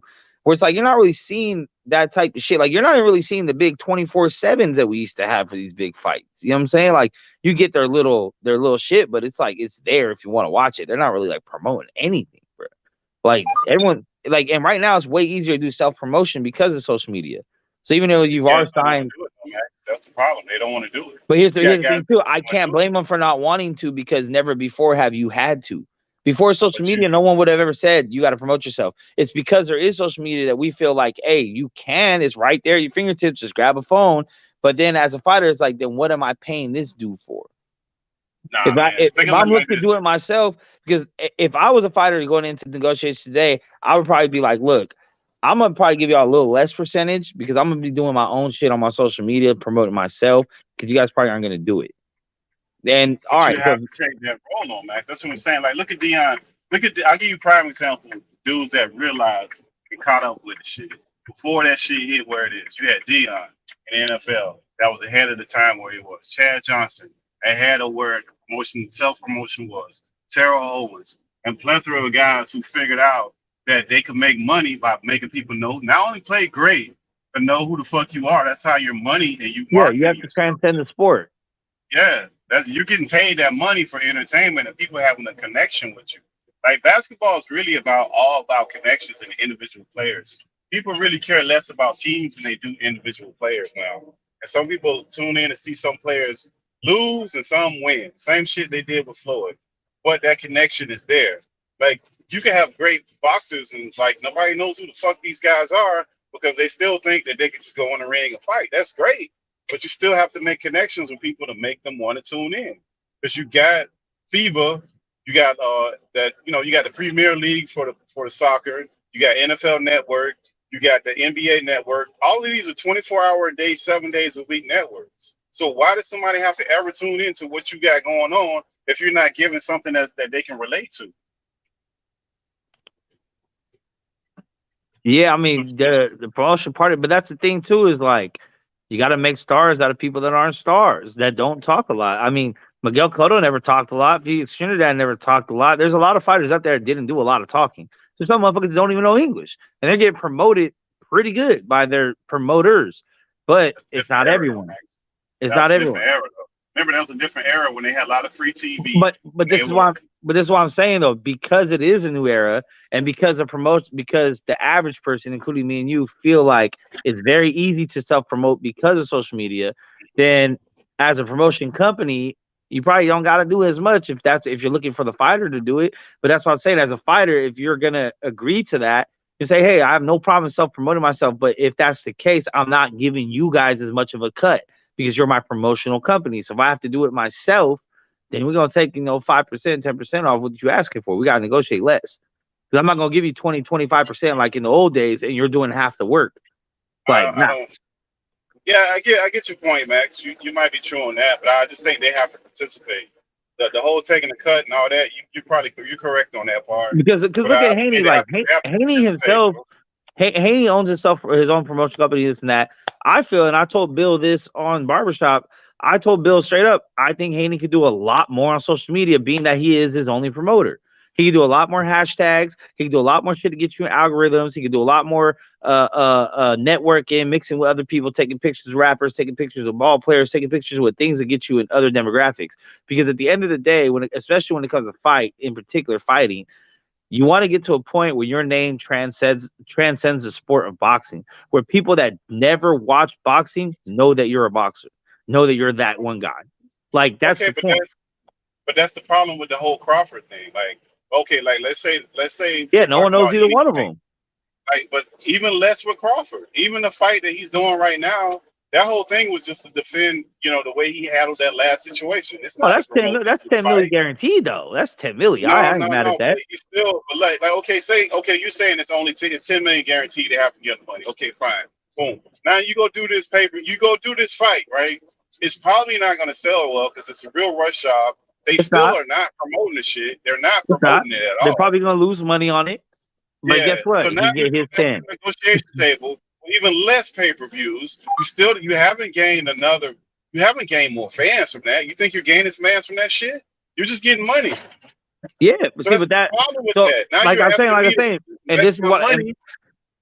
and that was Go ahead, my thought process going into it. It helps and it hurts, right? Because it hurts because, like you said, the pay-per-view, like you're not showing better numbers.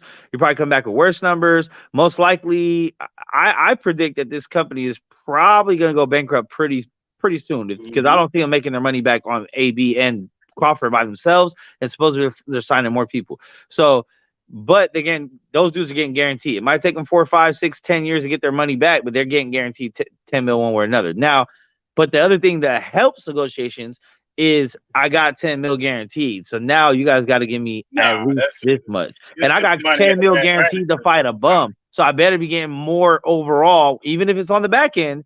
I should be getting more than 10 mil to fight Earl. Nah, bro, that's not. That's how it goes. Why would you take it any less? If you can fight bums for 10, why would you fight a real factor for less than? That don't make sense. But just because you had a lemon card and you found one fool to give you, $50,000 for a lemon, don't mean it's a bunch of fools lined up. Hey, Pittsburgh, it's not you just. You need to go find another lemon. Pittsburgh, you need to go find another fool to sell that lemon to. Man. Before this fight against this dude, Bud was already the highest guaranteed fighter, so he just became a higher guaranteed fighter. It just makes it even worse. Like, because you can say, he found a fool to give him 10 mil. Guess who that fool was before? Bob Arum. Bob Arum gave him a bunch of money guaranteed. And they broke, and they're not dealing with each other anymore. Yeah, and Bob Arum ain't out of business. He wasn't make no money. He said he wasn't making money. Yeah, he did. Now, I don't believe everything Bob said, but they have. Let's just say they don't have the best of business relationships. For sure. And I think Bob probably did lose some money. Fuck with Earl on the guarantees. On the guarantee because he guaranteed some shit. If Bob would have did back end shit too, Bud would have way less money in his bank account probably. Well, let's keep it 100 too. Bob doesn't do a great job of promoting African American fighters. Never have. Well, no fighter really.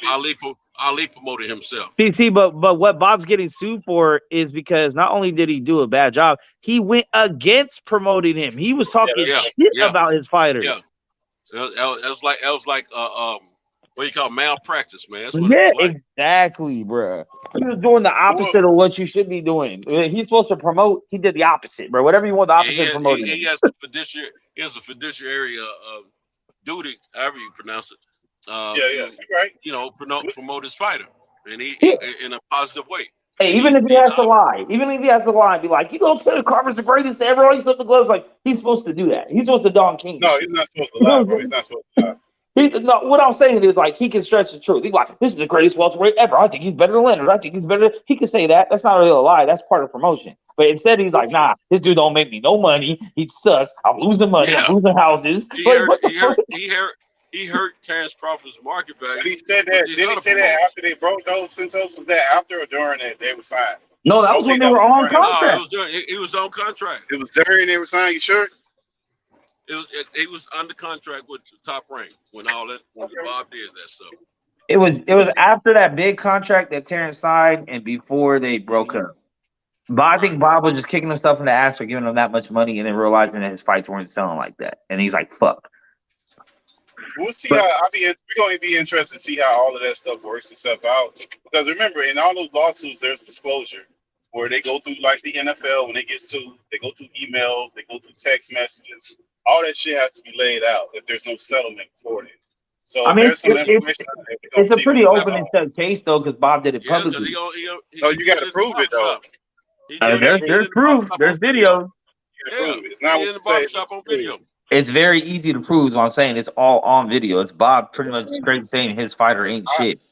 Hey Max, I done seen some. Listen, when Rick Ross got out of the jail and the rapper stole his whole fucking name and tried to sue. Yeah, that was crazy, bro. Nothing surprises me. That was crazy. Bro. Like you can never be surprised in the court system. Right or wrong, that shit don't. Hey, Right hey, or wrong don't necessarily agree in the court system, bro. and that's why Kodak Black is the greatest rapper to ever come out of Florida. Which one? Kodak, the GOAT of Florida. Yeah.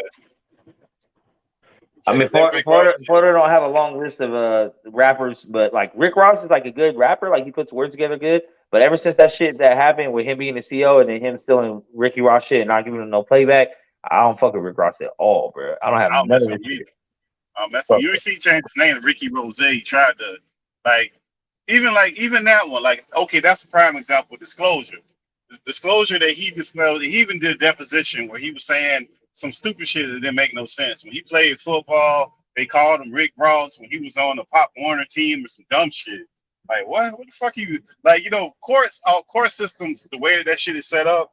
If you really go to court, by the time it goes to court, there's enough evidence for you to be viewing shit in public opinion, because you're gonna have depositions, you're gonna have emails, you're gonna have text, you're gonna have a lot of shit.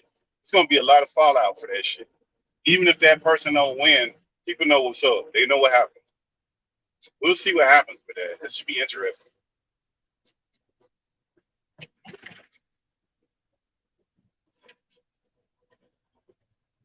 Yeah, I'm just like, I'm kind of like wondering. I mean, just for shits and giggles, I'm kind of just trying to figure out like what random ass company offered 50 mil for Bud and Spence. I'm thinking probably one of them Abu Dhabi dudes, which I think is probably one of the best bets to go over there because the Abu Dhabi's cashing out right now, bro, and the Middle East is cashing out on these fights, bro. They're probably going to be the new epicenter within the next 5 years of where most of these fights will be taking place. They can throw money away over there, man. Like they only got to make I think it's $40 a barrel on oil to make money, right? So they fluctuate that price, and OPEC, which is run by the Saudis, they command all of that shit. So like you'll see them, they got stupid money. They open up Saudi Aramco, which is a publicly little piece of that Saudi shit over there. It's a small percentage of it, and it's worth trillions of dollars. It's publicly traded. It's not even a whole fucking thing. So they got stupid money. They got old money to throw away, and it doesn't bother them because that's legit money that they got. They literally got so much they can't do nothing. So that's a completely different situation if that's what's happening. Who knows? But you know, a lot of their money gets blocked coming over here anyways. Yeah, because I don't see how any of these companies are making fights in these exhibitions. I know Mayweather's a big name, but I know he's not selling big ass pay-per-views against these random fucking dudes. I know that even their life get actually looks pretty decent when you look in the stadium. But once again, I think that's because a lot of these countries haven't had that. Like, you know, if you're in a country that never had Mayweather come, you probably see him fucking fight a 6-year-old. You know what I mean? He'd probably just show up like Mayweather's in our country. Like, so I think it lasts for a little bit, but I don't see the long-term success in any of this shit. But the thing is, as a fighter, if it's guaranteed, that's the thing. Like, when it comes to guaranteed shit, it's like, bro, if you're guaranteeing me 25 mil or 30 or 100 mil, I'm not asking no questions, bro. You guaranteed this shit. Like, I'm just making sure there's nothing I got to do to get the guarantee. Like, I'm not supposed to do X, Y, Z. And after that, I don't give a fuck how you get the money. Give me my money, bro. I don't care if your whole shit tanked, your shit went bankrupt, your mama died, your rent came up short, your house caught on fire. Give me my money. Like, you feel me? Like, so yeah, but that's cool. But just my thing is, Max, if you're gonna do that, just go do that. You ain't got to dirty up somebody else's name if you decide that you don't want to do business with them. You go over there, do business over there, and if you feel choose to come back, do that. But you ain't got to dirty somebody else up and do business somewhere else, bro. The NBA player that played for the Atlanta Hawks, when it came time for him to be a free agent, and they asked him at the press conference during his free agency, hey, what team you thinking about going to? Told him straight up, whoever pay me the most money. I can respect that. Like, just straight up.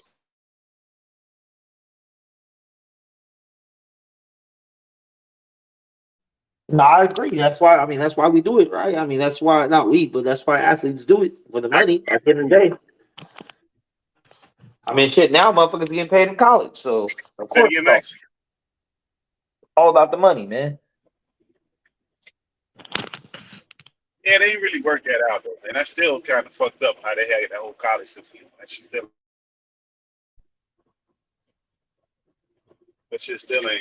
fucked up the way they got that system. Because those bowl games and which teams are getting those, you look at those bowl games and what those colleges are getting, man, it's some stupid amount of money. It's insane how much those colleges get paid. Those Hey, but federal once again, it comes down to leverage shit, bro. At the end of the day, the NCAA can be like, y'all motherfuckers should be happy you getting anything. Yep, because whoever plays Alabama, they got to take the low end of that stick. Whoever played, Tennessee, Texas, all them big colleges with all that huge following and fill up that stadium, man, you got to take the low end of the stick. You got to come in there and take a beating. Hopefully, they make it financially worth it.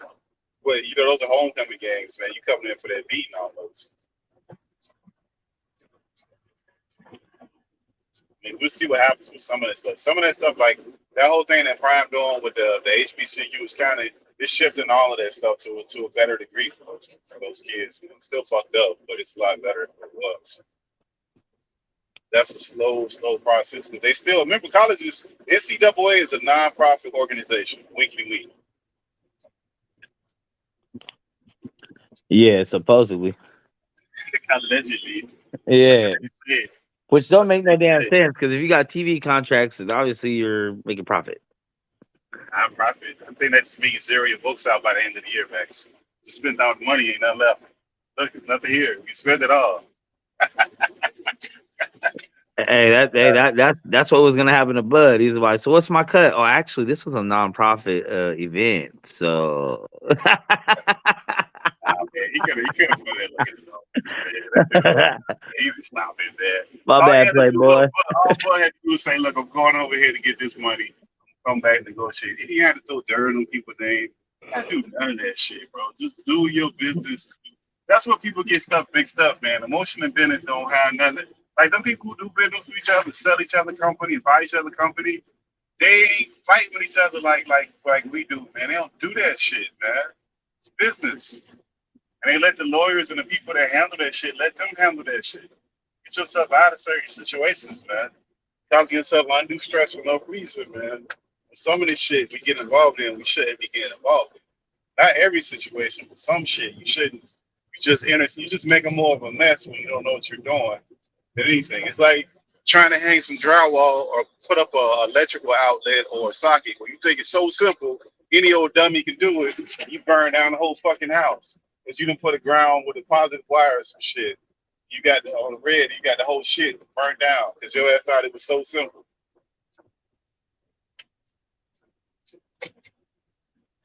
See this fight anyway, see what who's it?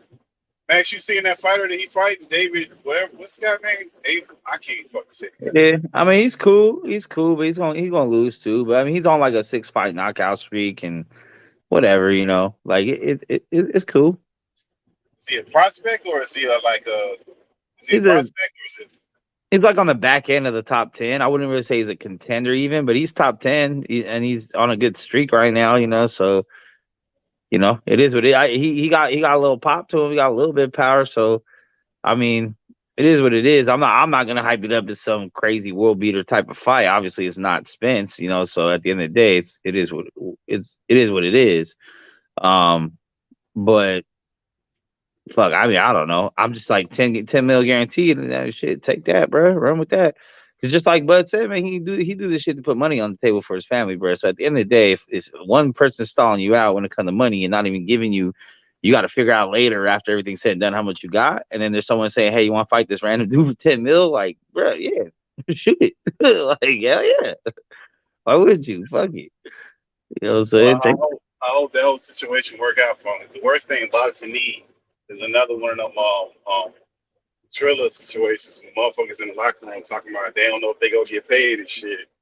Yeah, and I see something similar happening, just because I mean that's the main fear with new platforms. You know what I'm saying? Because you don't know where the money's coming from. There's no proof of concept. There's I keep telling y'all the Frank Warren has already told Bob Arum that his fighter already got his money in the account every nickel. That's third party. Frank Warren ain't saying that. That's Bob Arum saying that. That's not Frank Warren saying that. This is a startup company. They supposed to lose money. No. But Frank Warren didn't say that. That's okay. That's okay. But it's a startup in boxing for them. They supposed to lose money. They supposed to come in and smash. We're talking about they getting paid. We want to make sure they get the actual amounts that they're saying that they're going to give out. They're going to get the fighters getting paid. The fighters getting paid. I hope so. They're getting paid up front. They getting paid up front. And if you're smart with negotiations, you tell them that's part of it. It's amazing what y'all believe and what y'all don't believe. No, I'm saying I hope they do. We've never seen them put on this kind of promotion before. Like you should be skeptical of somebody who's coming in. I'm not trying to say he don't get paid. I hope he do. When the zone came in, we didn't know the zone for boxing. And they came but we can look up the zone, Santos. We can look up the zone and see who's in charge of this. Like we're inferring a lot of shit. Hey, hold on. Hey, Zone had crazy contracts they're passing out when they first came on. But you could see who was in charge though, Max. There was Eddie Hearns right there in the front. You know who Eddie Hearns was? Look, he was right there. If the folks are paying the money, if they paying the money up front, they're saying it. If Frank Warren said the money's there, I believe it. He didn't say that. Those Bob Arum said that. I think he told Bob ain't trying to help Crawford no more than the man. Man, I don't believe everything. Like I told you before, I don't believe everything Bob Arum said. Look, Bob spoke. Look at the interview. Bob spoke ill of that company. He spoke ill of Terrence. Then he spoke positive of Frank Warren. No reason for him to do that if he got to lie about it. We know he lied, but I don't think he was lying. I think he was telling the truth. I don't. You gotta be slightly. I don't think they make their money back, bro. I don't think they make their money back at all. No question about that. I don't know how they're paying that 10 mil, but no way. No promotion. No, there's no way. But most companies lose money in their first quarter. When they first start up. Yep. Nah, man, but that's not y'all saying that like that's an automatic. It depends on the climate, bro. It's beneficial for them to lose money on their tax for their tax purposes. It's promotion. No, that's not true. That's absolutely yes, it is. Yes, it is. No. It depends on how you lose that money and what you're losing that money in. So that's not everything. Everything that you lose money on, you can't write it off. Your expenses has a lot to do with your tax. No, you can't write everything off, Santos. You know that. We can't write everything off in our business. That's why I'm trying to tell you, because I do know that. I know what you can do. And if you got a bunch of, when your expenses almost exceed your gross, you good. You ain't not all the time. Depending on what it is, though, Santos. Man, come on, bro. You can't just lose money like that, bro. You can't just lose money, write everything off. Okay. All right. That's tax fraud. I ain't saying for you. That's tax fraud. I'm not saying for you to keep on losing money. I'm saying you can't willfully lose money. You can't willfully lose money, man. That's tax fraud. Look it up on Google. It's evasion. It's normal for businesses to lose money for X amount of time. It's normal. That's a normal process in a startup. Well, okay, whatever. I know better than that. I don't agree with it, but I know better than that. I definitely know better than that because I ain't never agreed with it. That's why I know better than that. I don't know what I read before I ever even got in business, and since I've been in business. It is normal. That's not. It depends on the business, Santos. Like I said, depending on the business, bro. And you can't just throw money away to get a tax right. And what other way to get rid of some money than boxing? Clean up some money and all that. Than boxing. It's a good way to wash money. Boxing is a business that is so corrupt and so many. It's so unregulated. I hear you, Santos, but I just hope this fight go off, man, because he's fighting nobody already. So I hope this ain't no thriller and everything work right. It's going on. They already selling the pay-per-views. Yeah, I hope so. They started selling the pay-per-views last week. Yeah, I don't think they got a venue though, do they? I don't think they got a venue yet. That's the other problem. I don't know, but they got something going. They selling pay-per-views already. They started selling them last week. I know people that bought them already. I know at least one person that bought it. Hey Max, you going to Omaha too? I might. I have tickets to a concert that day, and I was looking at going to Chris Rock and Dave Chappelle, but I think I might go out there. Where's Chris Rock at? Chris Rock, Dave Chappelle are going on tours, so they're everywhere, man. I know they got 3 California dates or 4 California dates. So, but tickets were like $250, almost $3. That's why I'm about to say they doing a hell of a job. They tickets gonna be a lot more expensive than this fight. Oh yeah, it's gonna be a lot. Yeah, when they just started. The nosebleeds are $250, bro, over here in Cali. So I'm thinking like instead of spending that's should be at least half my plane ticket. Like I don't know. I think I might go. I'm really like interested in trying to get a little more out of Cali. Now being on here with y'all, night after night, I just see like there's so many other types of people in the United States. So I'm just like, let me go ahead and get out of state a little bit and get a little bit of this, a little bit of that. Plus, if the homies are going, it's like shit. Why not? I'm pretty sure Omaha, Nebraska can't be that expensive. It's probably cheaper than Cali in all regards. Right. So That's my thought right there. yeah. Hey, look, if the pay-per-view is $39.95, Tickets got to be cheap. Man, Hotel they might 6 not or be- they might be Airbnb got to more- be cheap. yeah, it might be more than $39.95, but still, it might be one of the cheapest tickets I'll ever get to purchase. I'm saying Terrence the Crawford fight. tickets are the tickets probably gonna be on pace with what that LA fight was looking at going to. So it's like, Mhm. I might as 'Cause, well. The pay-per-view is already cheaper than most local promotions that I know of. Shoot, I mean, they charge $40, $39.95, $49.95, all that. The And local plus, company. I'm not gonna sit here and be a hypocrite like everybody else that fucking hates Bud when they talk all this. See, this thing, a lot of these motherfuckers sit here all fucking day. How many times we heard it this past year on this pro-black bullshit? And then when they have a card right here, independently ran, pro-black, motherfuckers ain't going because of their fucking emotions. Because they Well, we suck don't know another if it's man's pro dick. black though, Max. Yeah. We don't know if it's pro black. It's called Black Prime. I'm That saying don't mean Terrence it's black Crawford. people that own It's it. Terrence Crawford.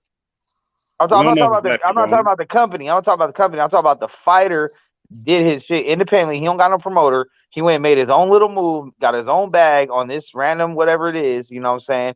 He himself is independently getting his money. So I'm like, yo, this is shit that everyone was talking about all the time. Why do we even do it with the promoters? The fighters could do it themselves. What do you really need a promoter for? So Bud doing just like Haney did. I'm giving credit to Haney too. Haney did this thing just like Farmer and Mickey Bay were trying to do, whatever. Like, I'm gonna support that because that's the independent grind, man. Like, there's still Right. times where I spend $10 to buy a dude CD that I know I'm never gonna listen to because he's grinding, bro.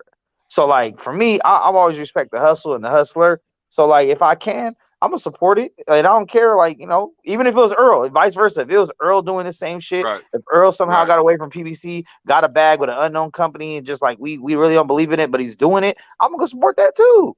Like Man, if I can. that'd be Yeah, the killer of the but Max, century if right it's there. not Earl wanted to entertaining, leave if people PBC. ain't, you have to put on and have a Him good and Terrence. product, bro. That's not a good product. That guy he's fighting, that nobody believes that guy Bro, has a chance to majority of beat this shit Bud, ain't a good man. product. You think Spence Man, let me Ugas tell you was a good something. Let me product? tell you something. When it comes down to boxing, man, the main thing that most fans care about is who's in the ring. Period. I don't venture local promotions that ain't nowhere near what these high-end, bright lights, big-time network promotions are like. And guess what? I did not give a crap because I didn't pay that high-end promotional money. So I'm Facts. cool. I was worried about who's in the fight. And guess who I got to see at the last local promotional fights that I attended back in July and didn't know he was gonna be there. Big Baby Who? Miller. Big Baby Miller. The drug, No. the steroid, Yeah, that's pretty steroid cool. user himself. But the thing Yeah. about it, he didn't care about what what the promotion was. He was trying to get back up. And I didn't care. Every fan that watched those fights were happy about the results that we saw that night. We don't care, but real fight fans don't care about. I'm gonna call them real fight fans that go to them local fights like that, because they ain't care. They ain't about the A side, B side, none of that. It's about who's fighting. And so I don't care about all that, man. I care about the because I'm gonna tell you something. When I see all that glitz and glamour in them high end cities, them high end hotels, I think of how much it's gonna cost me. That's what I think about. Facts. I don't be tripping about it. Hey, I want to see Santos, the fight. I was just talking about this shit when it comes to sports tickets. I said it's a catch-22 because it's like you want your team to make the Super Bowl, do the best they can championship, but those tickets gonna be crazy. But when your team sucks, you get tickets for hella cheap. Hold up, Max. We got a comment. Somebody made a good point. It said Bud whole team told people to boycott Spence fight, and now his fans are talking. They support the black man BS. Yeah, Snack B. I ain't never talked about boycotting nobody's No, fight. not you, Bud's team. That wasn't nobody on this panel. No, that wasn't Bud's his team. team. That was some fans that said Nah, that was wasn't Bernie his the Boxer team. and a few other people in this camp. Yeah, it was. I'm telling you, that's why I heard it too. He did. You know, Bernie said all kind of ridiculous shit. He never get checked. They need to shut him, Like Terrence Crawford need to get rid of that motherfucker because he do not help him at all. He shut his stupid ass down. He also said, I can't believe that. He said a lot of crazy shit over the last couple of weeks, bro. That dude, I don't know why they still let that dude. That's like the cousin or the friend that you grew up with, but he fucking up your business, and you don't want to go and G-check him, but he's steady fucking up your business. That's what that Bernie the Boxer clown is, because he's not helping him with promotion. I don't know exactly when he said it, man. He said a bunch of crazy shit. He also said we ran off. We left them niggas in the dust. We ran off on them. Like, he said a lot of crazy shit, man. That dude, that's ridiculous, man. I hate people like that, man. They just say emotional bullshit. Somebody ain't getting paid for nothing to do it. Yeah, man. He muddied the waters because now you don't know, like, is that him or is that Bud? So you assume it's him because Bud don't tell him, hey, man, shut the fuck up. So you got to assume it's him. I'm gonna look at this. Yeah, I'm going to look at it that Bernie act on his own, because I'm going to tell you something. I ain't mad at Bud about what he did. And I don't think Bud is, you know, really tripping, but he feel like he made a great business move for himself and his family. And when it comes down, you know, the way Bernie is operating, I'm not upset with Earl Spence about this situation. I feel Earl wanted this fight and wanted to make it go. I think PBC had a lot to do with why this fight didn't happen. And they won't claim it, but I know they did. I don't think so. I'm just gonna put the blame where it need to be, in my opinion. Yeah, but it's not PBC. The market is what it is. They're not writing blank checks right now. Man, let me tell you something, bro. They're not writing blank checks, man. If Eddie Hearn can go out and find money, so can they. That's not true. Yep. Listen, if they're contracted to those networks, you gonna tell me that Eddie Hearn? So you feel Eddie Hearn is a better business person than Al Heyman? It ain't got nothing to do with business, man. If he who's Eddie Hearn usually put his fights on? He put his fights on his own, right? All his fights go on his own, right? Yeah, his fights go on his own. So he got the acquiesce to the zone.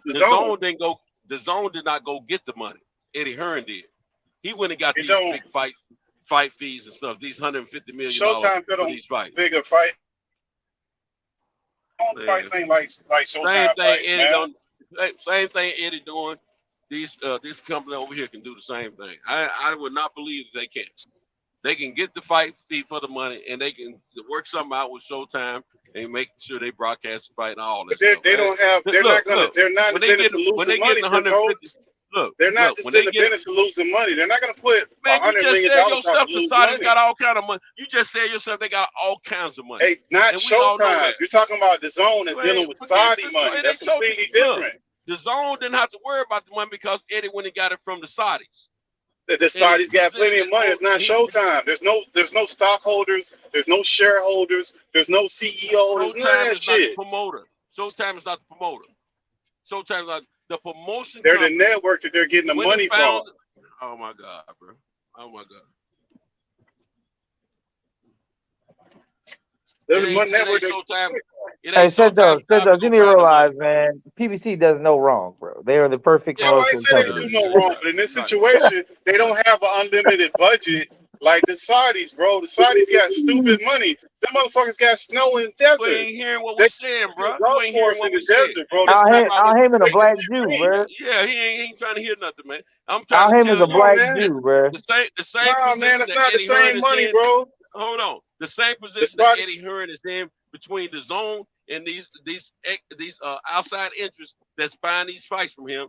That's the same thing that PBC can do along with Tom Brown and go get this money and break bread with Showtime and all that stuff. Yeah. They have how you know that? How you know that? Company that they're getting money from, man. They're not getting money from a Saudi person that's unaccounted for.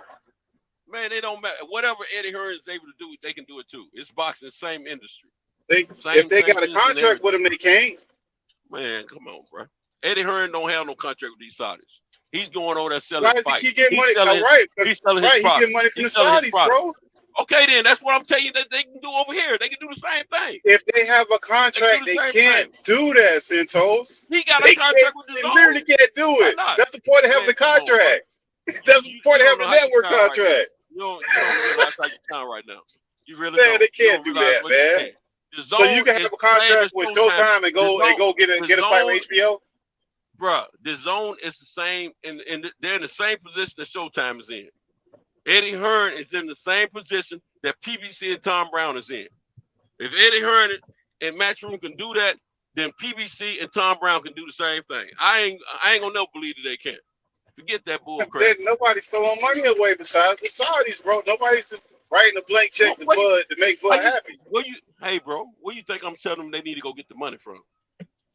Ain't nobody writing no blank check from them. They can't though if they have a next contract though. That's what I'm telling you. Are you hearing me? Are you hearing me? Or are you just not listening? I heard what you said. Are you hearing me? Or are you not assuming listening? that they could just bypass Showtime and just go straight to the Saudis? You didn't hear When what I have they said. ever done that? You didn't hear what I said then, did you? You didn't. Max, did you understand what I was saying, Max? Yeah, I've been understanding, bro. So I don't understand why he can't understand what I'm saying. Bro, I hear what you're saying, but if they have a contract. Saying, look here, look, let me tell you something. The broadcasting network for Eddie Hearn's organization is DAZN. The broadcasting organization for PBC and Tom Brown Promotions is either Showtime or Fox, depending on the fighters. The entity of Match. Yep, lost it, Santos. Did we lose him? Oh man, we probably ain't gonna get him back, dude, because Bush's name gone out of here. Answer. No, he's still there. There you go. Still there. Say that again, Santos. I didn't hear what you said. You broke up. Your phone on life support, Santos. Santos. Up. Look. He went to that spot, man. RIP.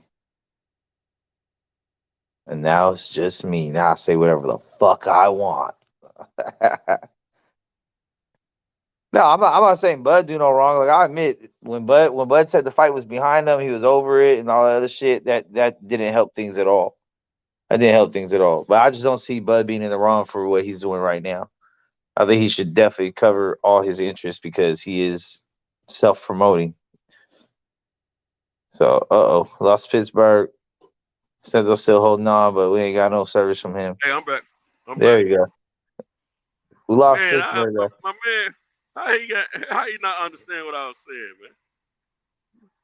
Right. I mean, I think people forget too that Al Heyman is connected. He ain't no new promoter. He's been connected around the world, man.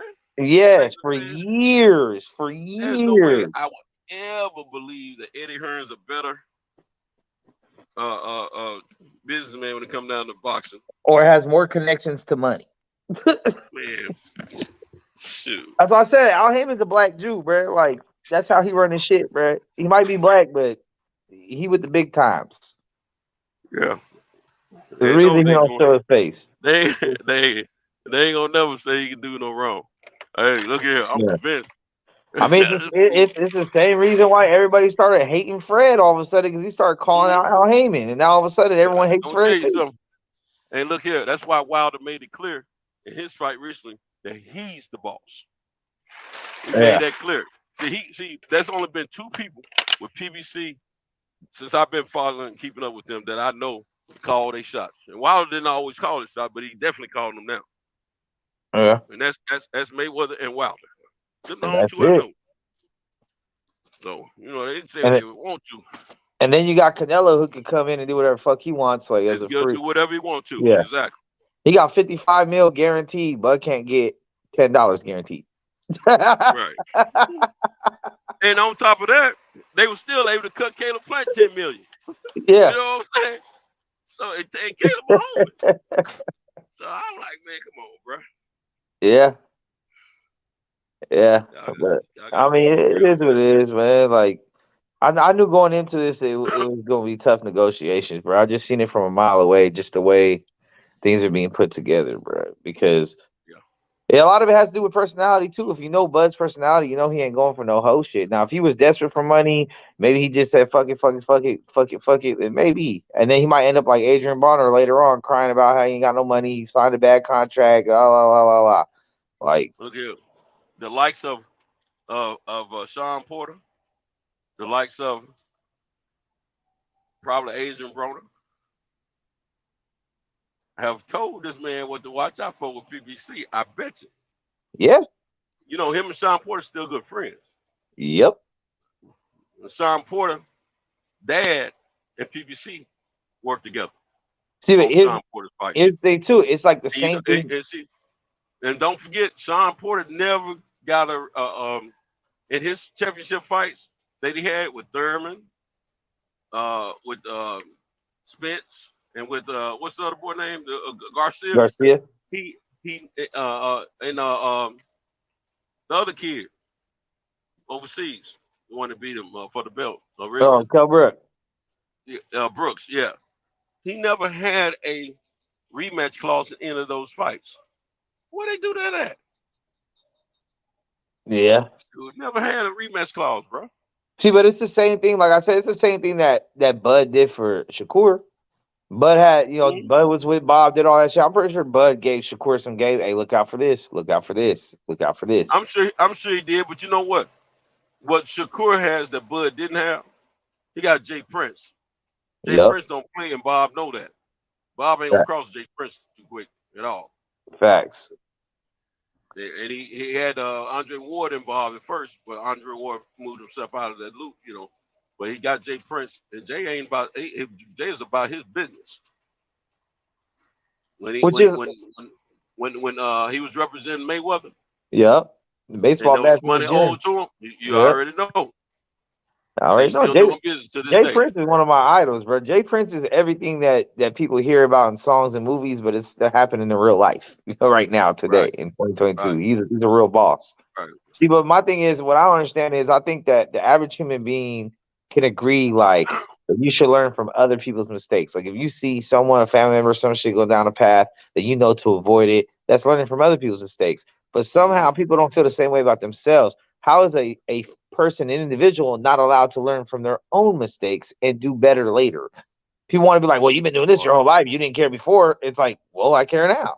Well, like, what's the difference? Like, I don't understand, because even when they talk about, they never asked Bob to see his books, Bob gave him a guarantee. It didn't matter where the money came from. He was going to get it regardless. That's the point of a guarantee. Yeah, he wasn't going to lose it. It don't matter. He was getting what he agreed to. So it didn't matter at that point what the back end was. It didn't at all. Who cares?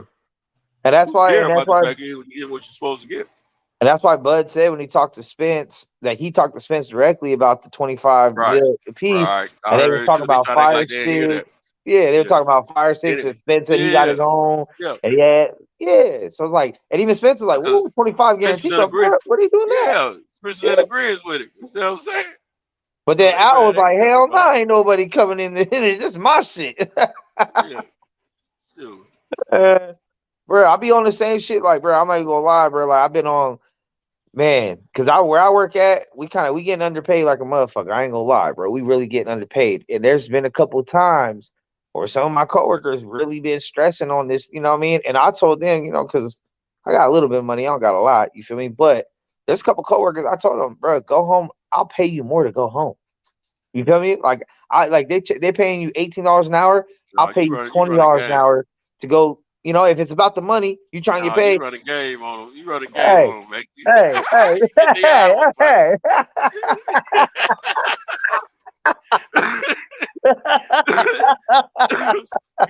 You pivot in the third degree, and they don't realize. Man, you going to the house, man. I got you. Hey, I'm just saying, bro. Like, I'm like, look, if I can pay you more to go home and relax. You know what I'm saying? Like, yeah. Do y'all get tips or anything like that? It depends. So, like, the one I'm talking about in particular, we did a catering event, and there was no tips and no gratuity. That's what I'm talking about. Okay. Yeah, it was 18 an hour. It was just 18 hours straight up, and motherfuckers are stressing. And I got the female I've been talking to, my main piece. She worked with me too, but she only works catering, so she don't really work the bar like that. But she's straight. She like, technically she could be she could get disability, but she just chooses to keep working instead of taking the check, right? So she was hurting, and I told her, I was like, baby, you only got like 4 more hours here. Just go home early. You're stressing. You're hurting. This ain't worth it. And she's like, well, I need to pay her up. I was like, look, they're paying you 18 an hour. You're going to get tax taken out. I'll pay you 20 an hour to leave, go home, and lay down with no taxes taken out. So you tell me it's about the money, or what's it about? And then she just like looked at me crazy. And then my boss kind of got mad, but I'm like, bro, you're not paying nobody, bro. Like, you know what I'm saying? Like I me myself, I gave this, and I'm not a boss that had anything to do with me. I gave the dishwasher extra $20.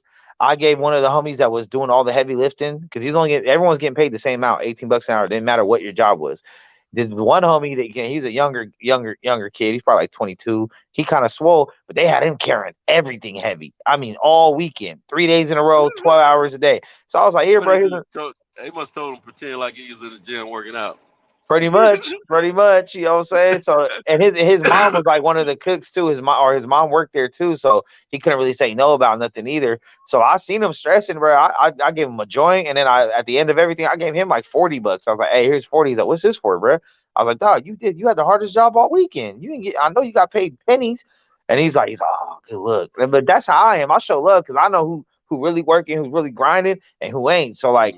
The dishwasher was washing dishes in a tub of water, bro. Like they didn't even have a sink out that bitch because we were in a tent. So I was like, yo, I know you hate your job. Here's another 20 because I see you grinding. So I'm not even the owner of this environment. But I know that the whole reason people have jobs is to get paid money, bro. So more work should mean more money. And in this case, if you run across a catering job, they'll come and work for you, huh? Exactly. Matter of fact, and I told some people at my job, I said, look, because catering is pretty cool because you don't have like set out, like, you know, it's just events. You pick and choose when you want to do it.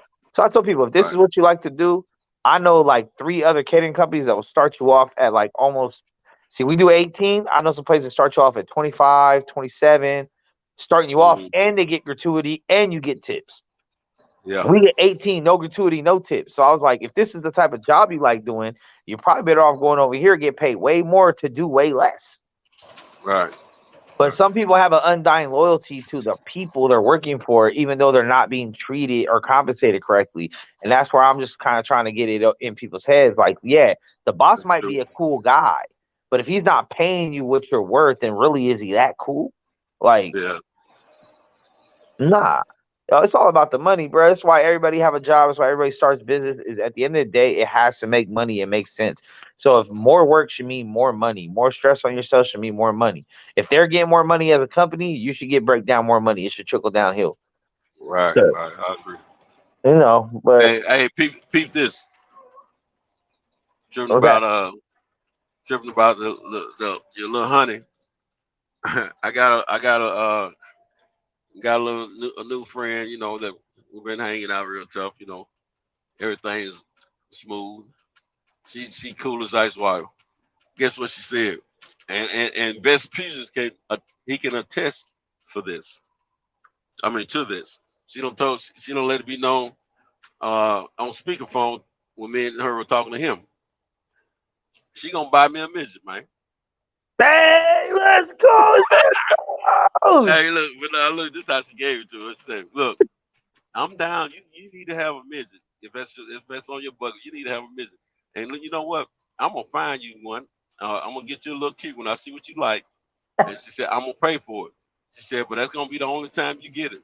She said, because that's why I'm gonna be involved. I'm gonna make sure you get what you're supposed to get, and I'm gonna tell her to take care of you tremendously because she gonna be the one and only. Because after that, it ain't gonna be, that's gonna be part of your bucket list. You know what I'm saying?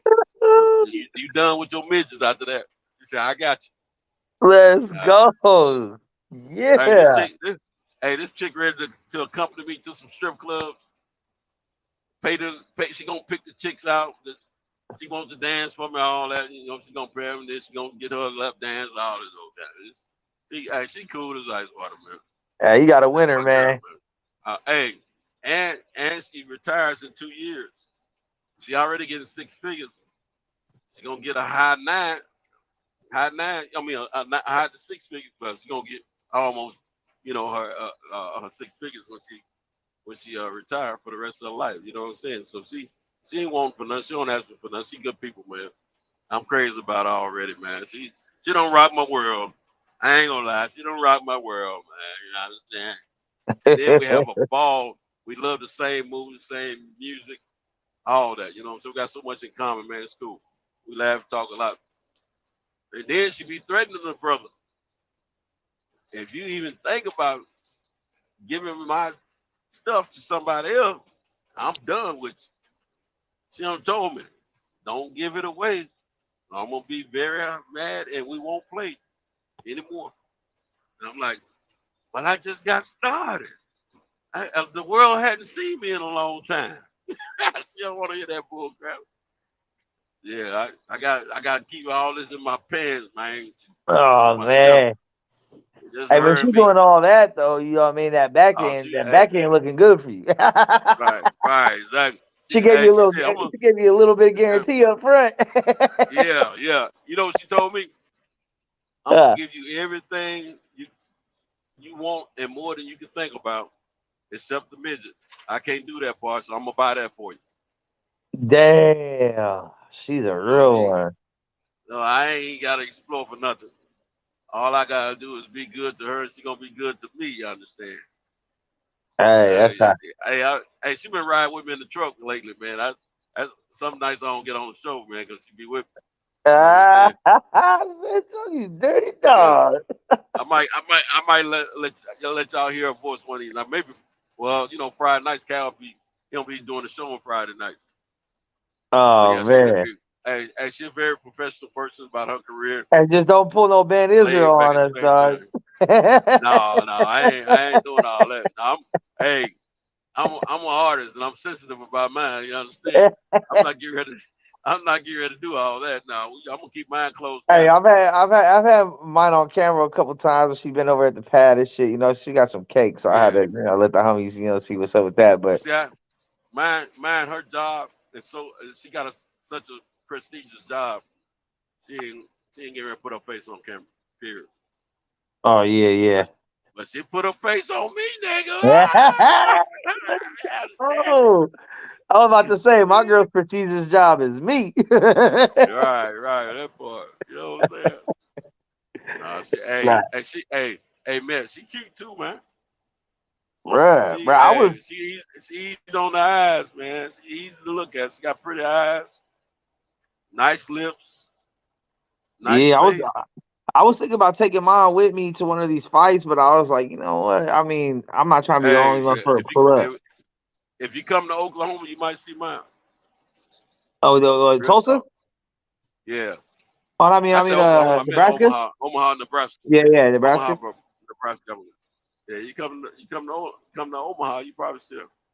Yeah, I'm thinking about because I've been already talking to old girl. I'm like, bro, we need to go on a little vacation. We need to get out of She's like, where you want to go? Like LA or something? I'm like, I mean, LA is cool, but if we get out of state, that'd be cool. So I'm trying to see because she ain't really she don't really watch the fights and shit. You feel me? So I know that. This one don't need her. This one don't care nothing about sports. She just want to hang with her brother. See that, and that's the thing. Old girl want to hang with me, but it's kind of like it's like, okay, we do the fight, you know, at least we got to go out to go dance. We got to do something for her too. You know what I'm saying? It's cool. It's a good payoff. I don't mind. But I was, you know, I'm trying to see what's up. Because at the same time, I ain't trying to be the only one popping up with a female. And they're like, all right, bro, because if it's going to be all the homies, it's going to be all the homies. That's why even with LA, I'm like thinking about possibly taking my daughter. But I'm like, I mean, if we're going to get into nighttime activities, I can't bring the kid. But if we just going to go to the fight and everyone's going to turn down afterwards, then it's cool. My gal already told me, I ain't gonna get in the way of you and your home. You know, she said I may or may not go to the fight. She said I just may stay in that hotel room and wait for you. You can go out and kick it and have your good time, do whatever. She said as long as you come home to me, we're good. I'm definitely coming home to you. I'm coming home to you. Look here, I can go out, kick it, watch the fight, kick it, go to the strip club, kick it. Now she might want to go to the strip club. She already said that. Might want to go for that one. I might have to bring it on there, but then again, maybe not. But as long as I come back to the right hotel room, that's all she care about. Hey, it's a matter. Yeah. I mean, old girl, like, you know, because I'm on this little trip by myself out of town right now. She ain't really tripping like that. We just have a little communication, but she ain't telling me like, let me see the background. That's the type of shit I'm with, bro. Like, look, I'm a grown man. Treat me like a grown man, and I'm gonna stay that. You feel me? Look, right. So you want to start treating me like a kid, and I can get real childish then. If that's where you want to put me, shit. I mean, like I tell females all the time, I'm gonna make whatever you think about me come true. Cause I ain't even in the position to like be like, no, that's not who I am. Like, oh, you think I'm that? Okay, let me show you what that's like then. Cause like I tell girls, if you think I'm a certain way and I feel like I'm not, then when I become that certain way to you, it shouldn't change anything because according to you, that's who I am already. So I guess sometimes I gotta show people what it's like. You feel me? So it's like girls be like, you're an asshole. Like, I'm not. I'm really nice to you. No, you're an asshole. Okay, let me show you what being an asshole is like, and then we'll make you grateful that I wasn't. Yeah, my gal, she was telling me I had to end of November to shut off all this activity I have on right now. So I had to the end of November to shut it down. Then she came back, gave me a little reprieve. So she gave me to the end of the year. Then she came back and gave me a little bit more reprieve. Said, okay, I know you want a date. I know you've been married for 21 years, this, that, and the third. So I tell you what, I'm gonna let you go ahead and date, but you better not be having sex with her. If you having sex with her, let me know. That's why that's why I'm done at right there. She don't want me, Come on. She don't want me She think you gonna go out on a date with another bitch and not fuck though or get some head or some shit? Come on now. She don't want me having no nighttime dates. Just do a lunch dates and shit here and there. Yeah, lunch, and that's because that's basically what I told her. That's what I have agreed to some lunch dates before me and her got close as we have, and I hadn't made good on them yet. And I don't want to be. I'm a man of my word, so I'm still. But how you feel the other way around though? How you feel vice versa? I have no problem. I have no problem. She know I told her I wanted her to date. I have no problem whatsoever, bro. So you don't care if you get her back blown out and come see you after? Hey, I don't need to hear about it. I don't need to know about it. You know what I'm saying? But when I find out, I ain't gonna be like her. I ain't gonna get mad about it. I'm gonna go blow somebody else's back out. Then we even. Yeah, you're an old school player from the Himalayas, man. You already know.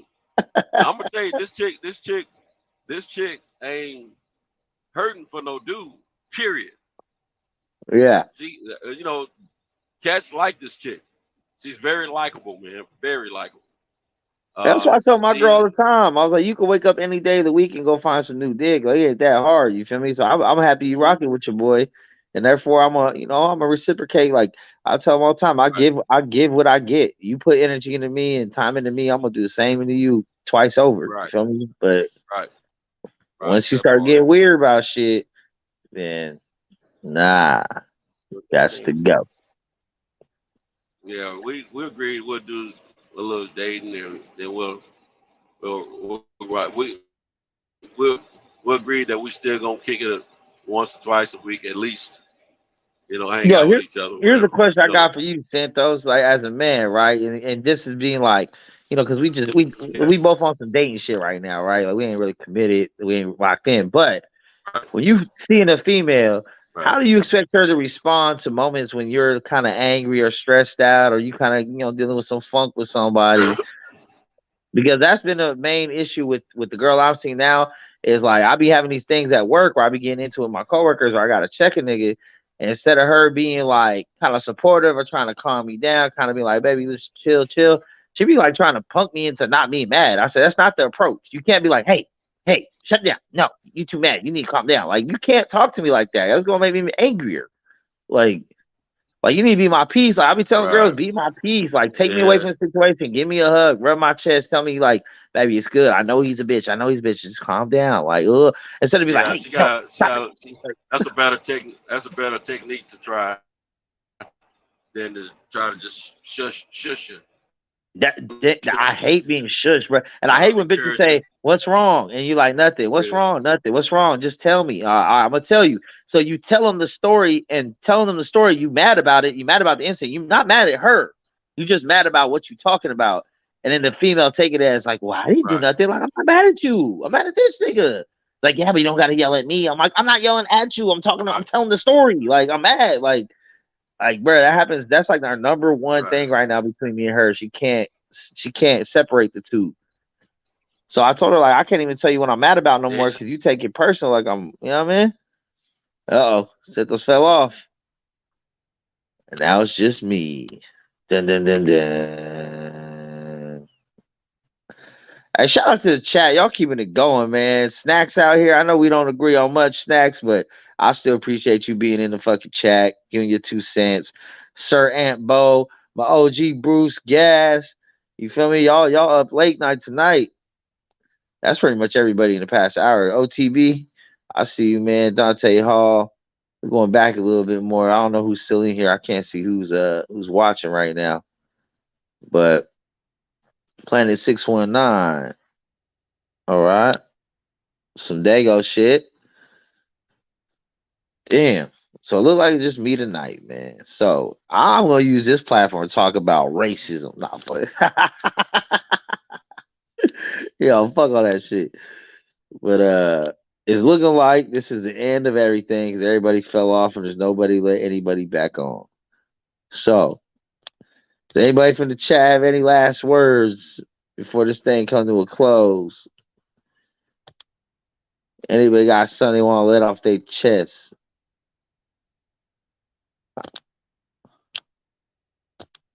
Just remember, gentlemen, dick run shit, not pussy. Pussy only has the power you give it. Just remember that. It's a man's world. Don't let these bitches run shit. And with that said, I'm out.